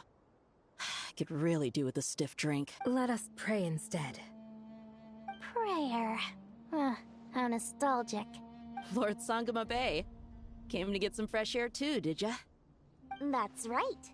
Actually, I was hoping I might run into you, Dia. I wanted to let you know that I've stocked up on that perfume you said you were so fond of. No, really? I'll take 2. Any chance of a friends and family discount? I knew you'd ask that. And I'm afraid to say that, surprise, it's free of charge. That's very generous of you, Lord Sangama Bay. Does this mean you've made a fortune in Notcry? Nope. Turns out it's not that easy to turn a profit there. I even ran some assorted losses. But anyway, that has nothing to do with why I wanted to give you and Dia a small gift. Remember that merchant caravan you two rescued in the desert last month? That was transporting my goods! No way! I had no idea that was your shipment. Explains the, eclectic mix of goods, though. Lord Sangama Bay's investment in the desert and generous stockpiling of goods has helped many people over the years. The shelters you funded especially have made life a little easier for the children and the elderly. Wait, how did you know about that? Oh, I see. Nefer told you, didn't she? Ugh, that pesky lady. Aren't intel brokers at least supposed to charge for divulging people's secrets? She and Candace go way back. It's normal for close friends to share things you wouldn't tell to everyone else.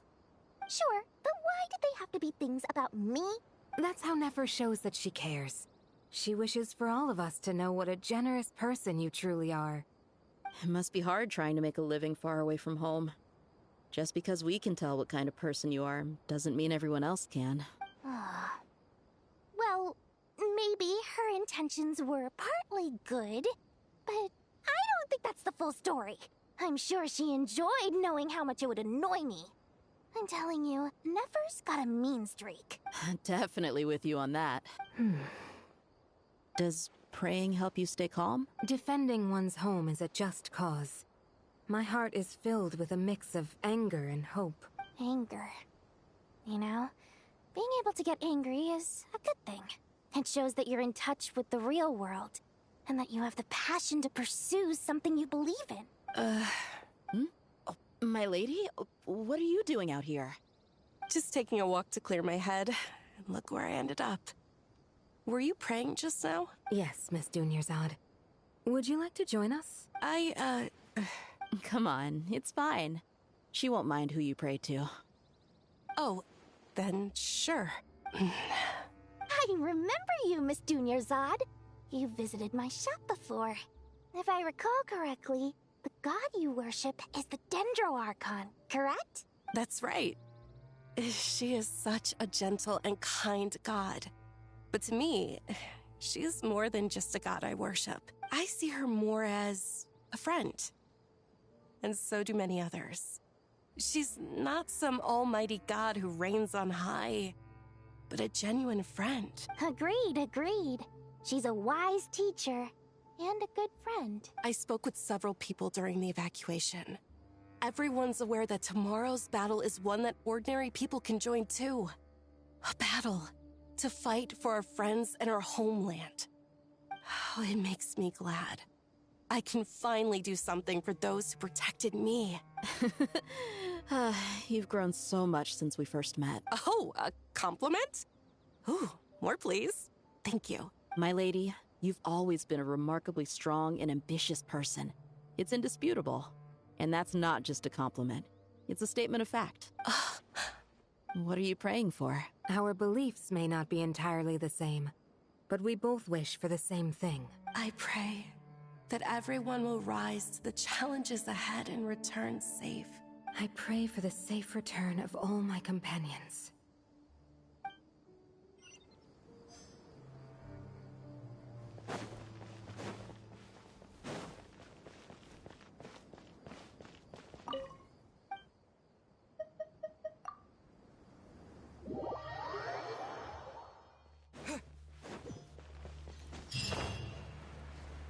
Time to go!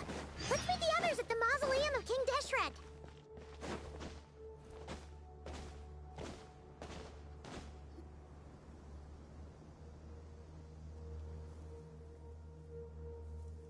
I have not felt this way in a long time. Standing up high, gazing out at the rolling dunes. One cannot know what freedom truly means without first losing it. The Golden Slumber truly lives up to its name as a dreamland. Though desert sands exist there too, no mirage, no matter how glorious, can compare to true beauty. Dendro Archon, what is on your mind? I was wondering whose counsel I should seek on the questions in my heart. What kind of questions? So many. More than can be put into words. As I once said to a friend, we look, we see, and we comprehend. But the questions still what are the many disasters that this world faces, but the sum of all irresolvable questions? The biggest question you should be asking is how to seize victory. Yes. Although, I would express it differently. I must not fail. And so the question I am most curious about now is whether the path to victory will be an arduous one. What we declare to be a young sapling, we may, in fact, find to be a towering tree, if we would only cast aside our ignorance and look beyond the veil of time to see her true form. Nahida! We're here! Just in time. My preparations are almost complete. Ready when you are. We're here too. Miss Nicole! Miss Nicole! You run so fast! I thought I'd get a lot of exercise as a forest ranger, but I can barely keep up with you. Sorry, I got a little carried away. Lesser Lord Kusanali, the equipment is ready, and the modifications to Aru are all complete. As discussed during our meeting, Accessing Irminsul via the Akasha is no longer feasible at this stage. There are other options, it's just they're a little more extreme and more technologically demanding to implement. Maybe you should take it from here. The architecture and functionality of the Akasha terminals overlap considerably with Aru. There is reasonable evidence to suggest that one was developed based on the other, or that they both utilize technology of the same origin. As long as the transplant and merge operation succeeds, Aru should theoretically work on a scale greater than the Akasha and approximately equal to Irminsul. It will become the largest active computing device in all of Teyvat. A system this powerful is capable of a lot of different things. In the past, the Akasha was primarily used for one-way information transmission, but I suspect it could also serve as a central bridging hub. In the pursuit of greater knowledge, some scholars have attempted to connect their consciousness to Irminsul through the use of terminals, incense, and meditation. Correct. In academic language, scholars who reach that stage are said to have entered Satyavata life. Hypatia has performed this practice many times in the past, and she was once under my care for a period of time. Right. And this at least proves that there is a zone within Irminsul that can be connected to. that's right. Providing wisdom to the people is one of the very reasons for Irminsul's existence. I think I understand where you're going. Please, continue. In that case, I'll skip to the conclusion then. We need to further modify Aru, merge it with the Akasha, manufacture terminals, and distribute them to every single person we can reach. Every person? Even the desert folk? Yes, everyone. I've already calculated the amount of raw materials we need. So you mean we're going to get new Akasha terminals? Yes, but this time the people of Sumeru won't be using them to acquire knowledge, just to connect to Irminsul. That's the key. When we evacuated the city, we brought all the important assets from the House of Dana, in case we ended up needing them. Fortunately, this included the Akasha system's main terminal. We've checked all the relevant records, and one thing is certain. Nothing like this has ever been done on this scale before, so... Everyone in Sumeru is part of the plan. Whoever controls the people controls the situation. Since this function of Irminsul was introduced, it has only ever been made available to scholars, who don't constitute a particularly large group of people. But by expanding the scale to include all the people of Sumeru, all the individual connections will stack up to create a significant load on the system. Under normal circumstances, Irminsul would be able to cope with the additional load. But with it already being under strain from other activities, its remaining capacity is limited. Thus, it might be possible to shut it down completely by overloading it.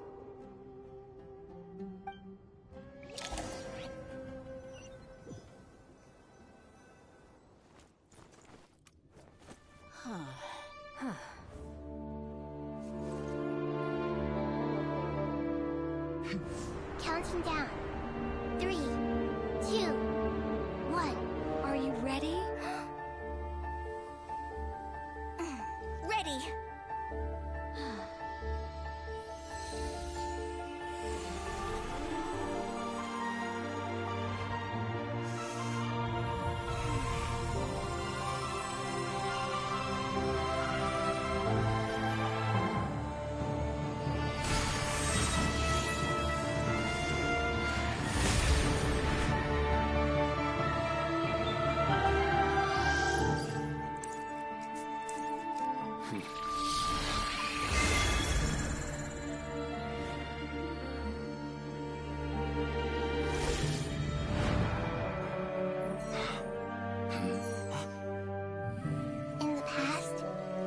People sought knowledge, they turned to the Tree of Wisdom.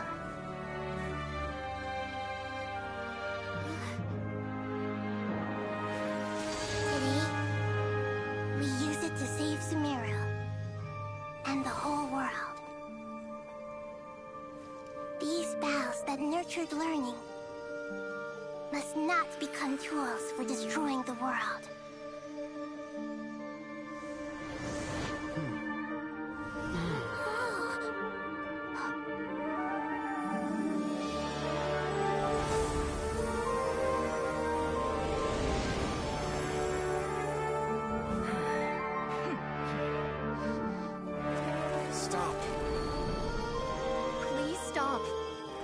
Transformation.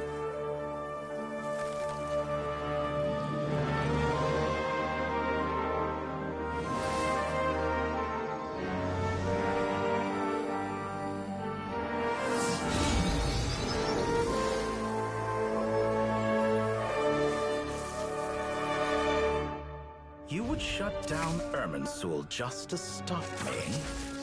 You fools. I have all the time in the world.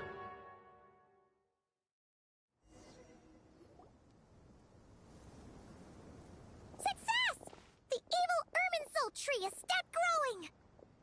Great!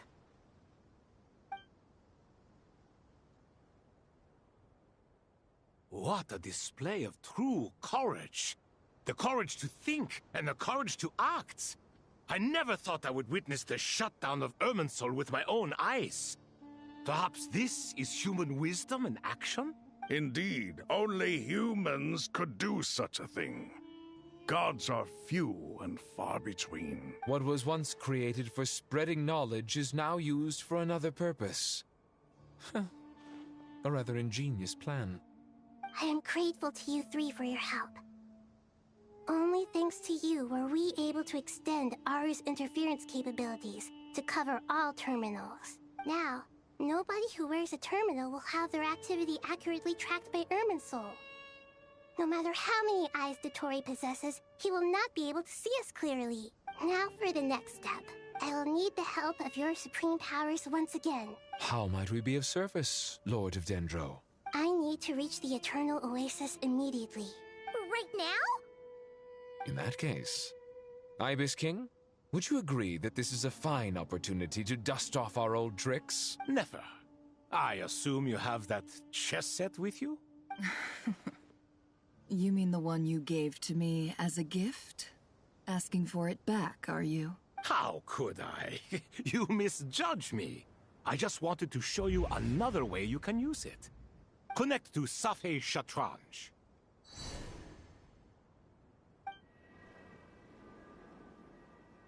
Safei Shatranj?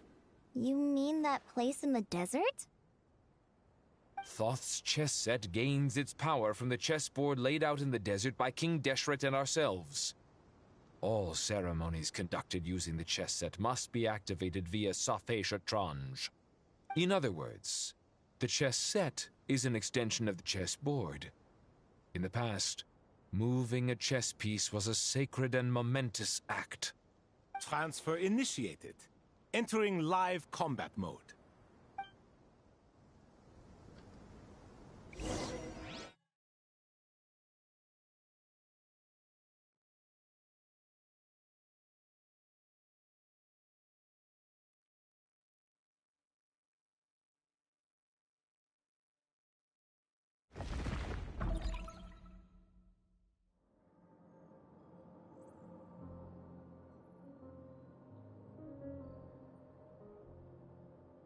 We haven't heard a single word from our spy in the desert. I'm afraid he might have been captured. Never mind. But we spent years turning him. And a lot of Mora. Nothing comes for free in this world, but the loss is not without its purpose. For a small price, we have wasted a precious amount of the limited time they have. Quite a bargain, if you ask me.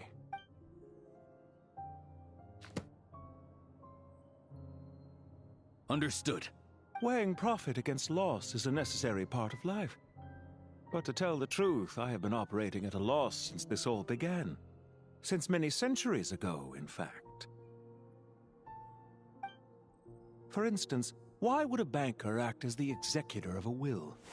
If you hadn't deposited your personal belongings at Northland Bank, I would have no reason to be here right now.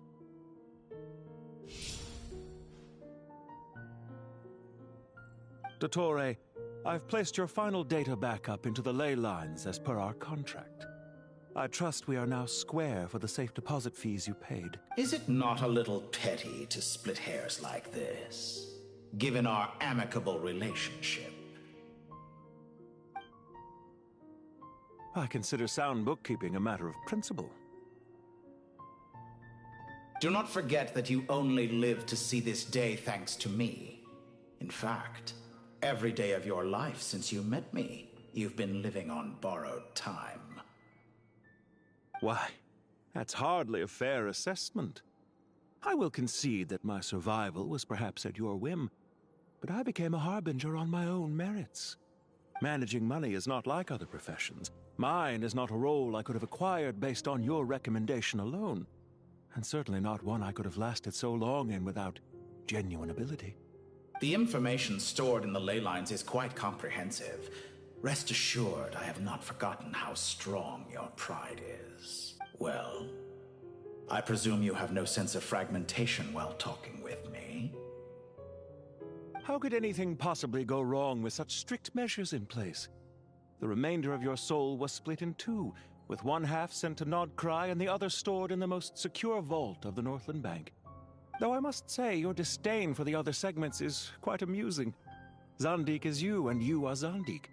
Zandik created the segments, yet you, a segment yourself, reject him. That is, Zandik, created segments of various ages in his later years. To achieve this, he had to freeze time and part with a portion of his soul. But as constructive as it sounds, it erases my uniqueness.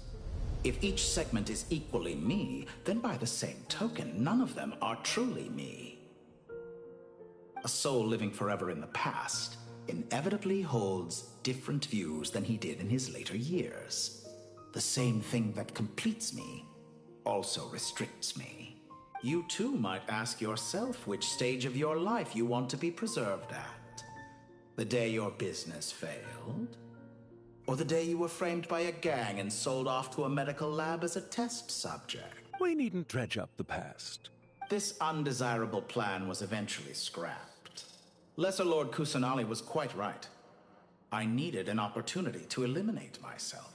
And after that, I concluded that there was no more effective plan than directly splitting the soul. Once the soul is transferred out, you will find that creating a physical body is far simpler than creating a puppet. The other half of your soul suffered a crushing defeat in Nodcry, you know. And yet in the process, I obtained the information I always wanted, did I not? Because now we finally know where the best testing ground truly lies. I once thought your ultimate goal was to ascend to godhood. But as it turns out, that was merely one of your experiments. Experiments take many forms. Most people are too eager for success, too fixated on the end goal. They forget that the experimental process itself is just as important. A suspiciously vacant seat, a new face. I trust you can put two and two together. The reason it doesn't exist is because someone tampered with the record. What can I say? After all your efforts, you really did uncover the world's secrets. So, is the new world you promised a lie? No, it never was. I am glad to be able to control Irmin's soul from within. Now I shall attempt to create a new world inside the existing one. Almost everyone faces the prospect of death, but not a single person has ever been able to experiment unrestrained in the afterlife through sheer force of will. I am the only one to have overcome this enormous challenge.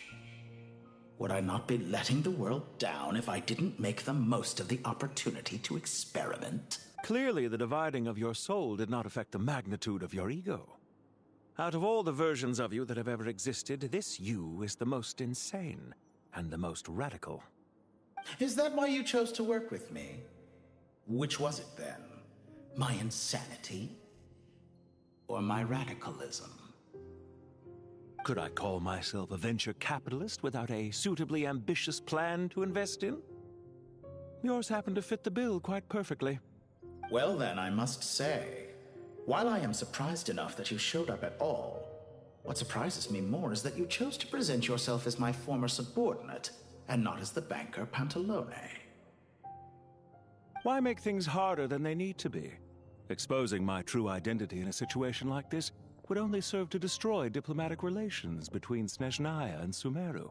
I daren't imagine the consequences. Showing up in the name of the original antagonist gives you the recognition you rightly deserve, while also being sensitive to Snezhnaya's predicament. It was an easy win. As for why I'm here, if you're suggesting that your credit is in the negative, I won't argue with that. Many people say that about you. I'd argue that a significant factor in your willingness to cooperate is the fact that you have but a few years of life left after my death. Living and dying together has a way of binding two parties together rather closely. Is it not true that a relationship should be judged by both the positive and negative returns it yields? So some of what I said actually made it into your head after all. It's true that I hope you don't die too soon, but don't you find that a strange thing for me to say? After all, you've already had quite a long life, especially for a human being. Let's not pretend that you're any more innocent than I am. Are we not the same in this regard? We both despise the existing laws of this world, and neither of us enjoy being under anyone else's control. Is it really so greedy to want the world to operate by a new set of rules? Of course not, my dear friend. And as I've said before, mutual interest is the foundation for the most reliable of relationships. You can attest to that. I just hope there never comes a day when I have to work too hard to prove that. Regrader, sir. People have been spotted approaching Sumeru City. How strange. Despite your access to Irminsol's data, it appears the soldiers noticed before you did. They must have found a workaround. Well, Dottore, I trust you know what this means. The fact is, They're coming. They'll breach the city gates any moment now. But even so, I would say Irminsul is a wonderfully convenient thing on the whole. If you do manage to create a new world, perhaps you could plant one outside my office, too. I'll consider it. What do you need me to do? Stall them? The experiment will take time. Stall them for as long as possible. Very well. But you're really asking for the moon here. Have you heard this story? There was once a guilty man, kneeling in the center of a church while an angry mob outside waited to bring him to justice. He pleaded with the gods, begging them to grant him one final request: the chance to finish confessing his sins before he was sentenced. Many suns and moons passed, seasons changed, and still his confession continued, as if he intended to speak until the end of time. Are you suggesting I worship you as a god? Or were you hoping that I might confess my sins to you? Certainly not the latter. That would make my life miserable indeed. For someone who despises them so, you never seem to have any objections to me creating or becoming one. At first, I thought you'd be furious. Concerned I would terminate our partnership, were you? Not at all. You had reasons why our partnership must continue. Don't you find people's attitudes toward gods amusing? A god descends from the heavens and people worship it unreservedly, blindly following whatever rules are given to them. And yet, when they see an ordinary person gain godlike levels of power by virtue of their own hard work, they treat him with nothing but suspicion, even if he is a compatriot. Is that supposed to be a compliment? No. I was just thinking. I pity the man who would call you a compatriot. There's no need to be so self-critical. I know it's a little late in the day to be asking this, but how have you been keeping? I'm flattered that you would take the time out of your busy schedule to consider my well-being, Doctor.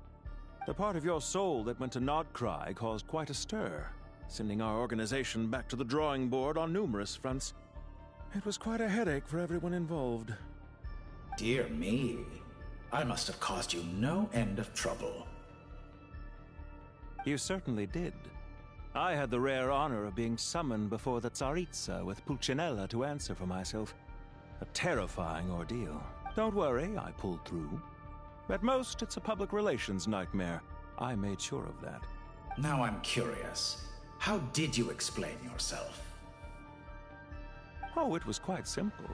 I just pinned the blame on someone who wasn't there to defend himself. I could hardly be expected to defy the demands of someone as insistent as the Second Harbinger, now could I? How you slander me. You know full well that I am perfectly amenable to reason. There's no question that you are partly to blame for the ruin of my reputation over the years. Do you have anything lined up for when this is all over? Hard to say. Field work always takes quite a toll on me, as you know. Once I'm back at Snezhnaya, I'll start with a well-earned cigarette. Why are you so eager to ruin your lungs after I went to the trouble of replacing them for you? If you have an issue with it, feel free to try to stop me. What's on your mind? The limits of humanity. It's a pity. Despite running countless calculations, I find there is simply no way to reduce any further the amount of one's soul required to sustain an individual. It's rare to hear you admit to being unable to achieve something. I beg to differ. For instance, as I've told you before, the original me was prone to motion sickness and couldn't make long train rides. Ah, yes, of course. One of the reasons you often sent yourself out on errands. What are you thinking about now? A new experiment. In the event that my soul was depleted, say we extracted my data from someone else's memories, yours for instance, and then combined it with your intact soul as the base material, what would we create? Such a scenario would be impossible. Oh? As long as your current soul survives, there will be no need to create a new individual. Don't forget, you were the one who approved of the present situation wherein only one Dottore remains. And if you ceased to exist, who would be capable of performing this experiment? Since the day I met you, you've always excelled at talking your way out of a quandary. Isn't it a little too early to be saying goodbye? Not that I wish to keep you from your business, of course. Very well. Let's leave the conversation there for now.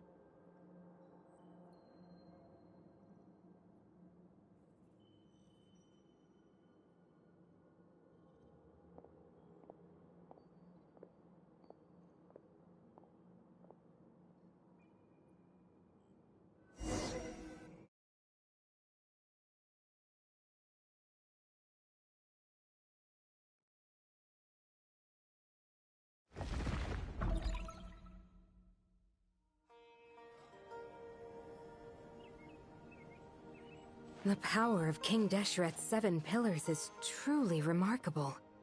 With just a chessboard, you can move an entire unit across the material plane. Yeah, sets us up for a much easier fight. Really makes my day. I wonder how many people can say they stormed a city twice in their lifetime. I was just thinking that. I've definitely had more than my fair share of unusual experiences in my life. This is my first time here, actually. We never usually leave Gandharvaville. I hope this will be my last time. Does everyone have to chime in? Can't we just fight?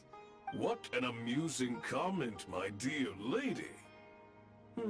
Yet humans often alleviate tension via small talk, do they not? Whoa! Why is Candace's shield talking? Because the image on her shield is one of me. And I, of course, can appear wherever I wish to. Huh. Well, la-dee-da. Isn't that fancy? Could I get in on this? You wish for your gauntlet to speak? Why, certainly. Ahem. I think you'll find that it is I whose image is carved hereupon. Thanks. Definitely feel stronger now. You're welcome, my lady. I am glad to lend you my power. Sino, what's the situation? There are troops stationed at every entrance. As we expected. A frontal assault will suffice. Everyone, stick to the plan. We'll take the main entrance. You head for the House of Dana's side door. Move out.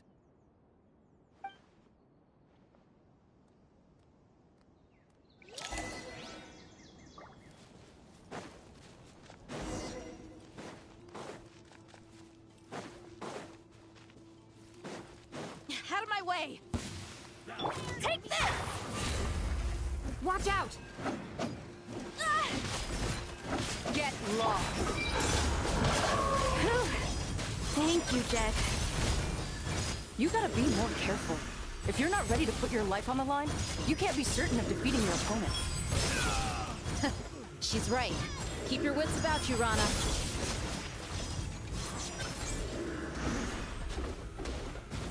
Futile!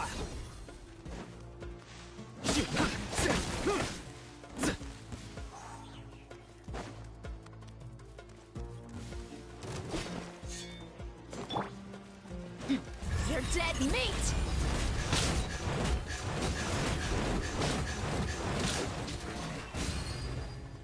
Let's get it on!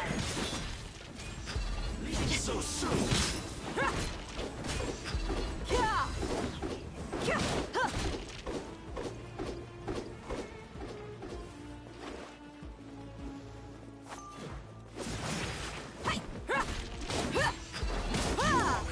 Can't run from death. Take them out and secure the harbor. Reinforcements will arrive by water. Let's move. Consider it done. Show no mercy.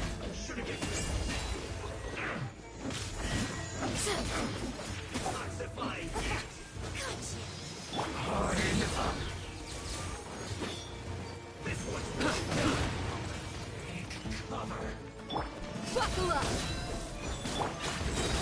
Judgment is upon you. Come at me again. Your penance is due.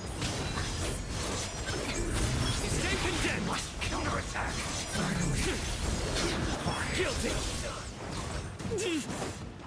Has my time come? Do your worst! We shall prevail!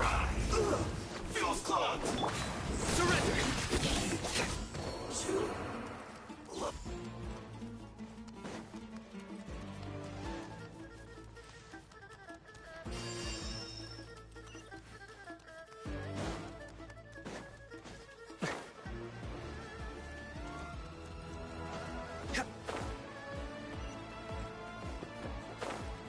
Looks like we're in Change a of plan. fight.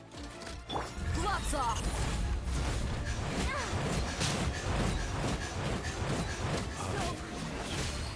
Let's get it on! No escape! Nowhere to run!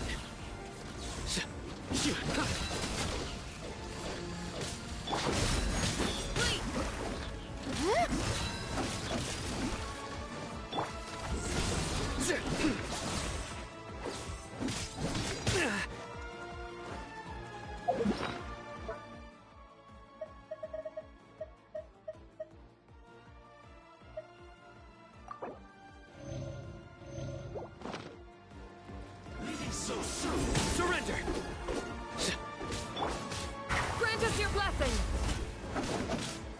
Do your worst! Buckle up! You can't run from death! Use of force authorized.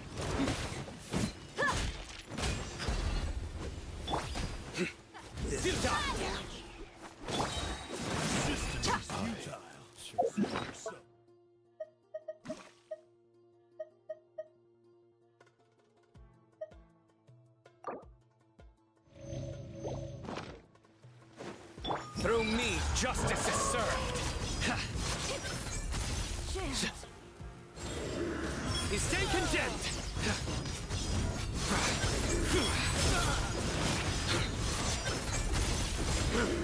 Your penance is due!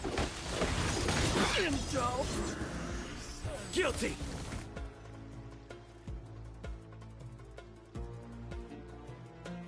Waterway secured. Brothers! Sisters! Perfect. Just in time.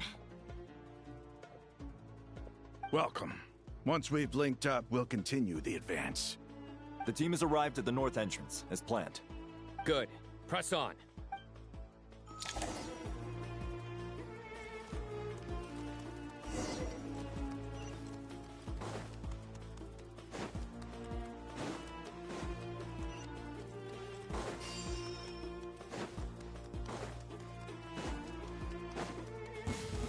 There you are. You asked for it. Over here. Let's get it on! Hear my prayer. Blink.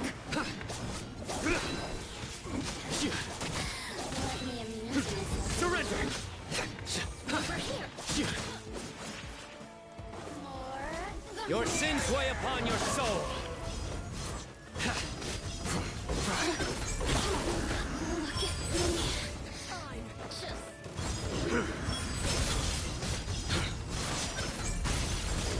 Your penance is due! Big one!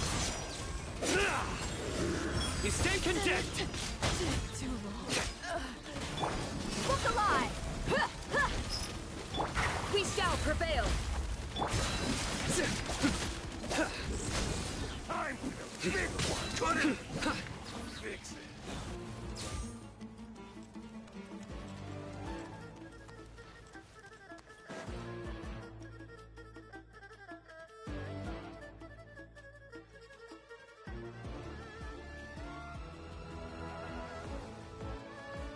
Look out! It's an ambush! Finally. We need to hurry. Take the middle road now. Mahamacho Sino, area clear. Don't relax just yet. More Fatui approaching from the right.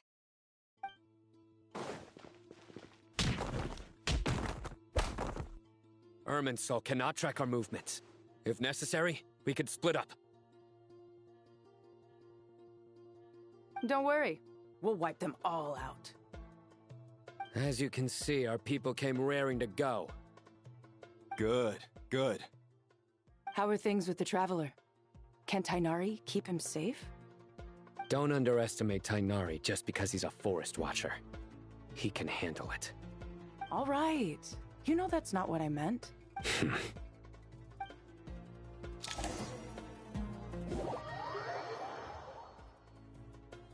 Sino and the reinforcements have drawn the Fatui's fire away. It's our turn. By using a cluster leaf of cultivation, we can pass through certain terrain silently. Good luck with that. We'll just fly up there. Huh? Oh, yeah. I forgot you could fly. Ready? Ready.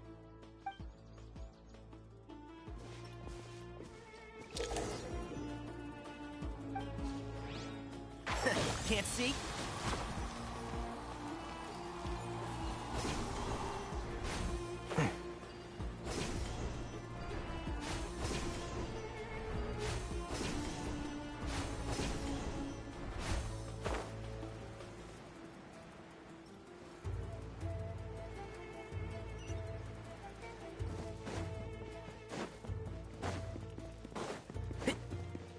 Behold!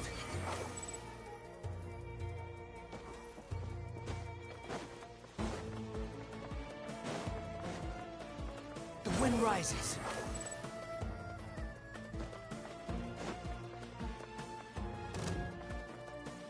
Huh. Yeah! Squall Fury.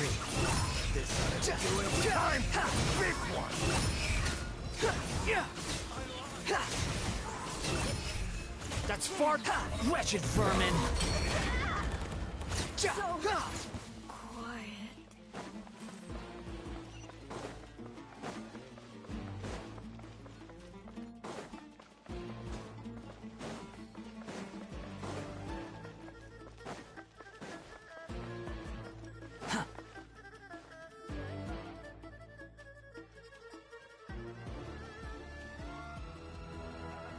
Fatui soldiers up ahead.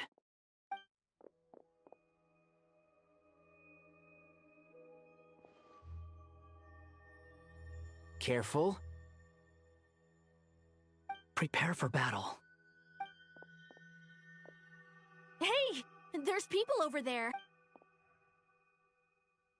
You have some nerve showing your faces here in the center of Sumeru City.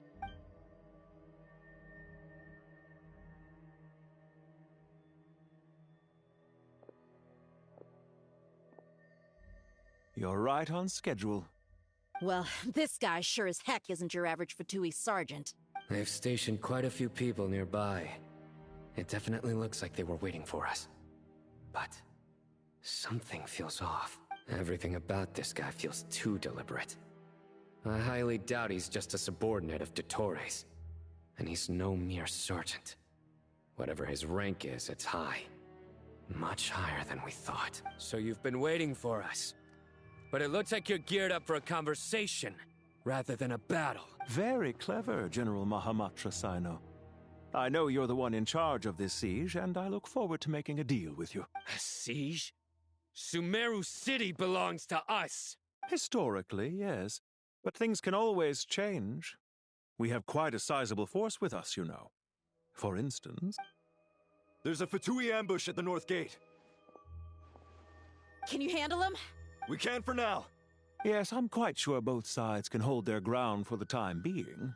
The battle has not yet reached its climax, but what happens next? Do you enjoy watching bloodshed? Surely some of those here are people you count as friends. Once a war begins, some people must die. I doubt you wish that fate upon anyone you know. Wait a second. It's a trick. He's not even there. Silence! He disappeared. What was that? A ghost? Curses. He was never there to begin with.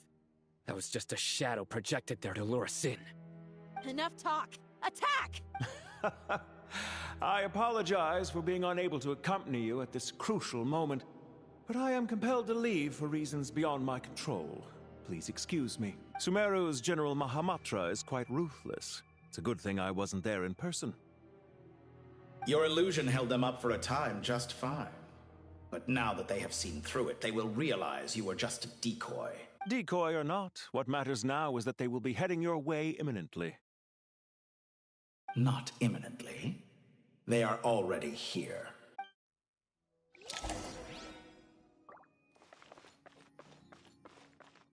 The wind rises. Too slow. We made it! This is far enough. Tainari, you go help Sino. Don't worry about us. We'll manage from here. Are you sure you don't need me to stand guard? No need. Once the connection is established, we'll disappear from the sanctuary of Surasthana. Go help the others. All right. Goodbye for now, then. Please tread carefully.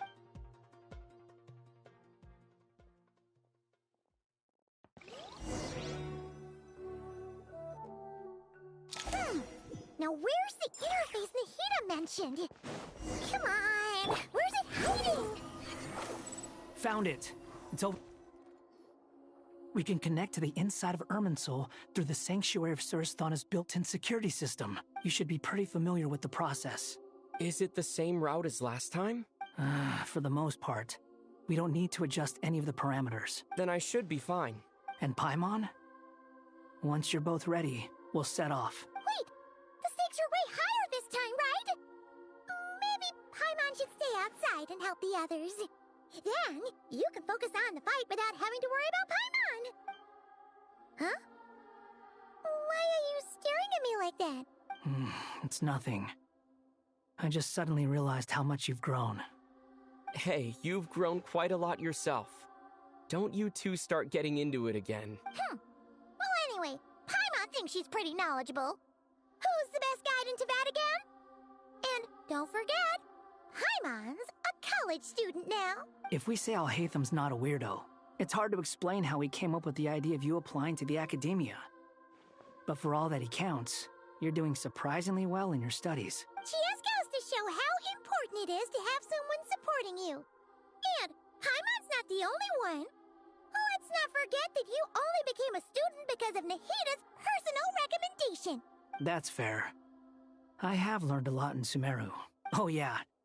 Did you ever come up with that ugly nickname you promised me? What? No way! We're friends now! Paimon gave up on giving you one ages ago. Anyway, isn't Hat Guy enough of a nickname for you? Fine. Suit yourself. We need to go. Paimon, if you're staying, look after yourself. Will do. Paimon's gonna link up with Tainari and Sino. You guys are the ones who need to be careful. We will be. Bye for now.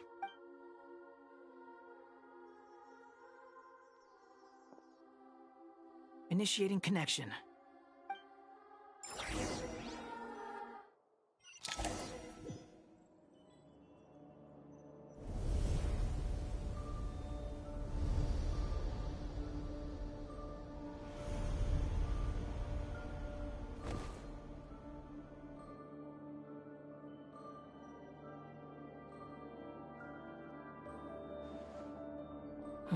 Well, here we are again. Come to think of it, I still don't even know where we're going. Thanks to our terminals, it should be impossible for Irminsul to read. I can... Don't tell me. Only you need to know. That way, whatever happens to me next, it won't affect your progress. Listen to me. Your safety is just as important as mine. Don't even think about sacrificing yourself for the greater good. We came here together, and we're leaving together. All right, if you insist.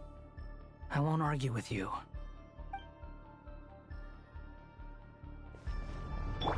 Behold!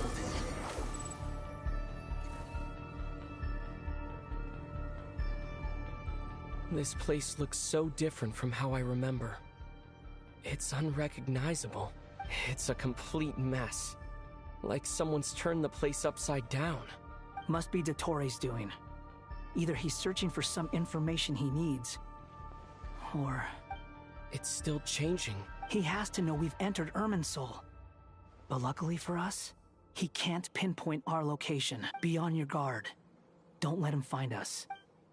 The red parts have probably been corrupted by Dottore power. Don't touch them, or you might alert him.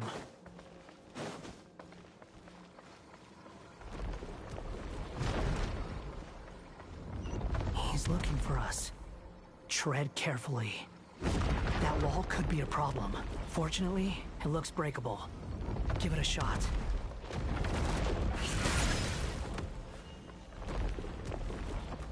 The wind rises.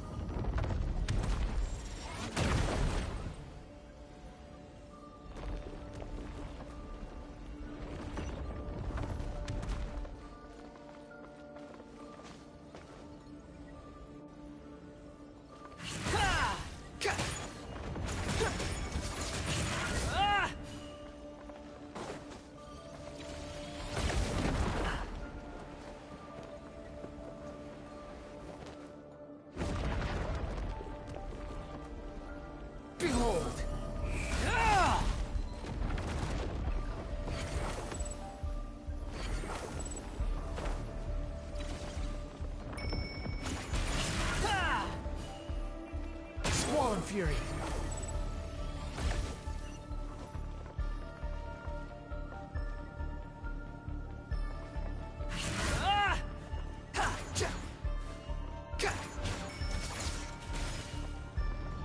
The wind rises.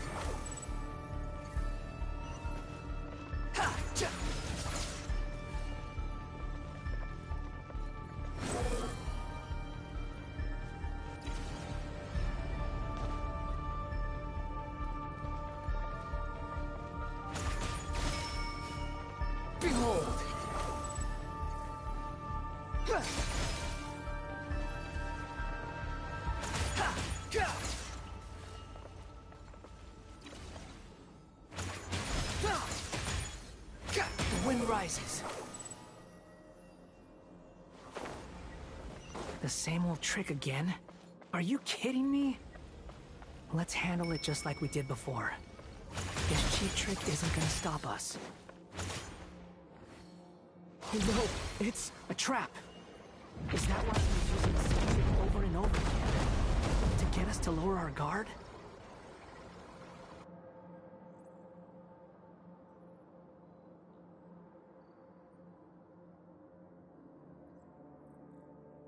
I'm trapped!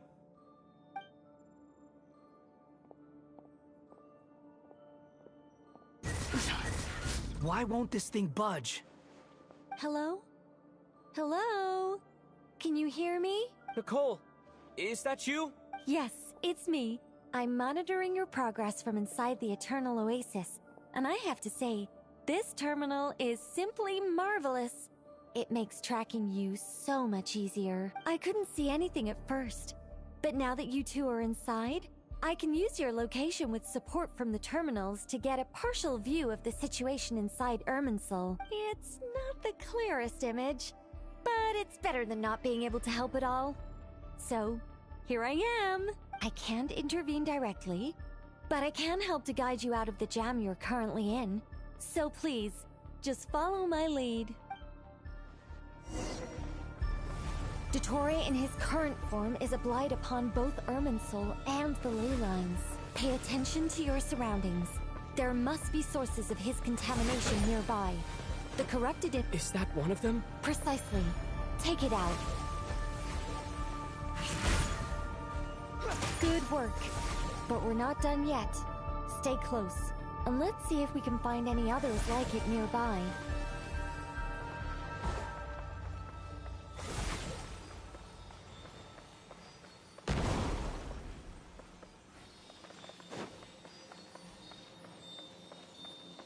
Quit following me.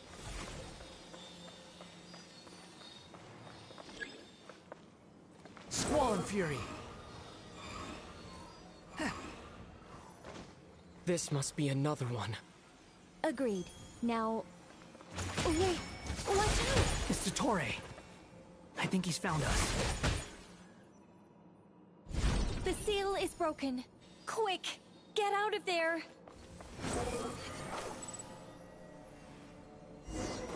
And where exactly do you think you can run to? Wait, what is that? Pursuers! That's That's gotta be it. Run! Don't let that thing touch you. Dodge that attack.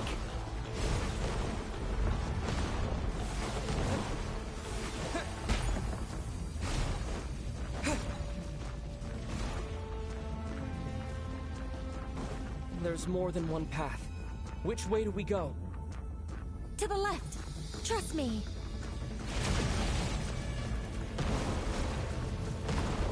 Fleeing like vermin. What a pathetic sight. Hey! Watch yourselves. Stay focused. There's a cliff ahead. Jump! More of those corruption sources. Destroy them as you did before, and open the exit as quickly as possible. They're relentless. They keep trying to wear us down. You'll just have to destroy these too. I think the pursuit is over. Hard to say. Stay alert.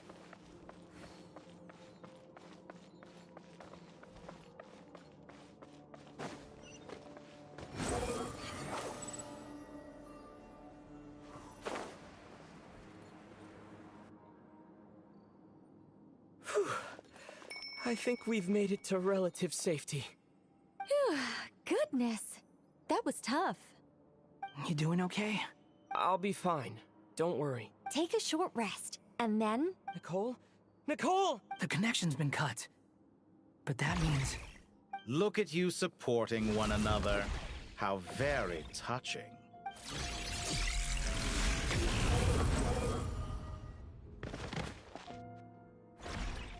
Dottore! Took you long enough to find us. You're more useless than I thought. Oh, really?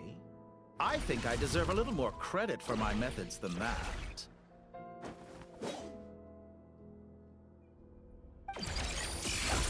Rather than hunting you down, I chose to let you roam free. I indulged your presumption that I was unable to track your movements, played along with your clever little plan. Fleeing is for animals, but I rather enjoy watching you flee. Some things lose the will to run altogether as soon as you put them in a cage. If that's true, then why did you come looking for us? Because I wanted to observe you up close, of course. Don't misunderstand me, I'm not here for a fight. Is it so unusual that I wish to greet my old acquaintances in person? After all, it's been a while. Scaramouche.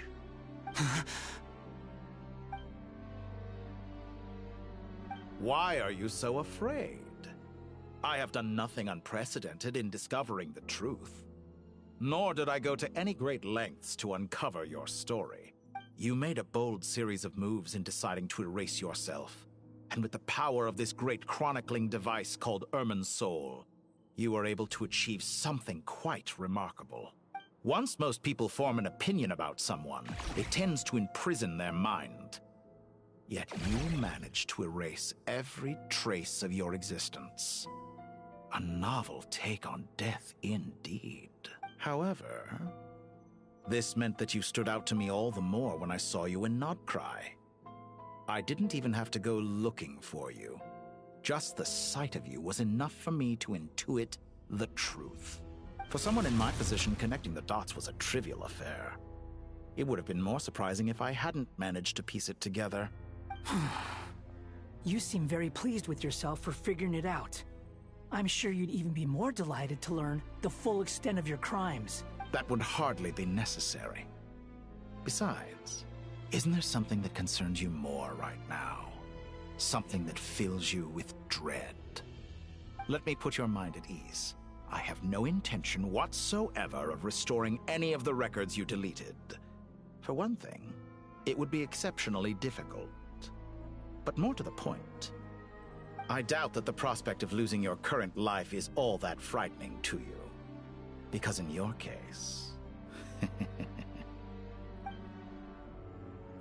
the cruelest twist of fate is that you'll never again have the chance to make up for any of your mistakes. Isn't it? Dottore?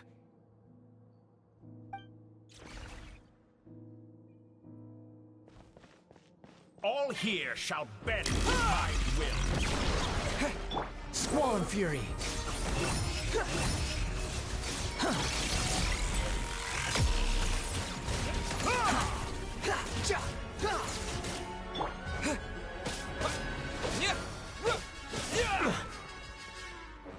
Blazing light! The wind rises. I'm afraid you'll need to do better than that to take me down. I expected you to have grown stronger. Ah, how foolish of me. I forgot that you lack any means to increase your power.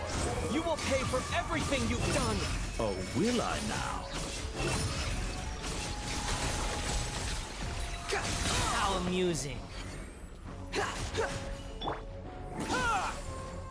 Cry louder!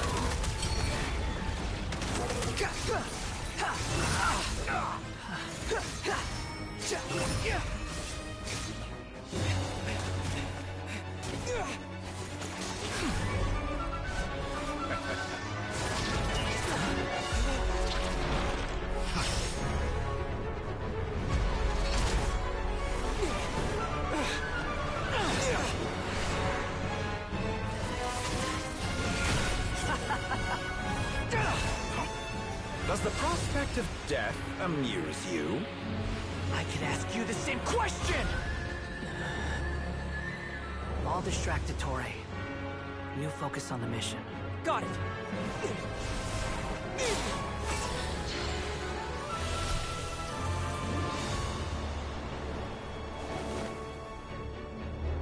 For the hopes and dreams of the masses.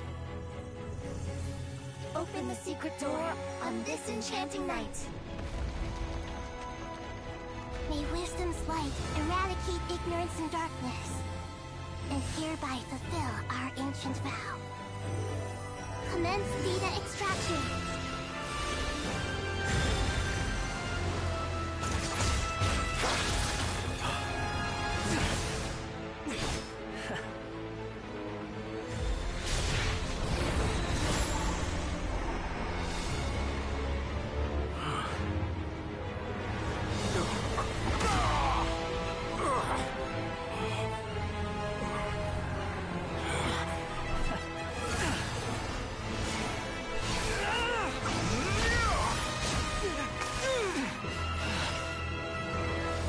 Cling to outdated ideals and stand in the way of progress. You will pay for interfering with the grandest experiment of all time.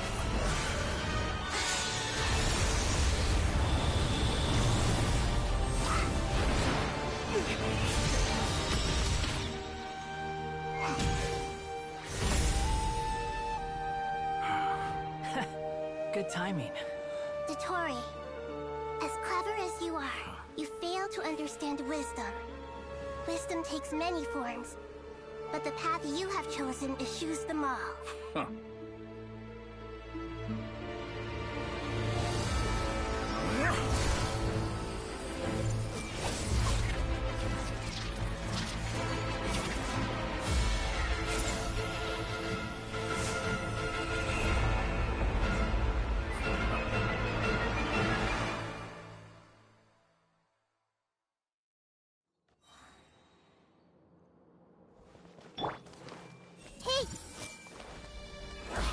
My strength is fading! Since you are within Irminsul, explains the reason that any power you wield comes from. You're extracting the information from Irminsul just to strip me of my power. I will find his weakness.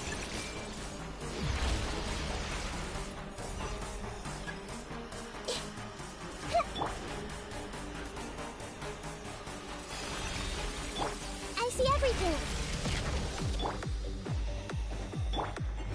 Upon the gale.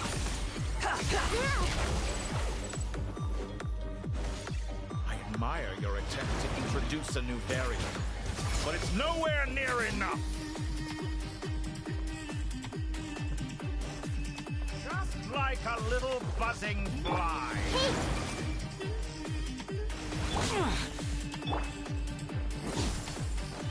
Squall and Fury.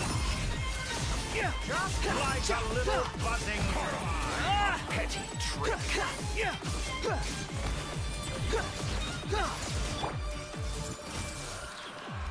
A new dawn rises! Wretched vermin! Behold!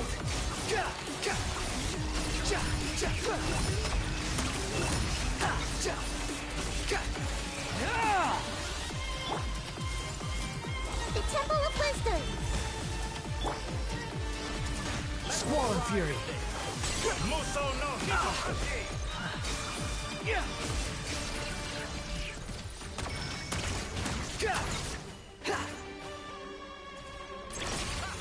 You won't just... They're so close! Just hold on a little longer! I'll hold him up. Traveler, Cat Guy, the rest is up to you! We certainly have a knack for surprising each other, don't we? I'm just getting started.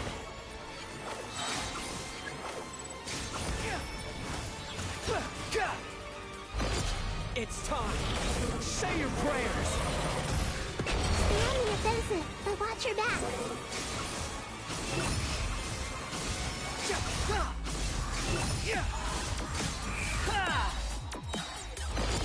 It's time. Say your prayers. Blazing light. The wind rises upon the gale. Let's try this. Muso no Hitohashi! Nothing worth mentioning. Too slow. Quick fall. Behold. Search for it. It's time. Say your prayers. The primal blade! The wind rises. Gotcha!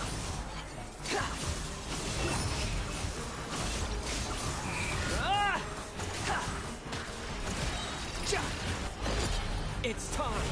Say your prayers. Try this. Muso no Hitohashi!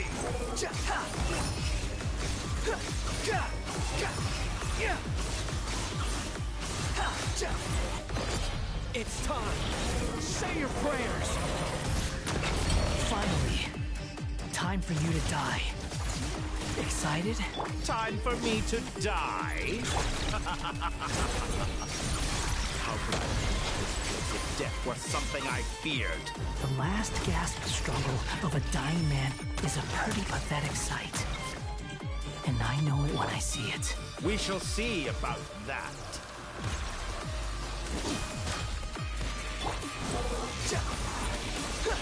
Let's try this. Muso no Hitohashi! It's time. Say your prayers.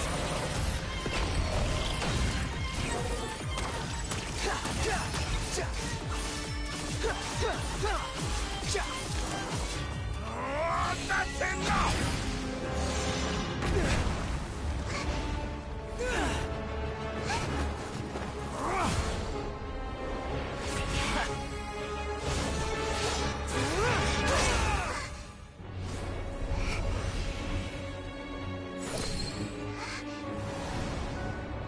It's all yours.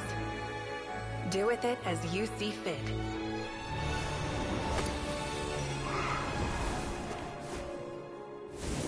Just as you say, this world is home to some archaic things. And as you suppose, you are a formidable opponent. You have long coveted the secrets of wisdom. So now, I will demonstrate true wisdom in action. I invoke my supreme authority as the keeper of Irminsul. Commend me or condemn me. But give your verdict now!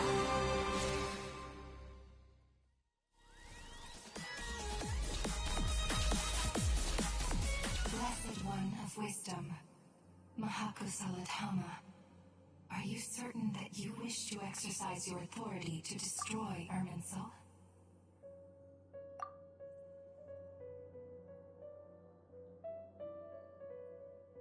It represents both your roots and your finest accomplishments. You truly intend to abandon the very thing you have always fought for? This is my decision. Irminsul has been corrupted beyond redemption. Irminsul is the original tree of Tevat. It is the means by which the heavenly principles maintains fate itself. The 7 Archons should honor and revere it, for their authority was bestowed upon them by the heavenly principles. It is precisely because I honor and revere it that I fight for the humanity it exists to protect. Wisdom is knowing how to weigh the options and make the right decision. If you truly care about the fortunes of this world, then it is me you should seek to preserve. Planting a seed begins the chain of cause and effect. Since you have become a great tree yourself, why should the loss of another tree be anything to fear? Till we meet again, Lord of Dendro.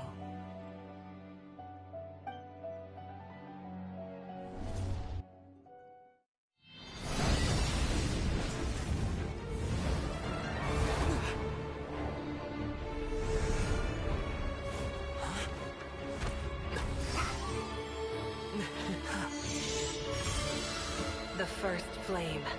The pure, cleansing fire.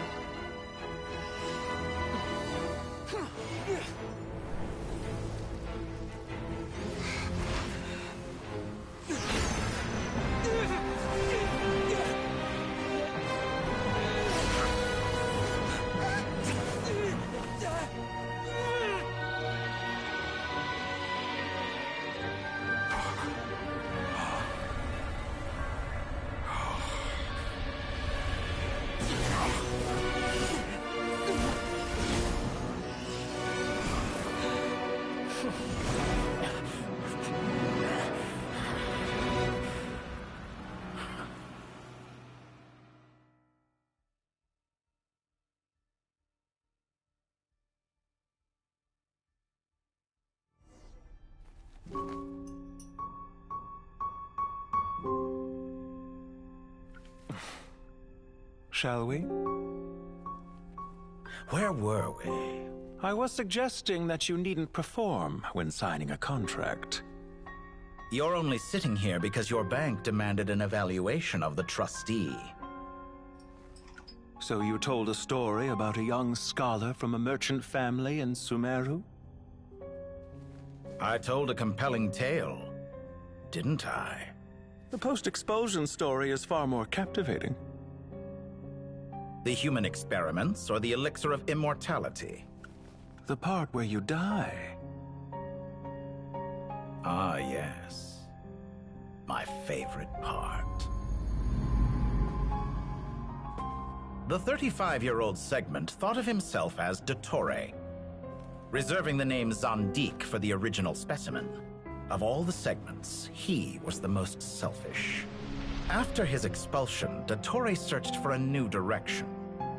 He joined the Fatui, studied Elazar in great depth, secured resources. He was rather fortunate in his career. Zandik turned to Conrian technology and successfully created his segments. But this was not immortality. Even with backup segments, his body would still age. Still, thanks to Snezhnaya, Zandik found the ideal base for his experiments. Then a perfect partnership materialized at a crucial moment. The year that both parties realized they needed more time. Fortunately, Zandik succeeded. In a miraculous turn of events, he gained the extra time he needed. I seem to recall it differently. All right, it's true. No matter how much elixir he took, Zandik remained human and continued to age. Then, on the morning he turned 85... Help me up! Call for help! Surely he would be rescued, Zandik thought. But to his surprise, no one helped him. Zandik was too selfish for that. Don't forget, you're one of us. Yes, and we're all waiting. Waiting for me to die. Pantalone arrived for a meeting and happened to witness what followed. He found it unsettling. I never said that. But the Zandiks were unfazed. It was a rare opportunity for self-dissection.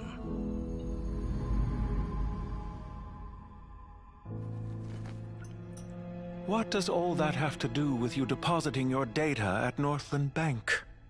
It has made me cherish my time in this world all the more. Fair enough. So you do have a sense of self-preservation.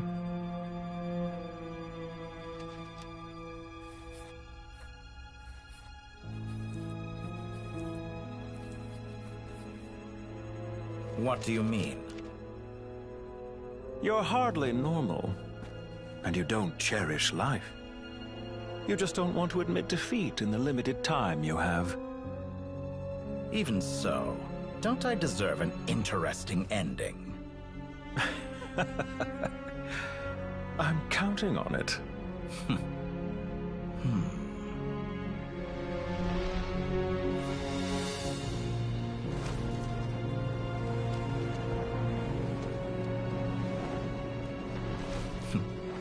If nothing else, I expect my funeral will be a grand affair indeed.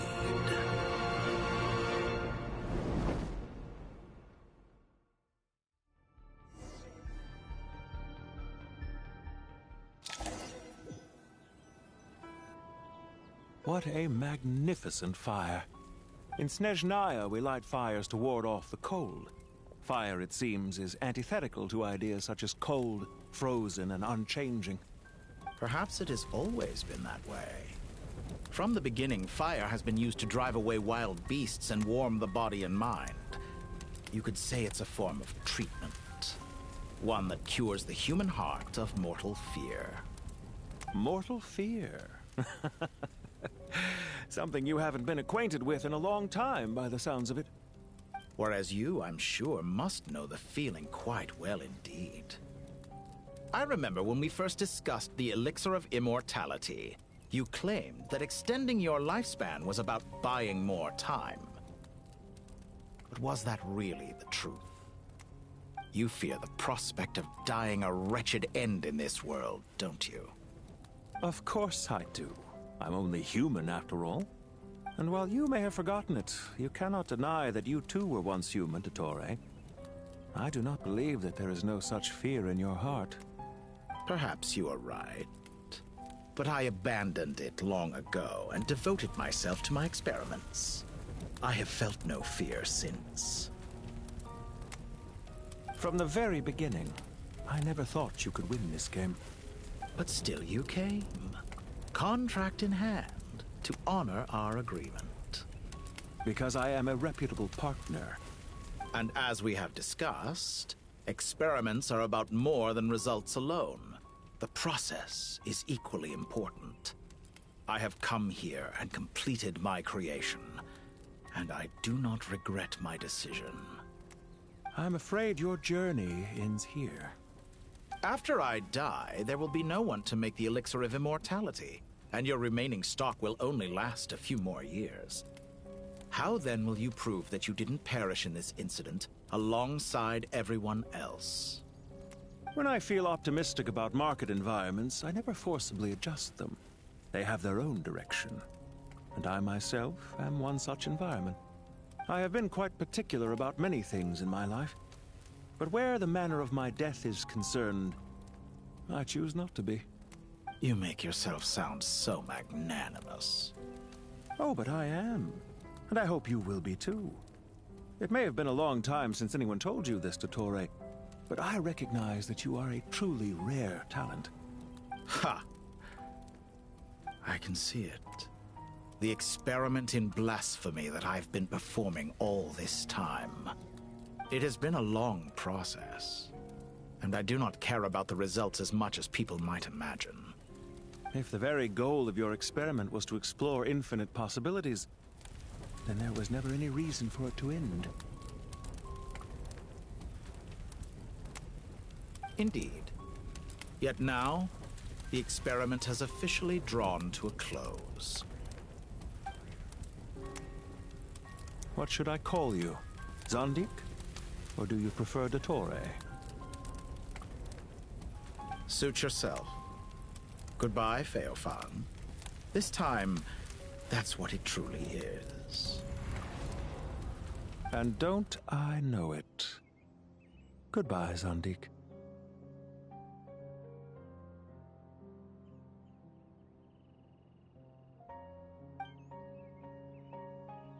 I could have carried out many more experiments, but to me, Lord of Dendro, this outcome is certainly not the worst. I believe you. But unfortunately, this is where it all ends for you. This experiment does not belong to you, nor do any of the results. Experiment? It sounds like you're trying to outdo me in my own field. Wisdom is conveying information in terms that people can clearly understand. You know exactly what I mean. Indeed. I can see no further outcomes. Ha. You have a formidable mind, and you are braver than I thought. Setting fire to the very thing your survival depends on. Your previous threat was empty, but this time, it is real.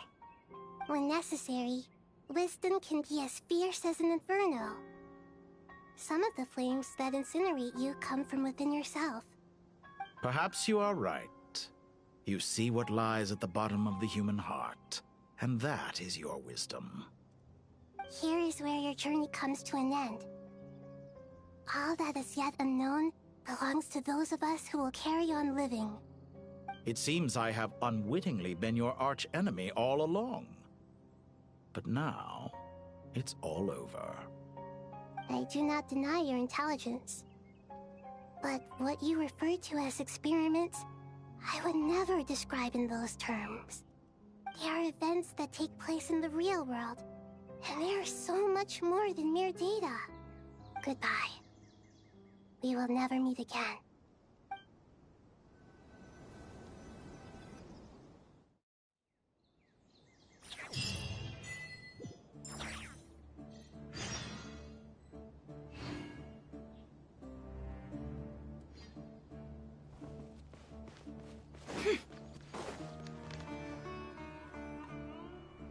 Well, that's the last of them. Everyone on the list is already back where they should be. It was a long, hard road, but we finally finished escorting everyone back. I just pray that we'll never need to leave again. I hope we can stay here forever in this peaceful paradise of our own choosing. Paradise. In the annals of the Temple of Silence, that word carries great significance. It represents the hopes and desires of the gods. Their longing for a place to rest. I wouldn't think gods need such a place. People always think they're the only ones who can lose their homes. They forget that gods too need a place to reside.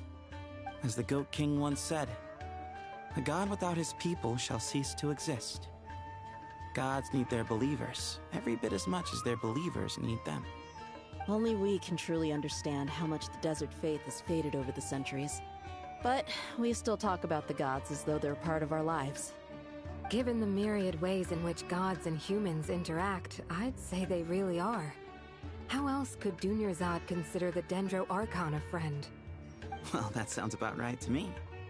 Describing them as friends sure makes us feel a whole lot closer. If you told me a few years back that I'd have this many friends, I'd have called you a liar.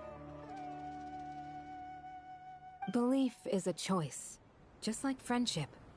We've made our choices through battle. The right ones, wouldn't you say? I'll be heading back to the Temple of Silence. I heard the Goat King and the Ibis King decided to pay us a visit.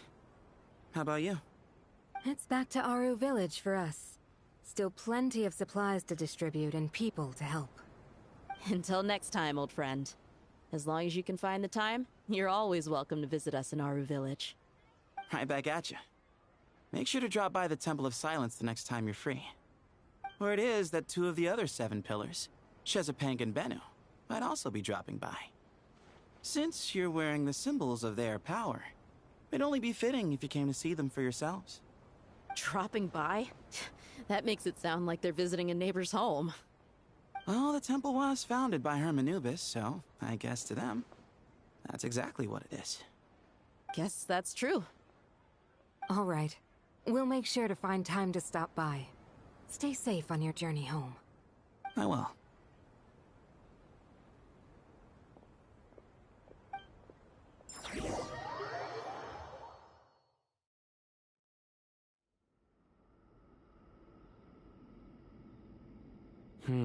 You do have a point.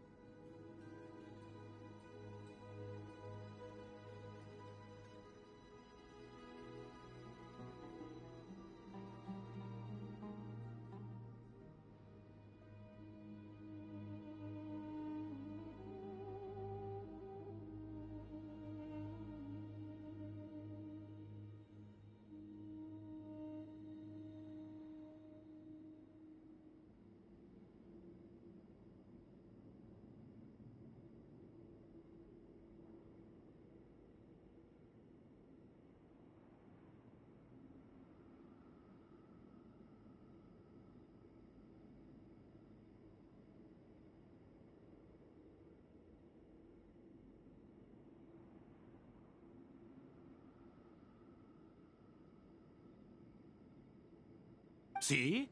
Retirement has always been a problem, especially for old-timers like us who've been locked away all these years. You finally step out into the light, and bam! You're face to face with a whole different world. Naturally. What do you think, Layla? Huh? Why would you think to ask me? How could I possibly be qualified to decide where the servants of King Deshret should live? Sorry if my question was unclear. Do you think their statues will stand out too much if we place them here? Hey, I never agreed to this. How could we possibly allow our statues to be left in Hermanubis' home?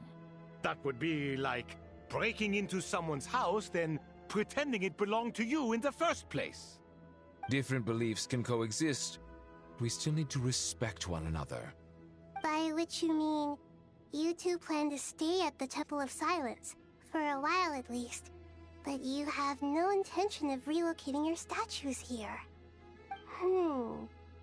So, you see this as sort of a family visit? Is that correct? Family.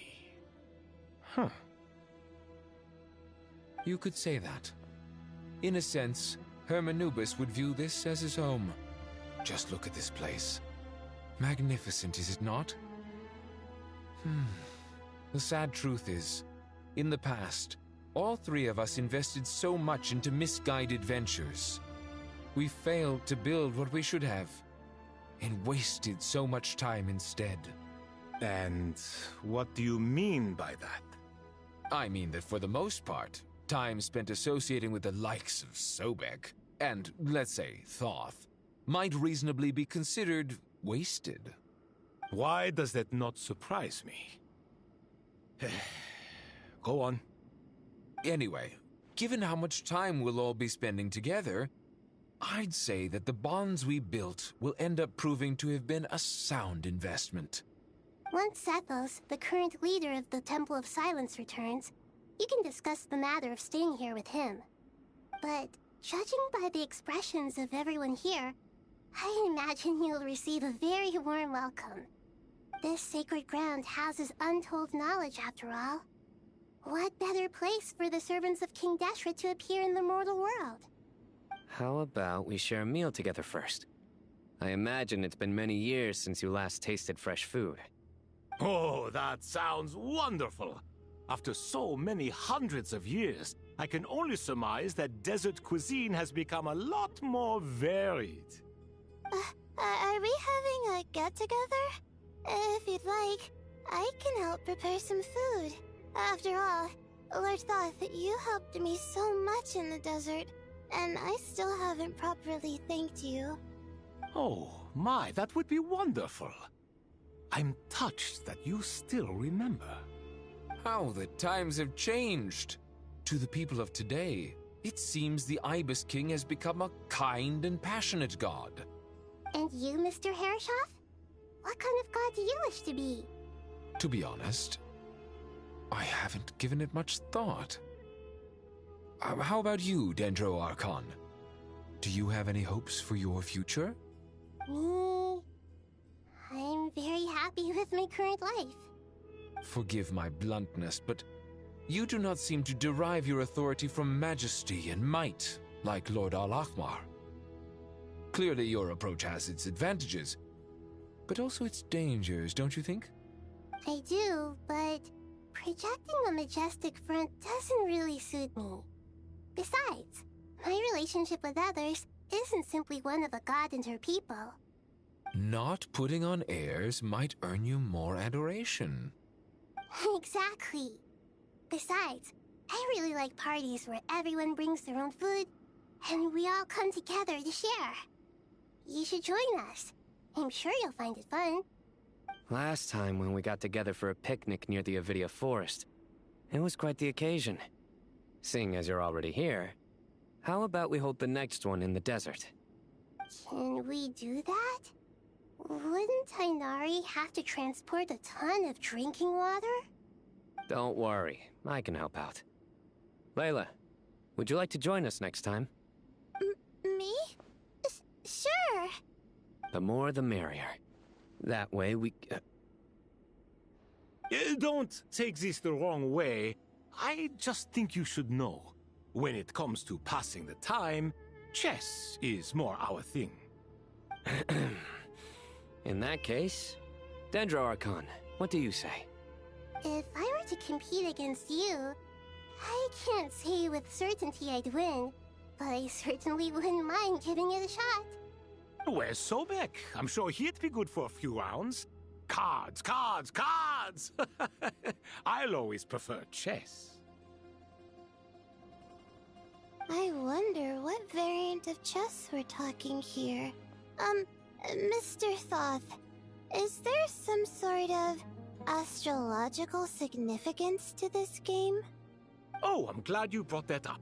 As long as the leader of the Temple of Silence agrees, we can search Hermanubis' place for books to teach you how to play.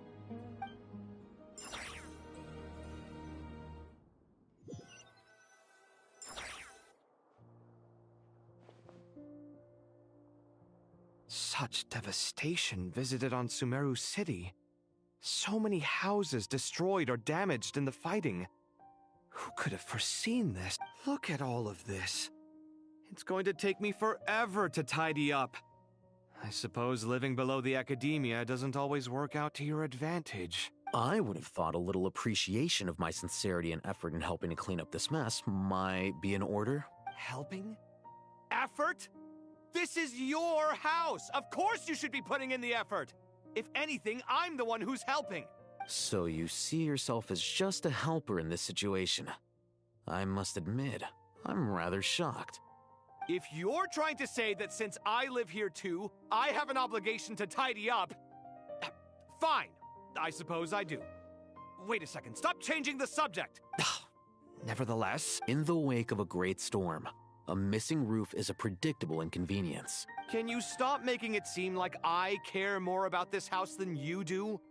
Doesn't it upset you at all to see your home in this state? I won't pretend it's ideal, but that's no reason to be upset. This is the roof over your head, your shelter from the cold. The furniture is scattered, the paintings have fallen off the walls, the windows are shattered. Don't you feel even a little disheartened? The way I see it, these problems are easily solved. Ugh, this is precisely why I hate talking to you about sentimental things. It's like banging my head against a wall. You simply don't understand just how much work goes into making a proper home. It sounds like this is causing you a lot of anguish. You mean the house or the paintings? I mean your sentimentality. Oh, well, yes. But I'd rather not dwell on such things right now. Generally speaking, when anguish becomes the norm, people usually make an attempt to improve their situation. But there are so many people and things in life that are difficult to change. It's not like you can force them. Besides, anguish can be a source of inspiration. And I'm not sure I could break my reliance on it. I'm glad you're able to make yourself think like that. What kind of a response is that? I was stating a profound truth about the very nature of art. Suffering is the cradle of all creation. Even you can't deny that. And I wasn't trying to. I'm just happy for you. Pure and simple. Can't you tell? Happy about what? Happy that you can always find an answer that backs up your views. You... More often than not, life is a process of running into problems and then searching for answers. Yours more than most. Not everyone's so good at justifying things to themselves. It's something that you've been steadily mastering. Huh. What about you, then? What skills have you been mastering lately? Pass me that box. Huh? Okay. You may consider this my progress on the path to mastery. What? Wait a second. Isn't that box mine? Hey, it is. It must have fallen off that shelf. I'll hate them. Those are my paints and inks. Would you like me to put it in your bedroom for you? Huh? I mean, sure, if you don't mind. What kind of progress is this? Does he think he can bribe me? Not that giving me back my own things is much of a bribe. These books on the floor, they're a complete mess. And this one, didn't he say it was an out-of-print collectible?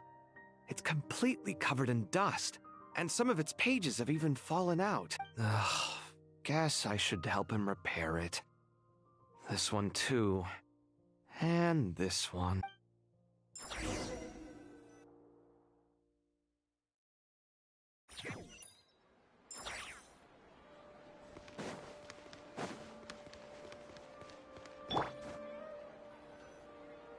Local sumter beasts, imported goods, such a bright future ahead. I can picture the Mora just rolling in. You do realize... It's called being imposing. Can't you feel it? Are you not intimidated? Oh, I'm positively shaking in my sandals. What commands do you have for me, oh mighty Lord Sangamabe? You've got a lot of nerve, Nefer. You went and told Candace and the others everything, didn't you? Seriously, do you have any idea how differently they see me now? Surely that's a good thing. I presume they're more disposed to actually like you now. Maybe even view you as a friend. You traded my secret for sympathy! Thanks to you, I've lost every last shred of my mercantile majesty. How am I supposed to make anyone think I'm a big, scary investor now? The dark days of Lord Sangamabe are behind you. Why not take this chance to make a few honest friends?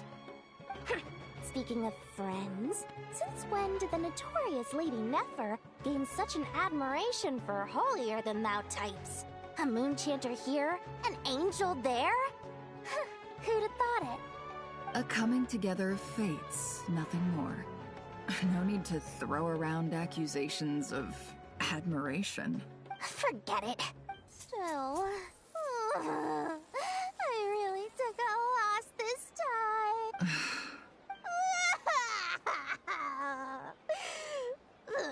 What are you looking at? I'm trying to see if you're really crying or if those are just crocodile tears. A little birdie told me that when Lord Sangamabe makes money, the tears flow from the center of her eyes. But when she loses it, they flow from the corners. Which is it this time? Ugh, you are so annoying. I'm not talking to you anymore. Nefer, thank goodness you're here. Huh? Well. If it isn't the House of Dana's very own librarian. Oh, no. I'm not here to buy.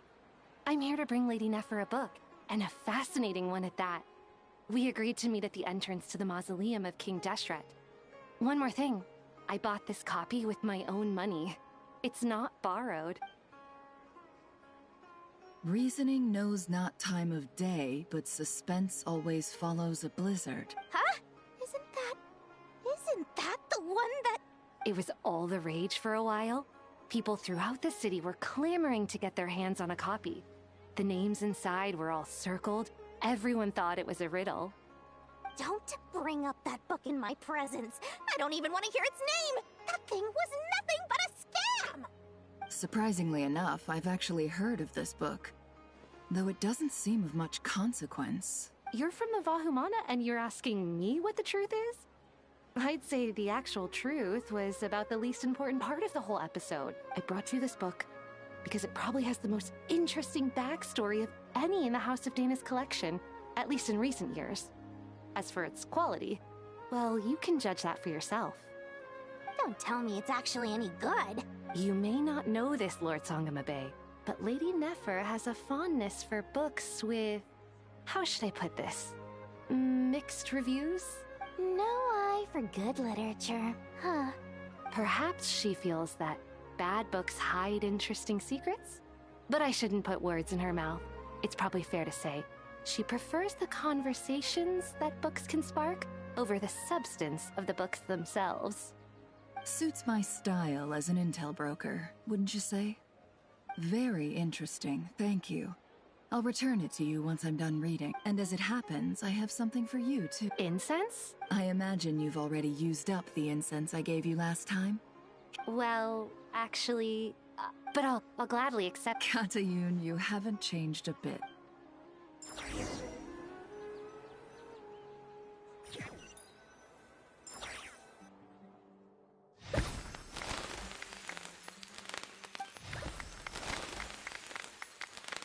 Congratulations, Kale. Well done, Kale. After studying for so long, you've finally become a full-fledged ranger. Sure hasn't been easy for you, huh? This really is fantastic news. All grown up. No longer a trainee, but an official forest ranger. Oh, the next step is to secure tenure in the academia. Thanks, everyone. It's true. I'm an official forest ranger now. Master Tainari, thank you for your guidance and support. I wish Mr. Sino were here so I could thank him too. Sino had a matter to attend to at the Temple of Silence. I don't imagine he'll be back for some time. But don't worry, we can celebrate together once he's finished. I'm afraid the party will have to wait. Kale still has some matters to attend to first. Kale? Is everything all right? No, it's not what you think. There's nothing wrong with my health. I just have a few things I need to deal with. I've made plans with the Traveler and Paimon to visit Mondstadt. Master Tainari and Mr. Sino will be accompanying us too. Well, that's a relief. Let's get together when everyone's back. I'm sure you'll be doing even better by then. Of course. I have a feeling you're right.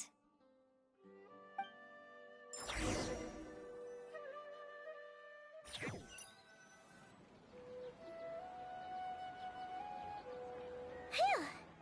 After all that catching up on sleep and food, Paimon's feeling full of vim and vigor again. For someone who spends so much time resting, your recovery routine is surprisingly simple. Hey! Paimon's been working her butt off too, you know. She flew all over the city helping everyone out. Don't worry, I saw how hard you worked. Alright, we all know you're the most hardworking person in Teyvat. As long as you're rested and full, that's what really matters. Paimon's been looking around the place, and it seems like the city's already on the mend. But Paimon's been wondering how Nahida's doing. We should check in on her.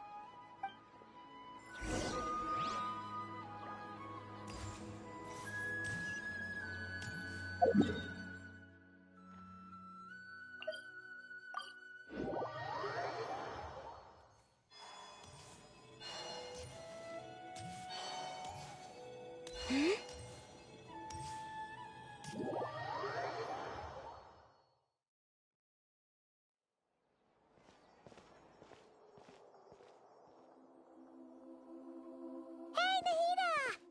And Hat Guy's here too! Traveler, Paimon. What's going on here? Nothing much. Nahida was just expressing concern for my physical and mental well-being. Oh, the Traveler told Paimon all about that. We've both been very worried about you. Are you feeling alright? You make it sound like I'm on the brink of some kind of breakdown. Truth is, I'm doing much better than you might imagine. If we can just get to the bottom of Dotori's intentions, we can minimize his negative influence.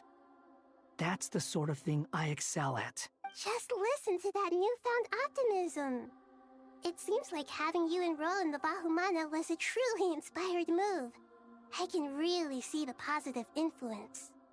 Observe, a classic Sumeru specialty. Chalking everything up to education and learning. To be honest, even I can sense the change in you. Everything Dotori said to you was a way to manipulate your mind. Fortunately, you're no longer under his sway. Can someone as old as me really continue to grow? If it helps, just think of yourself as a late bloomer. It's all a matter of phrasing, and it comes down to what standards you measure yourself by. For a puppet, developing at such an age is perfectly normal. But if you choose to call yourself a late bloomer, it sounds more like you consider yourself human. However you see yourself, well done. Alright, I see what you mean. Anyway, what's your next step? What else can I do but complete my current courses? Everything else can wait. Anyway, that's enough chit-chat. There are still things in the city I need to help out with. I'll be heading there now.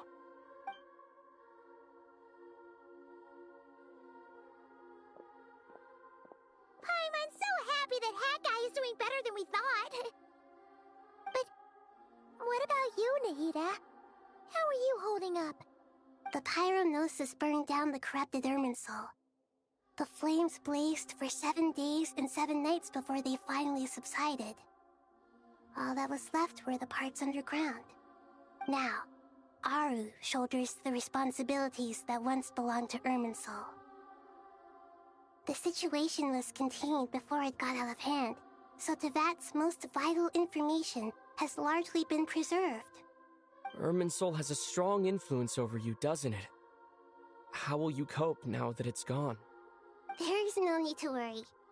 Thanks to Nicole's extraordinary talents, my connection to Irminsul has been severed and transposed onto Aru. Angels can do things like that? They can. Such abilities are precisely what makes them so powerful. The goddess of flowers, Nabu Malikata, once claimed that she too could perform feats beyond the reach of mere mortals. In my eyes, much of what she went on to achieve reached such transcendent levels. Her and Nicole really are both fascinating and magnificent. So, does that mean your situation is stable now? Correct. Just imagine that Aru has become the new Irminsul, and the essence of my existence has been bound to it. The wisdom of Sumeru has ultimately converged into a single, unified entity. Should we ascribe this all to fate, or is it merely fortune? Whatever it is, the important thing is that you're okay, Nahida. Dendro Archon, Lesser Lord Kusanali. Oh, thank goodness you're here. Greetings, Traveler and Paimon. Sir Nevis, do you have something urgent to say? Yes, there's something I need to report. We've received a message from Snezhnaya.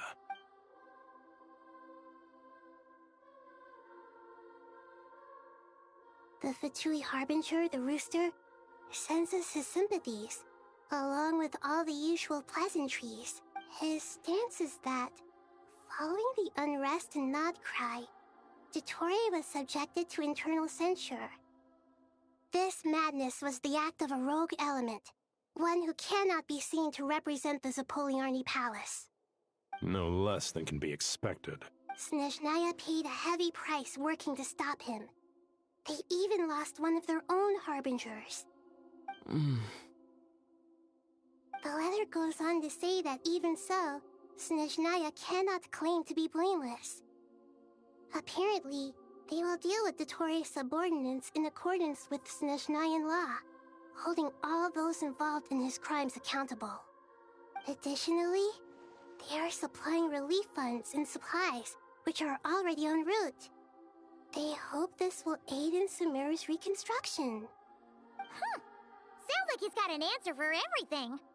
True, but as diplomatic rhetoric goes, it's highly effective. Completely watertight, both in logic and sentiment. This disaster has had a profound impact on Sumeru. There is much that I will keep in my heart. The matter of Dottore can be seen as settled for now. We are sure to cross paths again in the future, and in that light, Snezhnaya would do well to uphold their responsibilities and keep a tight rein over their actions. With Irminsul burned, the flow of fate now carries many more possibilities. I will be watching carefully. Perhaps we can move on to a less serious matter? Dendro Archon, will you eat with us once this matter is dealt with? Everyone wishes to celebrate together. Your presence would be most welcome. Of course! Junior Zod, Sino, and Hypatia all told me the same thing. If there isn't enough room for everyone, we can arrange back-to-back feasts. What a wonderful idea. That just leaves the question of what we should eat. Not more tomatoes, surely. More? Dendro Archon, what do you mean by more tomatoes? Those good friends of yours are always talking about tomatoes. Sometimes when I'm walking through the city, I can even hear them arguing in the fields.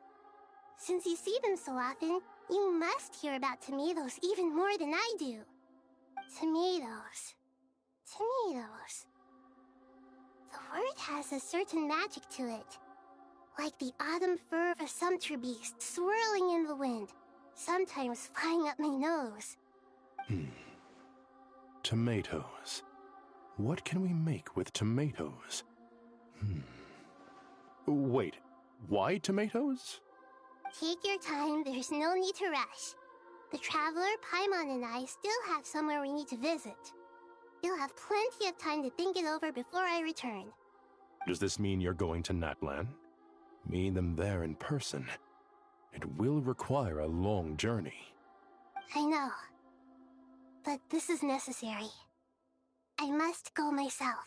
Traveler, Paimon, we'll set off as soon as you're ready. Is that all right? Sure, we'll be ready. You'll hear no objections from Paimon. We should grab some snacks along the way, though. It'll be just like going on a long holiday. Wonderful. I'm looking forward to this so much.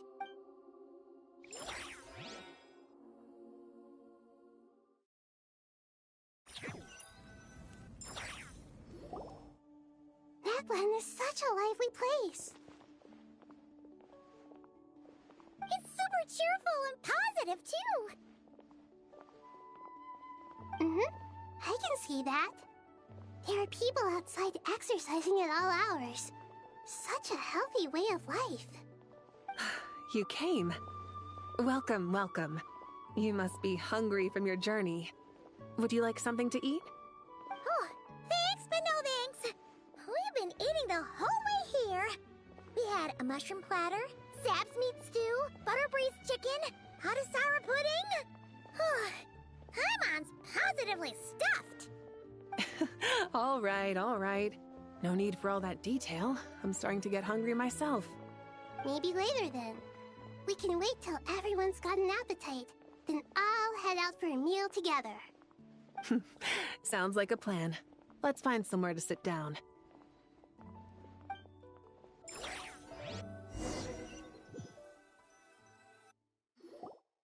I should tell you, I already have some sense of why you've come. Why's that, Malika? To say thank you. Your senses are spot on. But on top of that, we also feel guilty. Because the pyronosis has vanished? I sensed its loss. Despite scouring through the remnants of Irminsul, we couldn't find any sign of the pyronosis. Not even any trace of it burning to ash. That's certainly unusual. Still, the potential fallout from Irminsul's loss is significant, to say the least. Perhaps the pyronosis's disappearance is simply a knock-on effect of the impact it's had on a certain strand of fate. There's no need to feel guilty. We were clear that this time, there was to be no returning, only giving. Pure and simple. Thank you really is a fascinating phrase. We use it to express gratitude for the smallest of things. Yet, when faced with a kindness too immense to describe, we use exactly the same words. It's not that we lack other means of expression. It's that when we truly need to express our feelings, the simplest and purest words are always the most powerful. You're right. In Natlan, we prefer simple expressions too. Companionship, friendship, support. They might not sound fancy, but the sentiment behind them is sincere. That's wonderful to hear. Sincere feelings are often a vehicle for the deepest wisdom of all. Irminsul's destruction doesn't seem to have done you much harm. I'm glad to see you're doing well. There's still a lot of work to do, but before we begin, we felt it was important to come here and speak with you. Partly to express our gratitude, but also because we felt that seeing you, in a sense, is like basking in warm sunlight. That's a nice way of putting it. I like that. To tell you the truth, though, I'm not a fan of somber meetings. So, since there's nothing more to say, why don't we go bask in some actual sunlight? The weather's beautiful today. What a great idea! Paimon's gonna lie back and soak up some rays.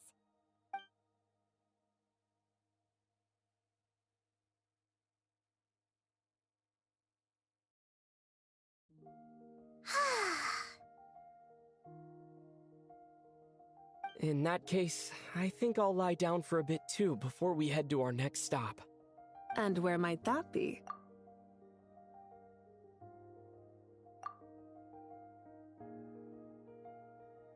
Mondstadt.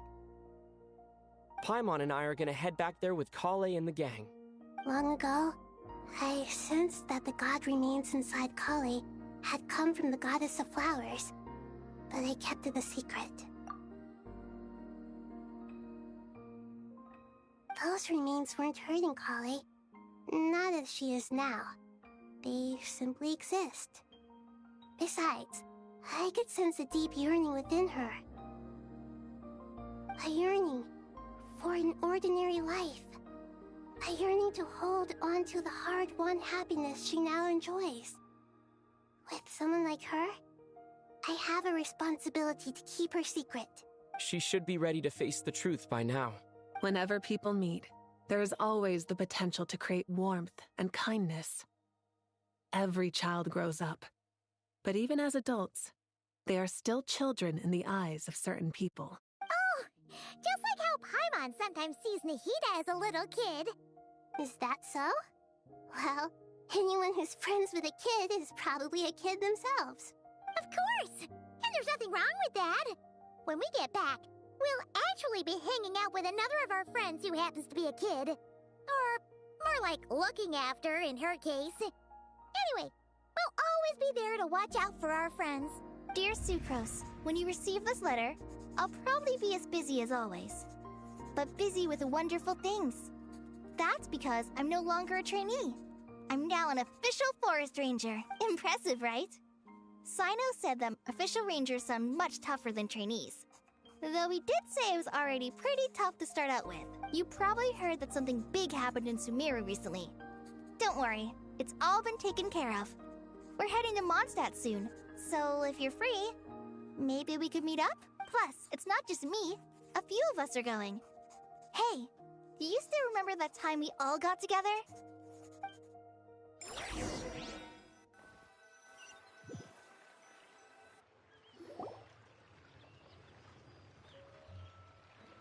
Tighnari, is that... Don't you say it! Is that the great Vayu-Vyastra? Behold, the great Vayu-Vyastra, General Mahamatra. How times have changed. I wasn't expecting you to beat me to the punchline. You've changed.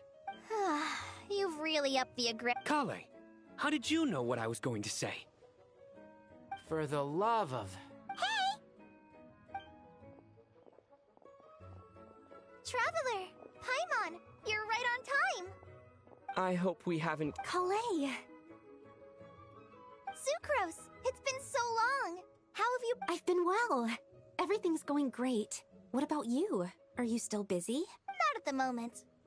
Oh, right! That juice you... Seriously? That's wonderful. Sucrose, you might want to try asking your questions one at a time. Albedo! Paimon didn't see... It's been a while since all of us were together like this. How about we follow the same plan as last time? Good idea, my friend.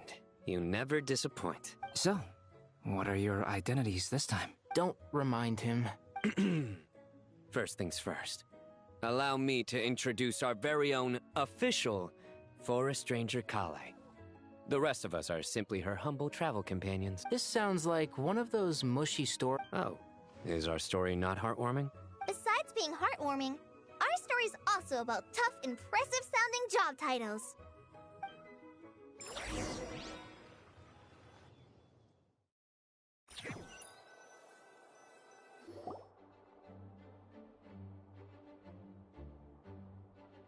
Oh, you're here already? I'm still giving Dodeko a little trim. I won't be a moment. A trim? Does Dodoko need haircuts too? Of course. It's important to know how to take loving care. All of these trivial matters get left to me. It's because I'm an angel.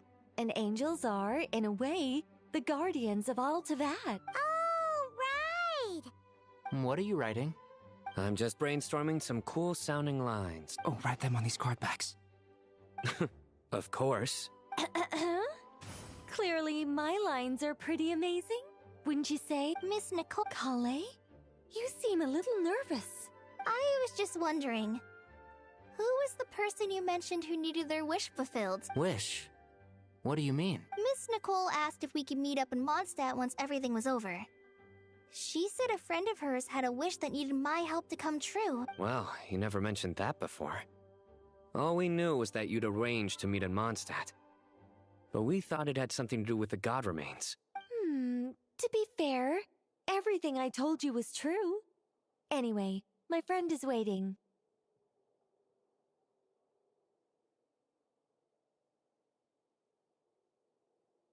Come on, let's pay her a visit.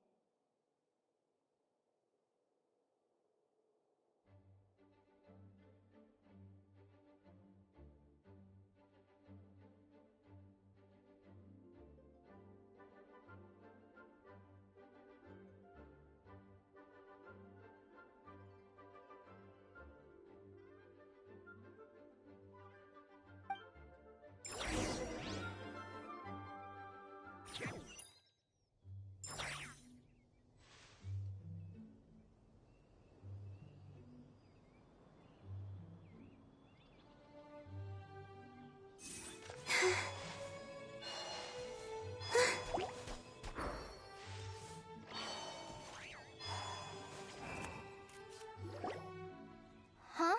You're...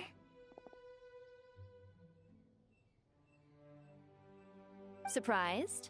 I bet you weren't expecting to meet a woman like me beneath this beautiful tree in a faraway land. An oasis will spring from the place where a djinn resides. That saying falls somewhat flat here in Mondstadt, given that everywhere is already so lush and green. Lilupar! What are you doing here? I made friends with Miss Nicole. I asked her to bring me here and then invite Kale to come. The prologue to this story is that I have a wish. It has stirred within my heart for centuries. Millennia, even. Originally, it was merely Al-Akhmar's lie, but now it has become reality. Could this be... related to the goddess of flowers? My dear young lady, my mistress left her final trace in this world upon you. I can't tell you how glad I am to see you here.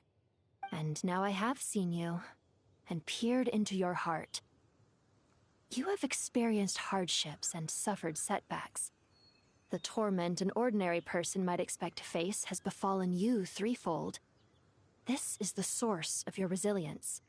But, beneath all this, I've witnessed the seeds of desire.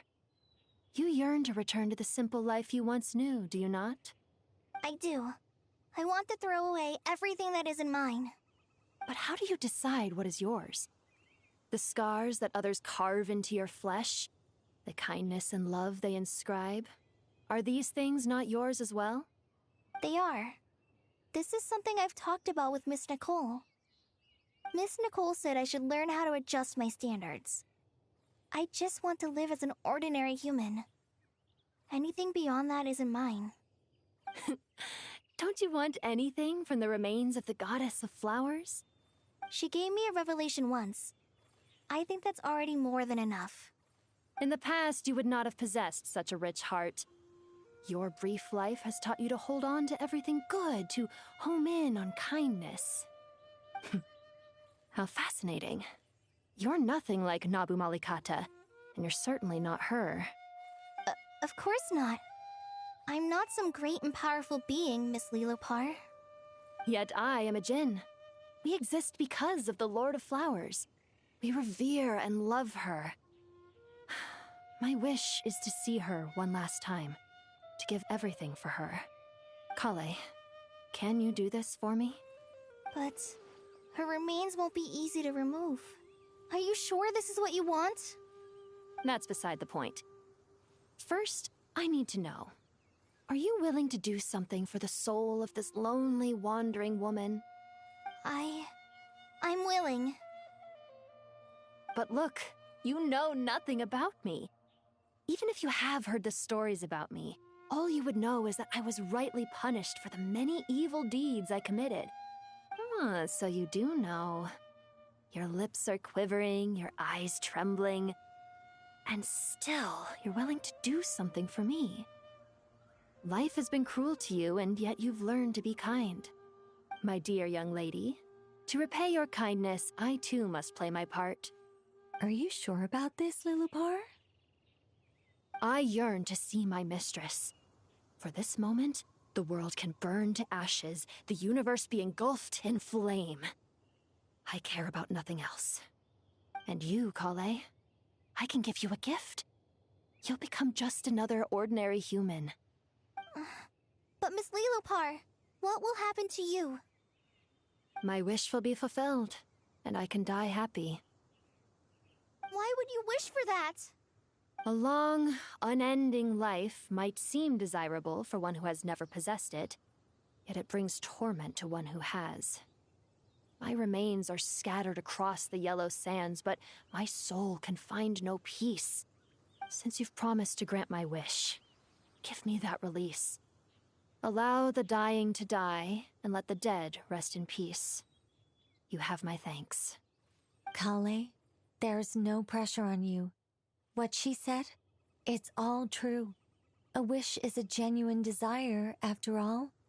It's as if you want to use the last of your life to give me a better future. Nothing's so selfless.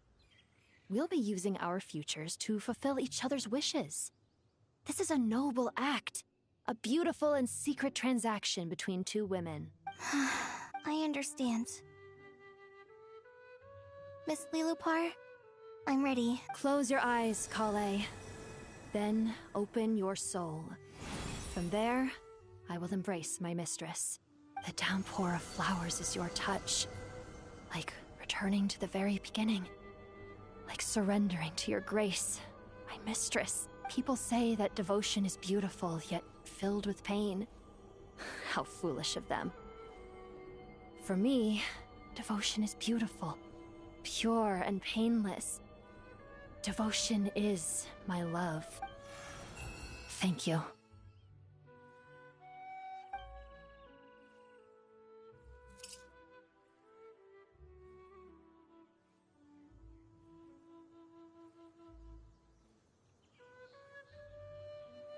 Lilupar! She disappeared? She left, carrying the blessing of flowers. Kale, are you alright? I'm fine. Now that the remains are gone, don't actually feel any different at all.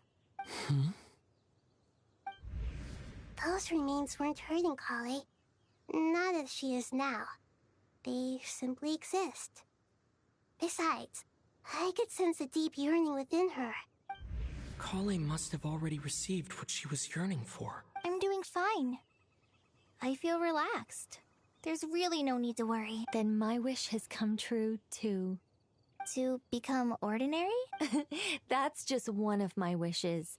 Actually, I have a few more. For instance, I want to protect the people I meet and help them find happiness.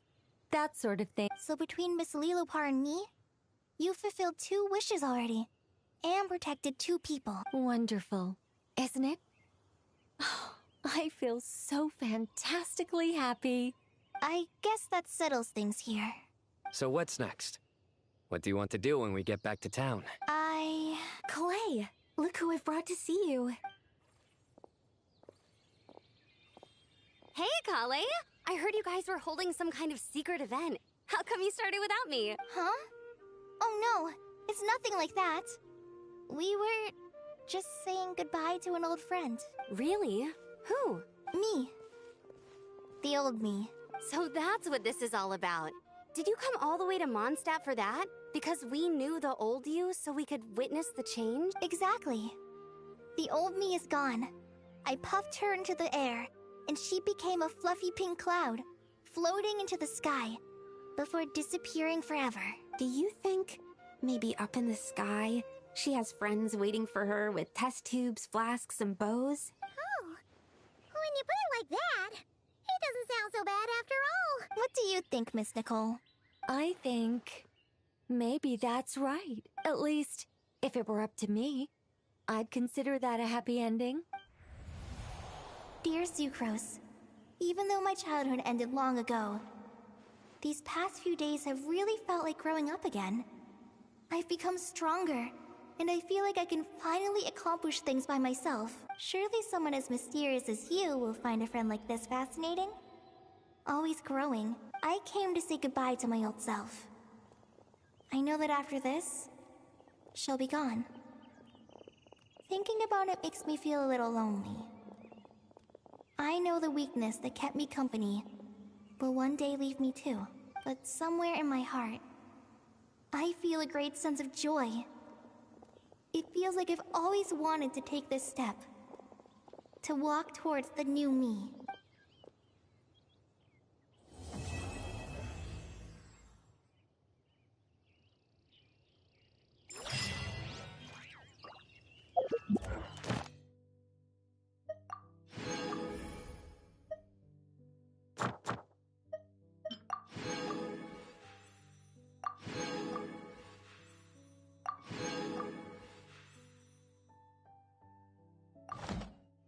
I don't sing for anyone in particular. Still, if someone wants to listen, I hope it provides...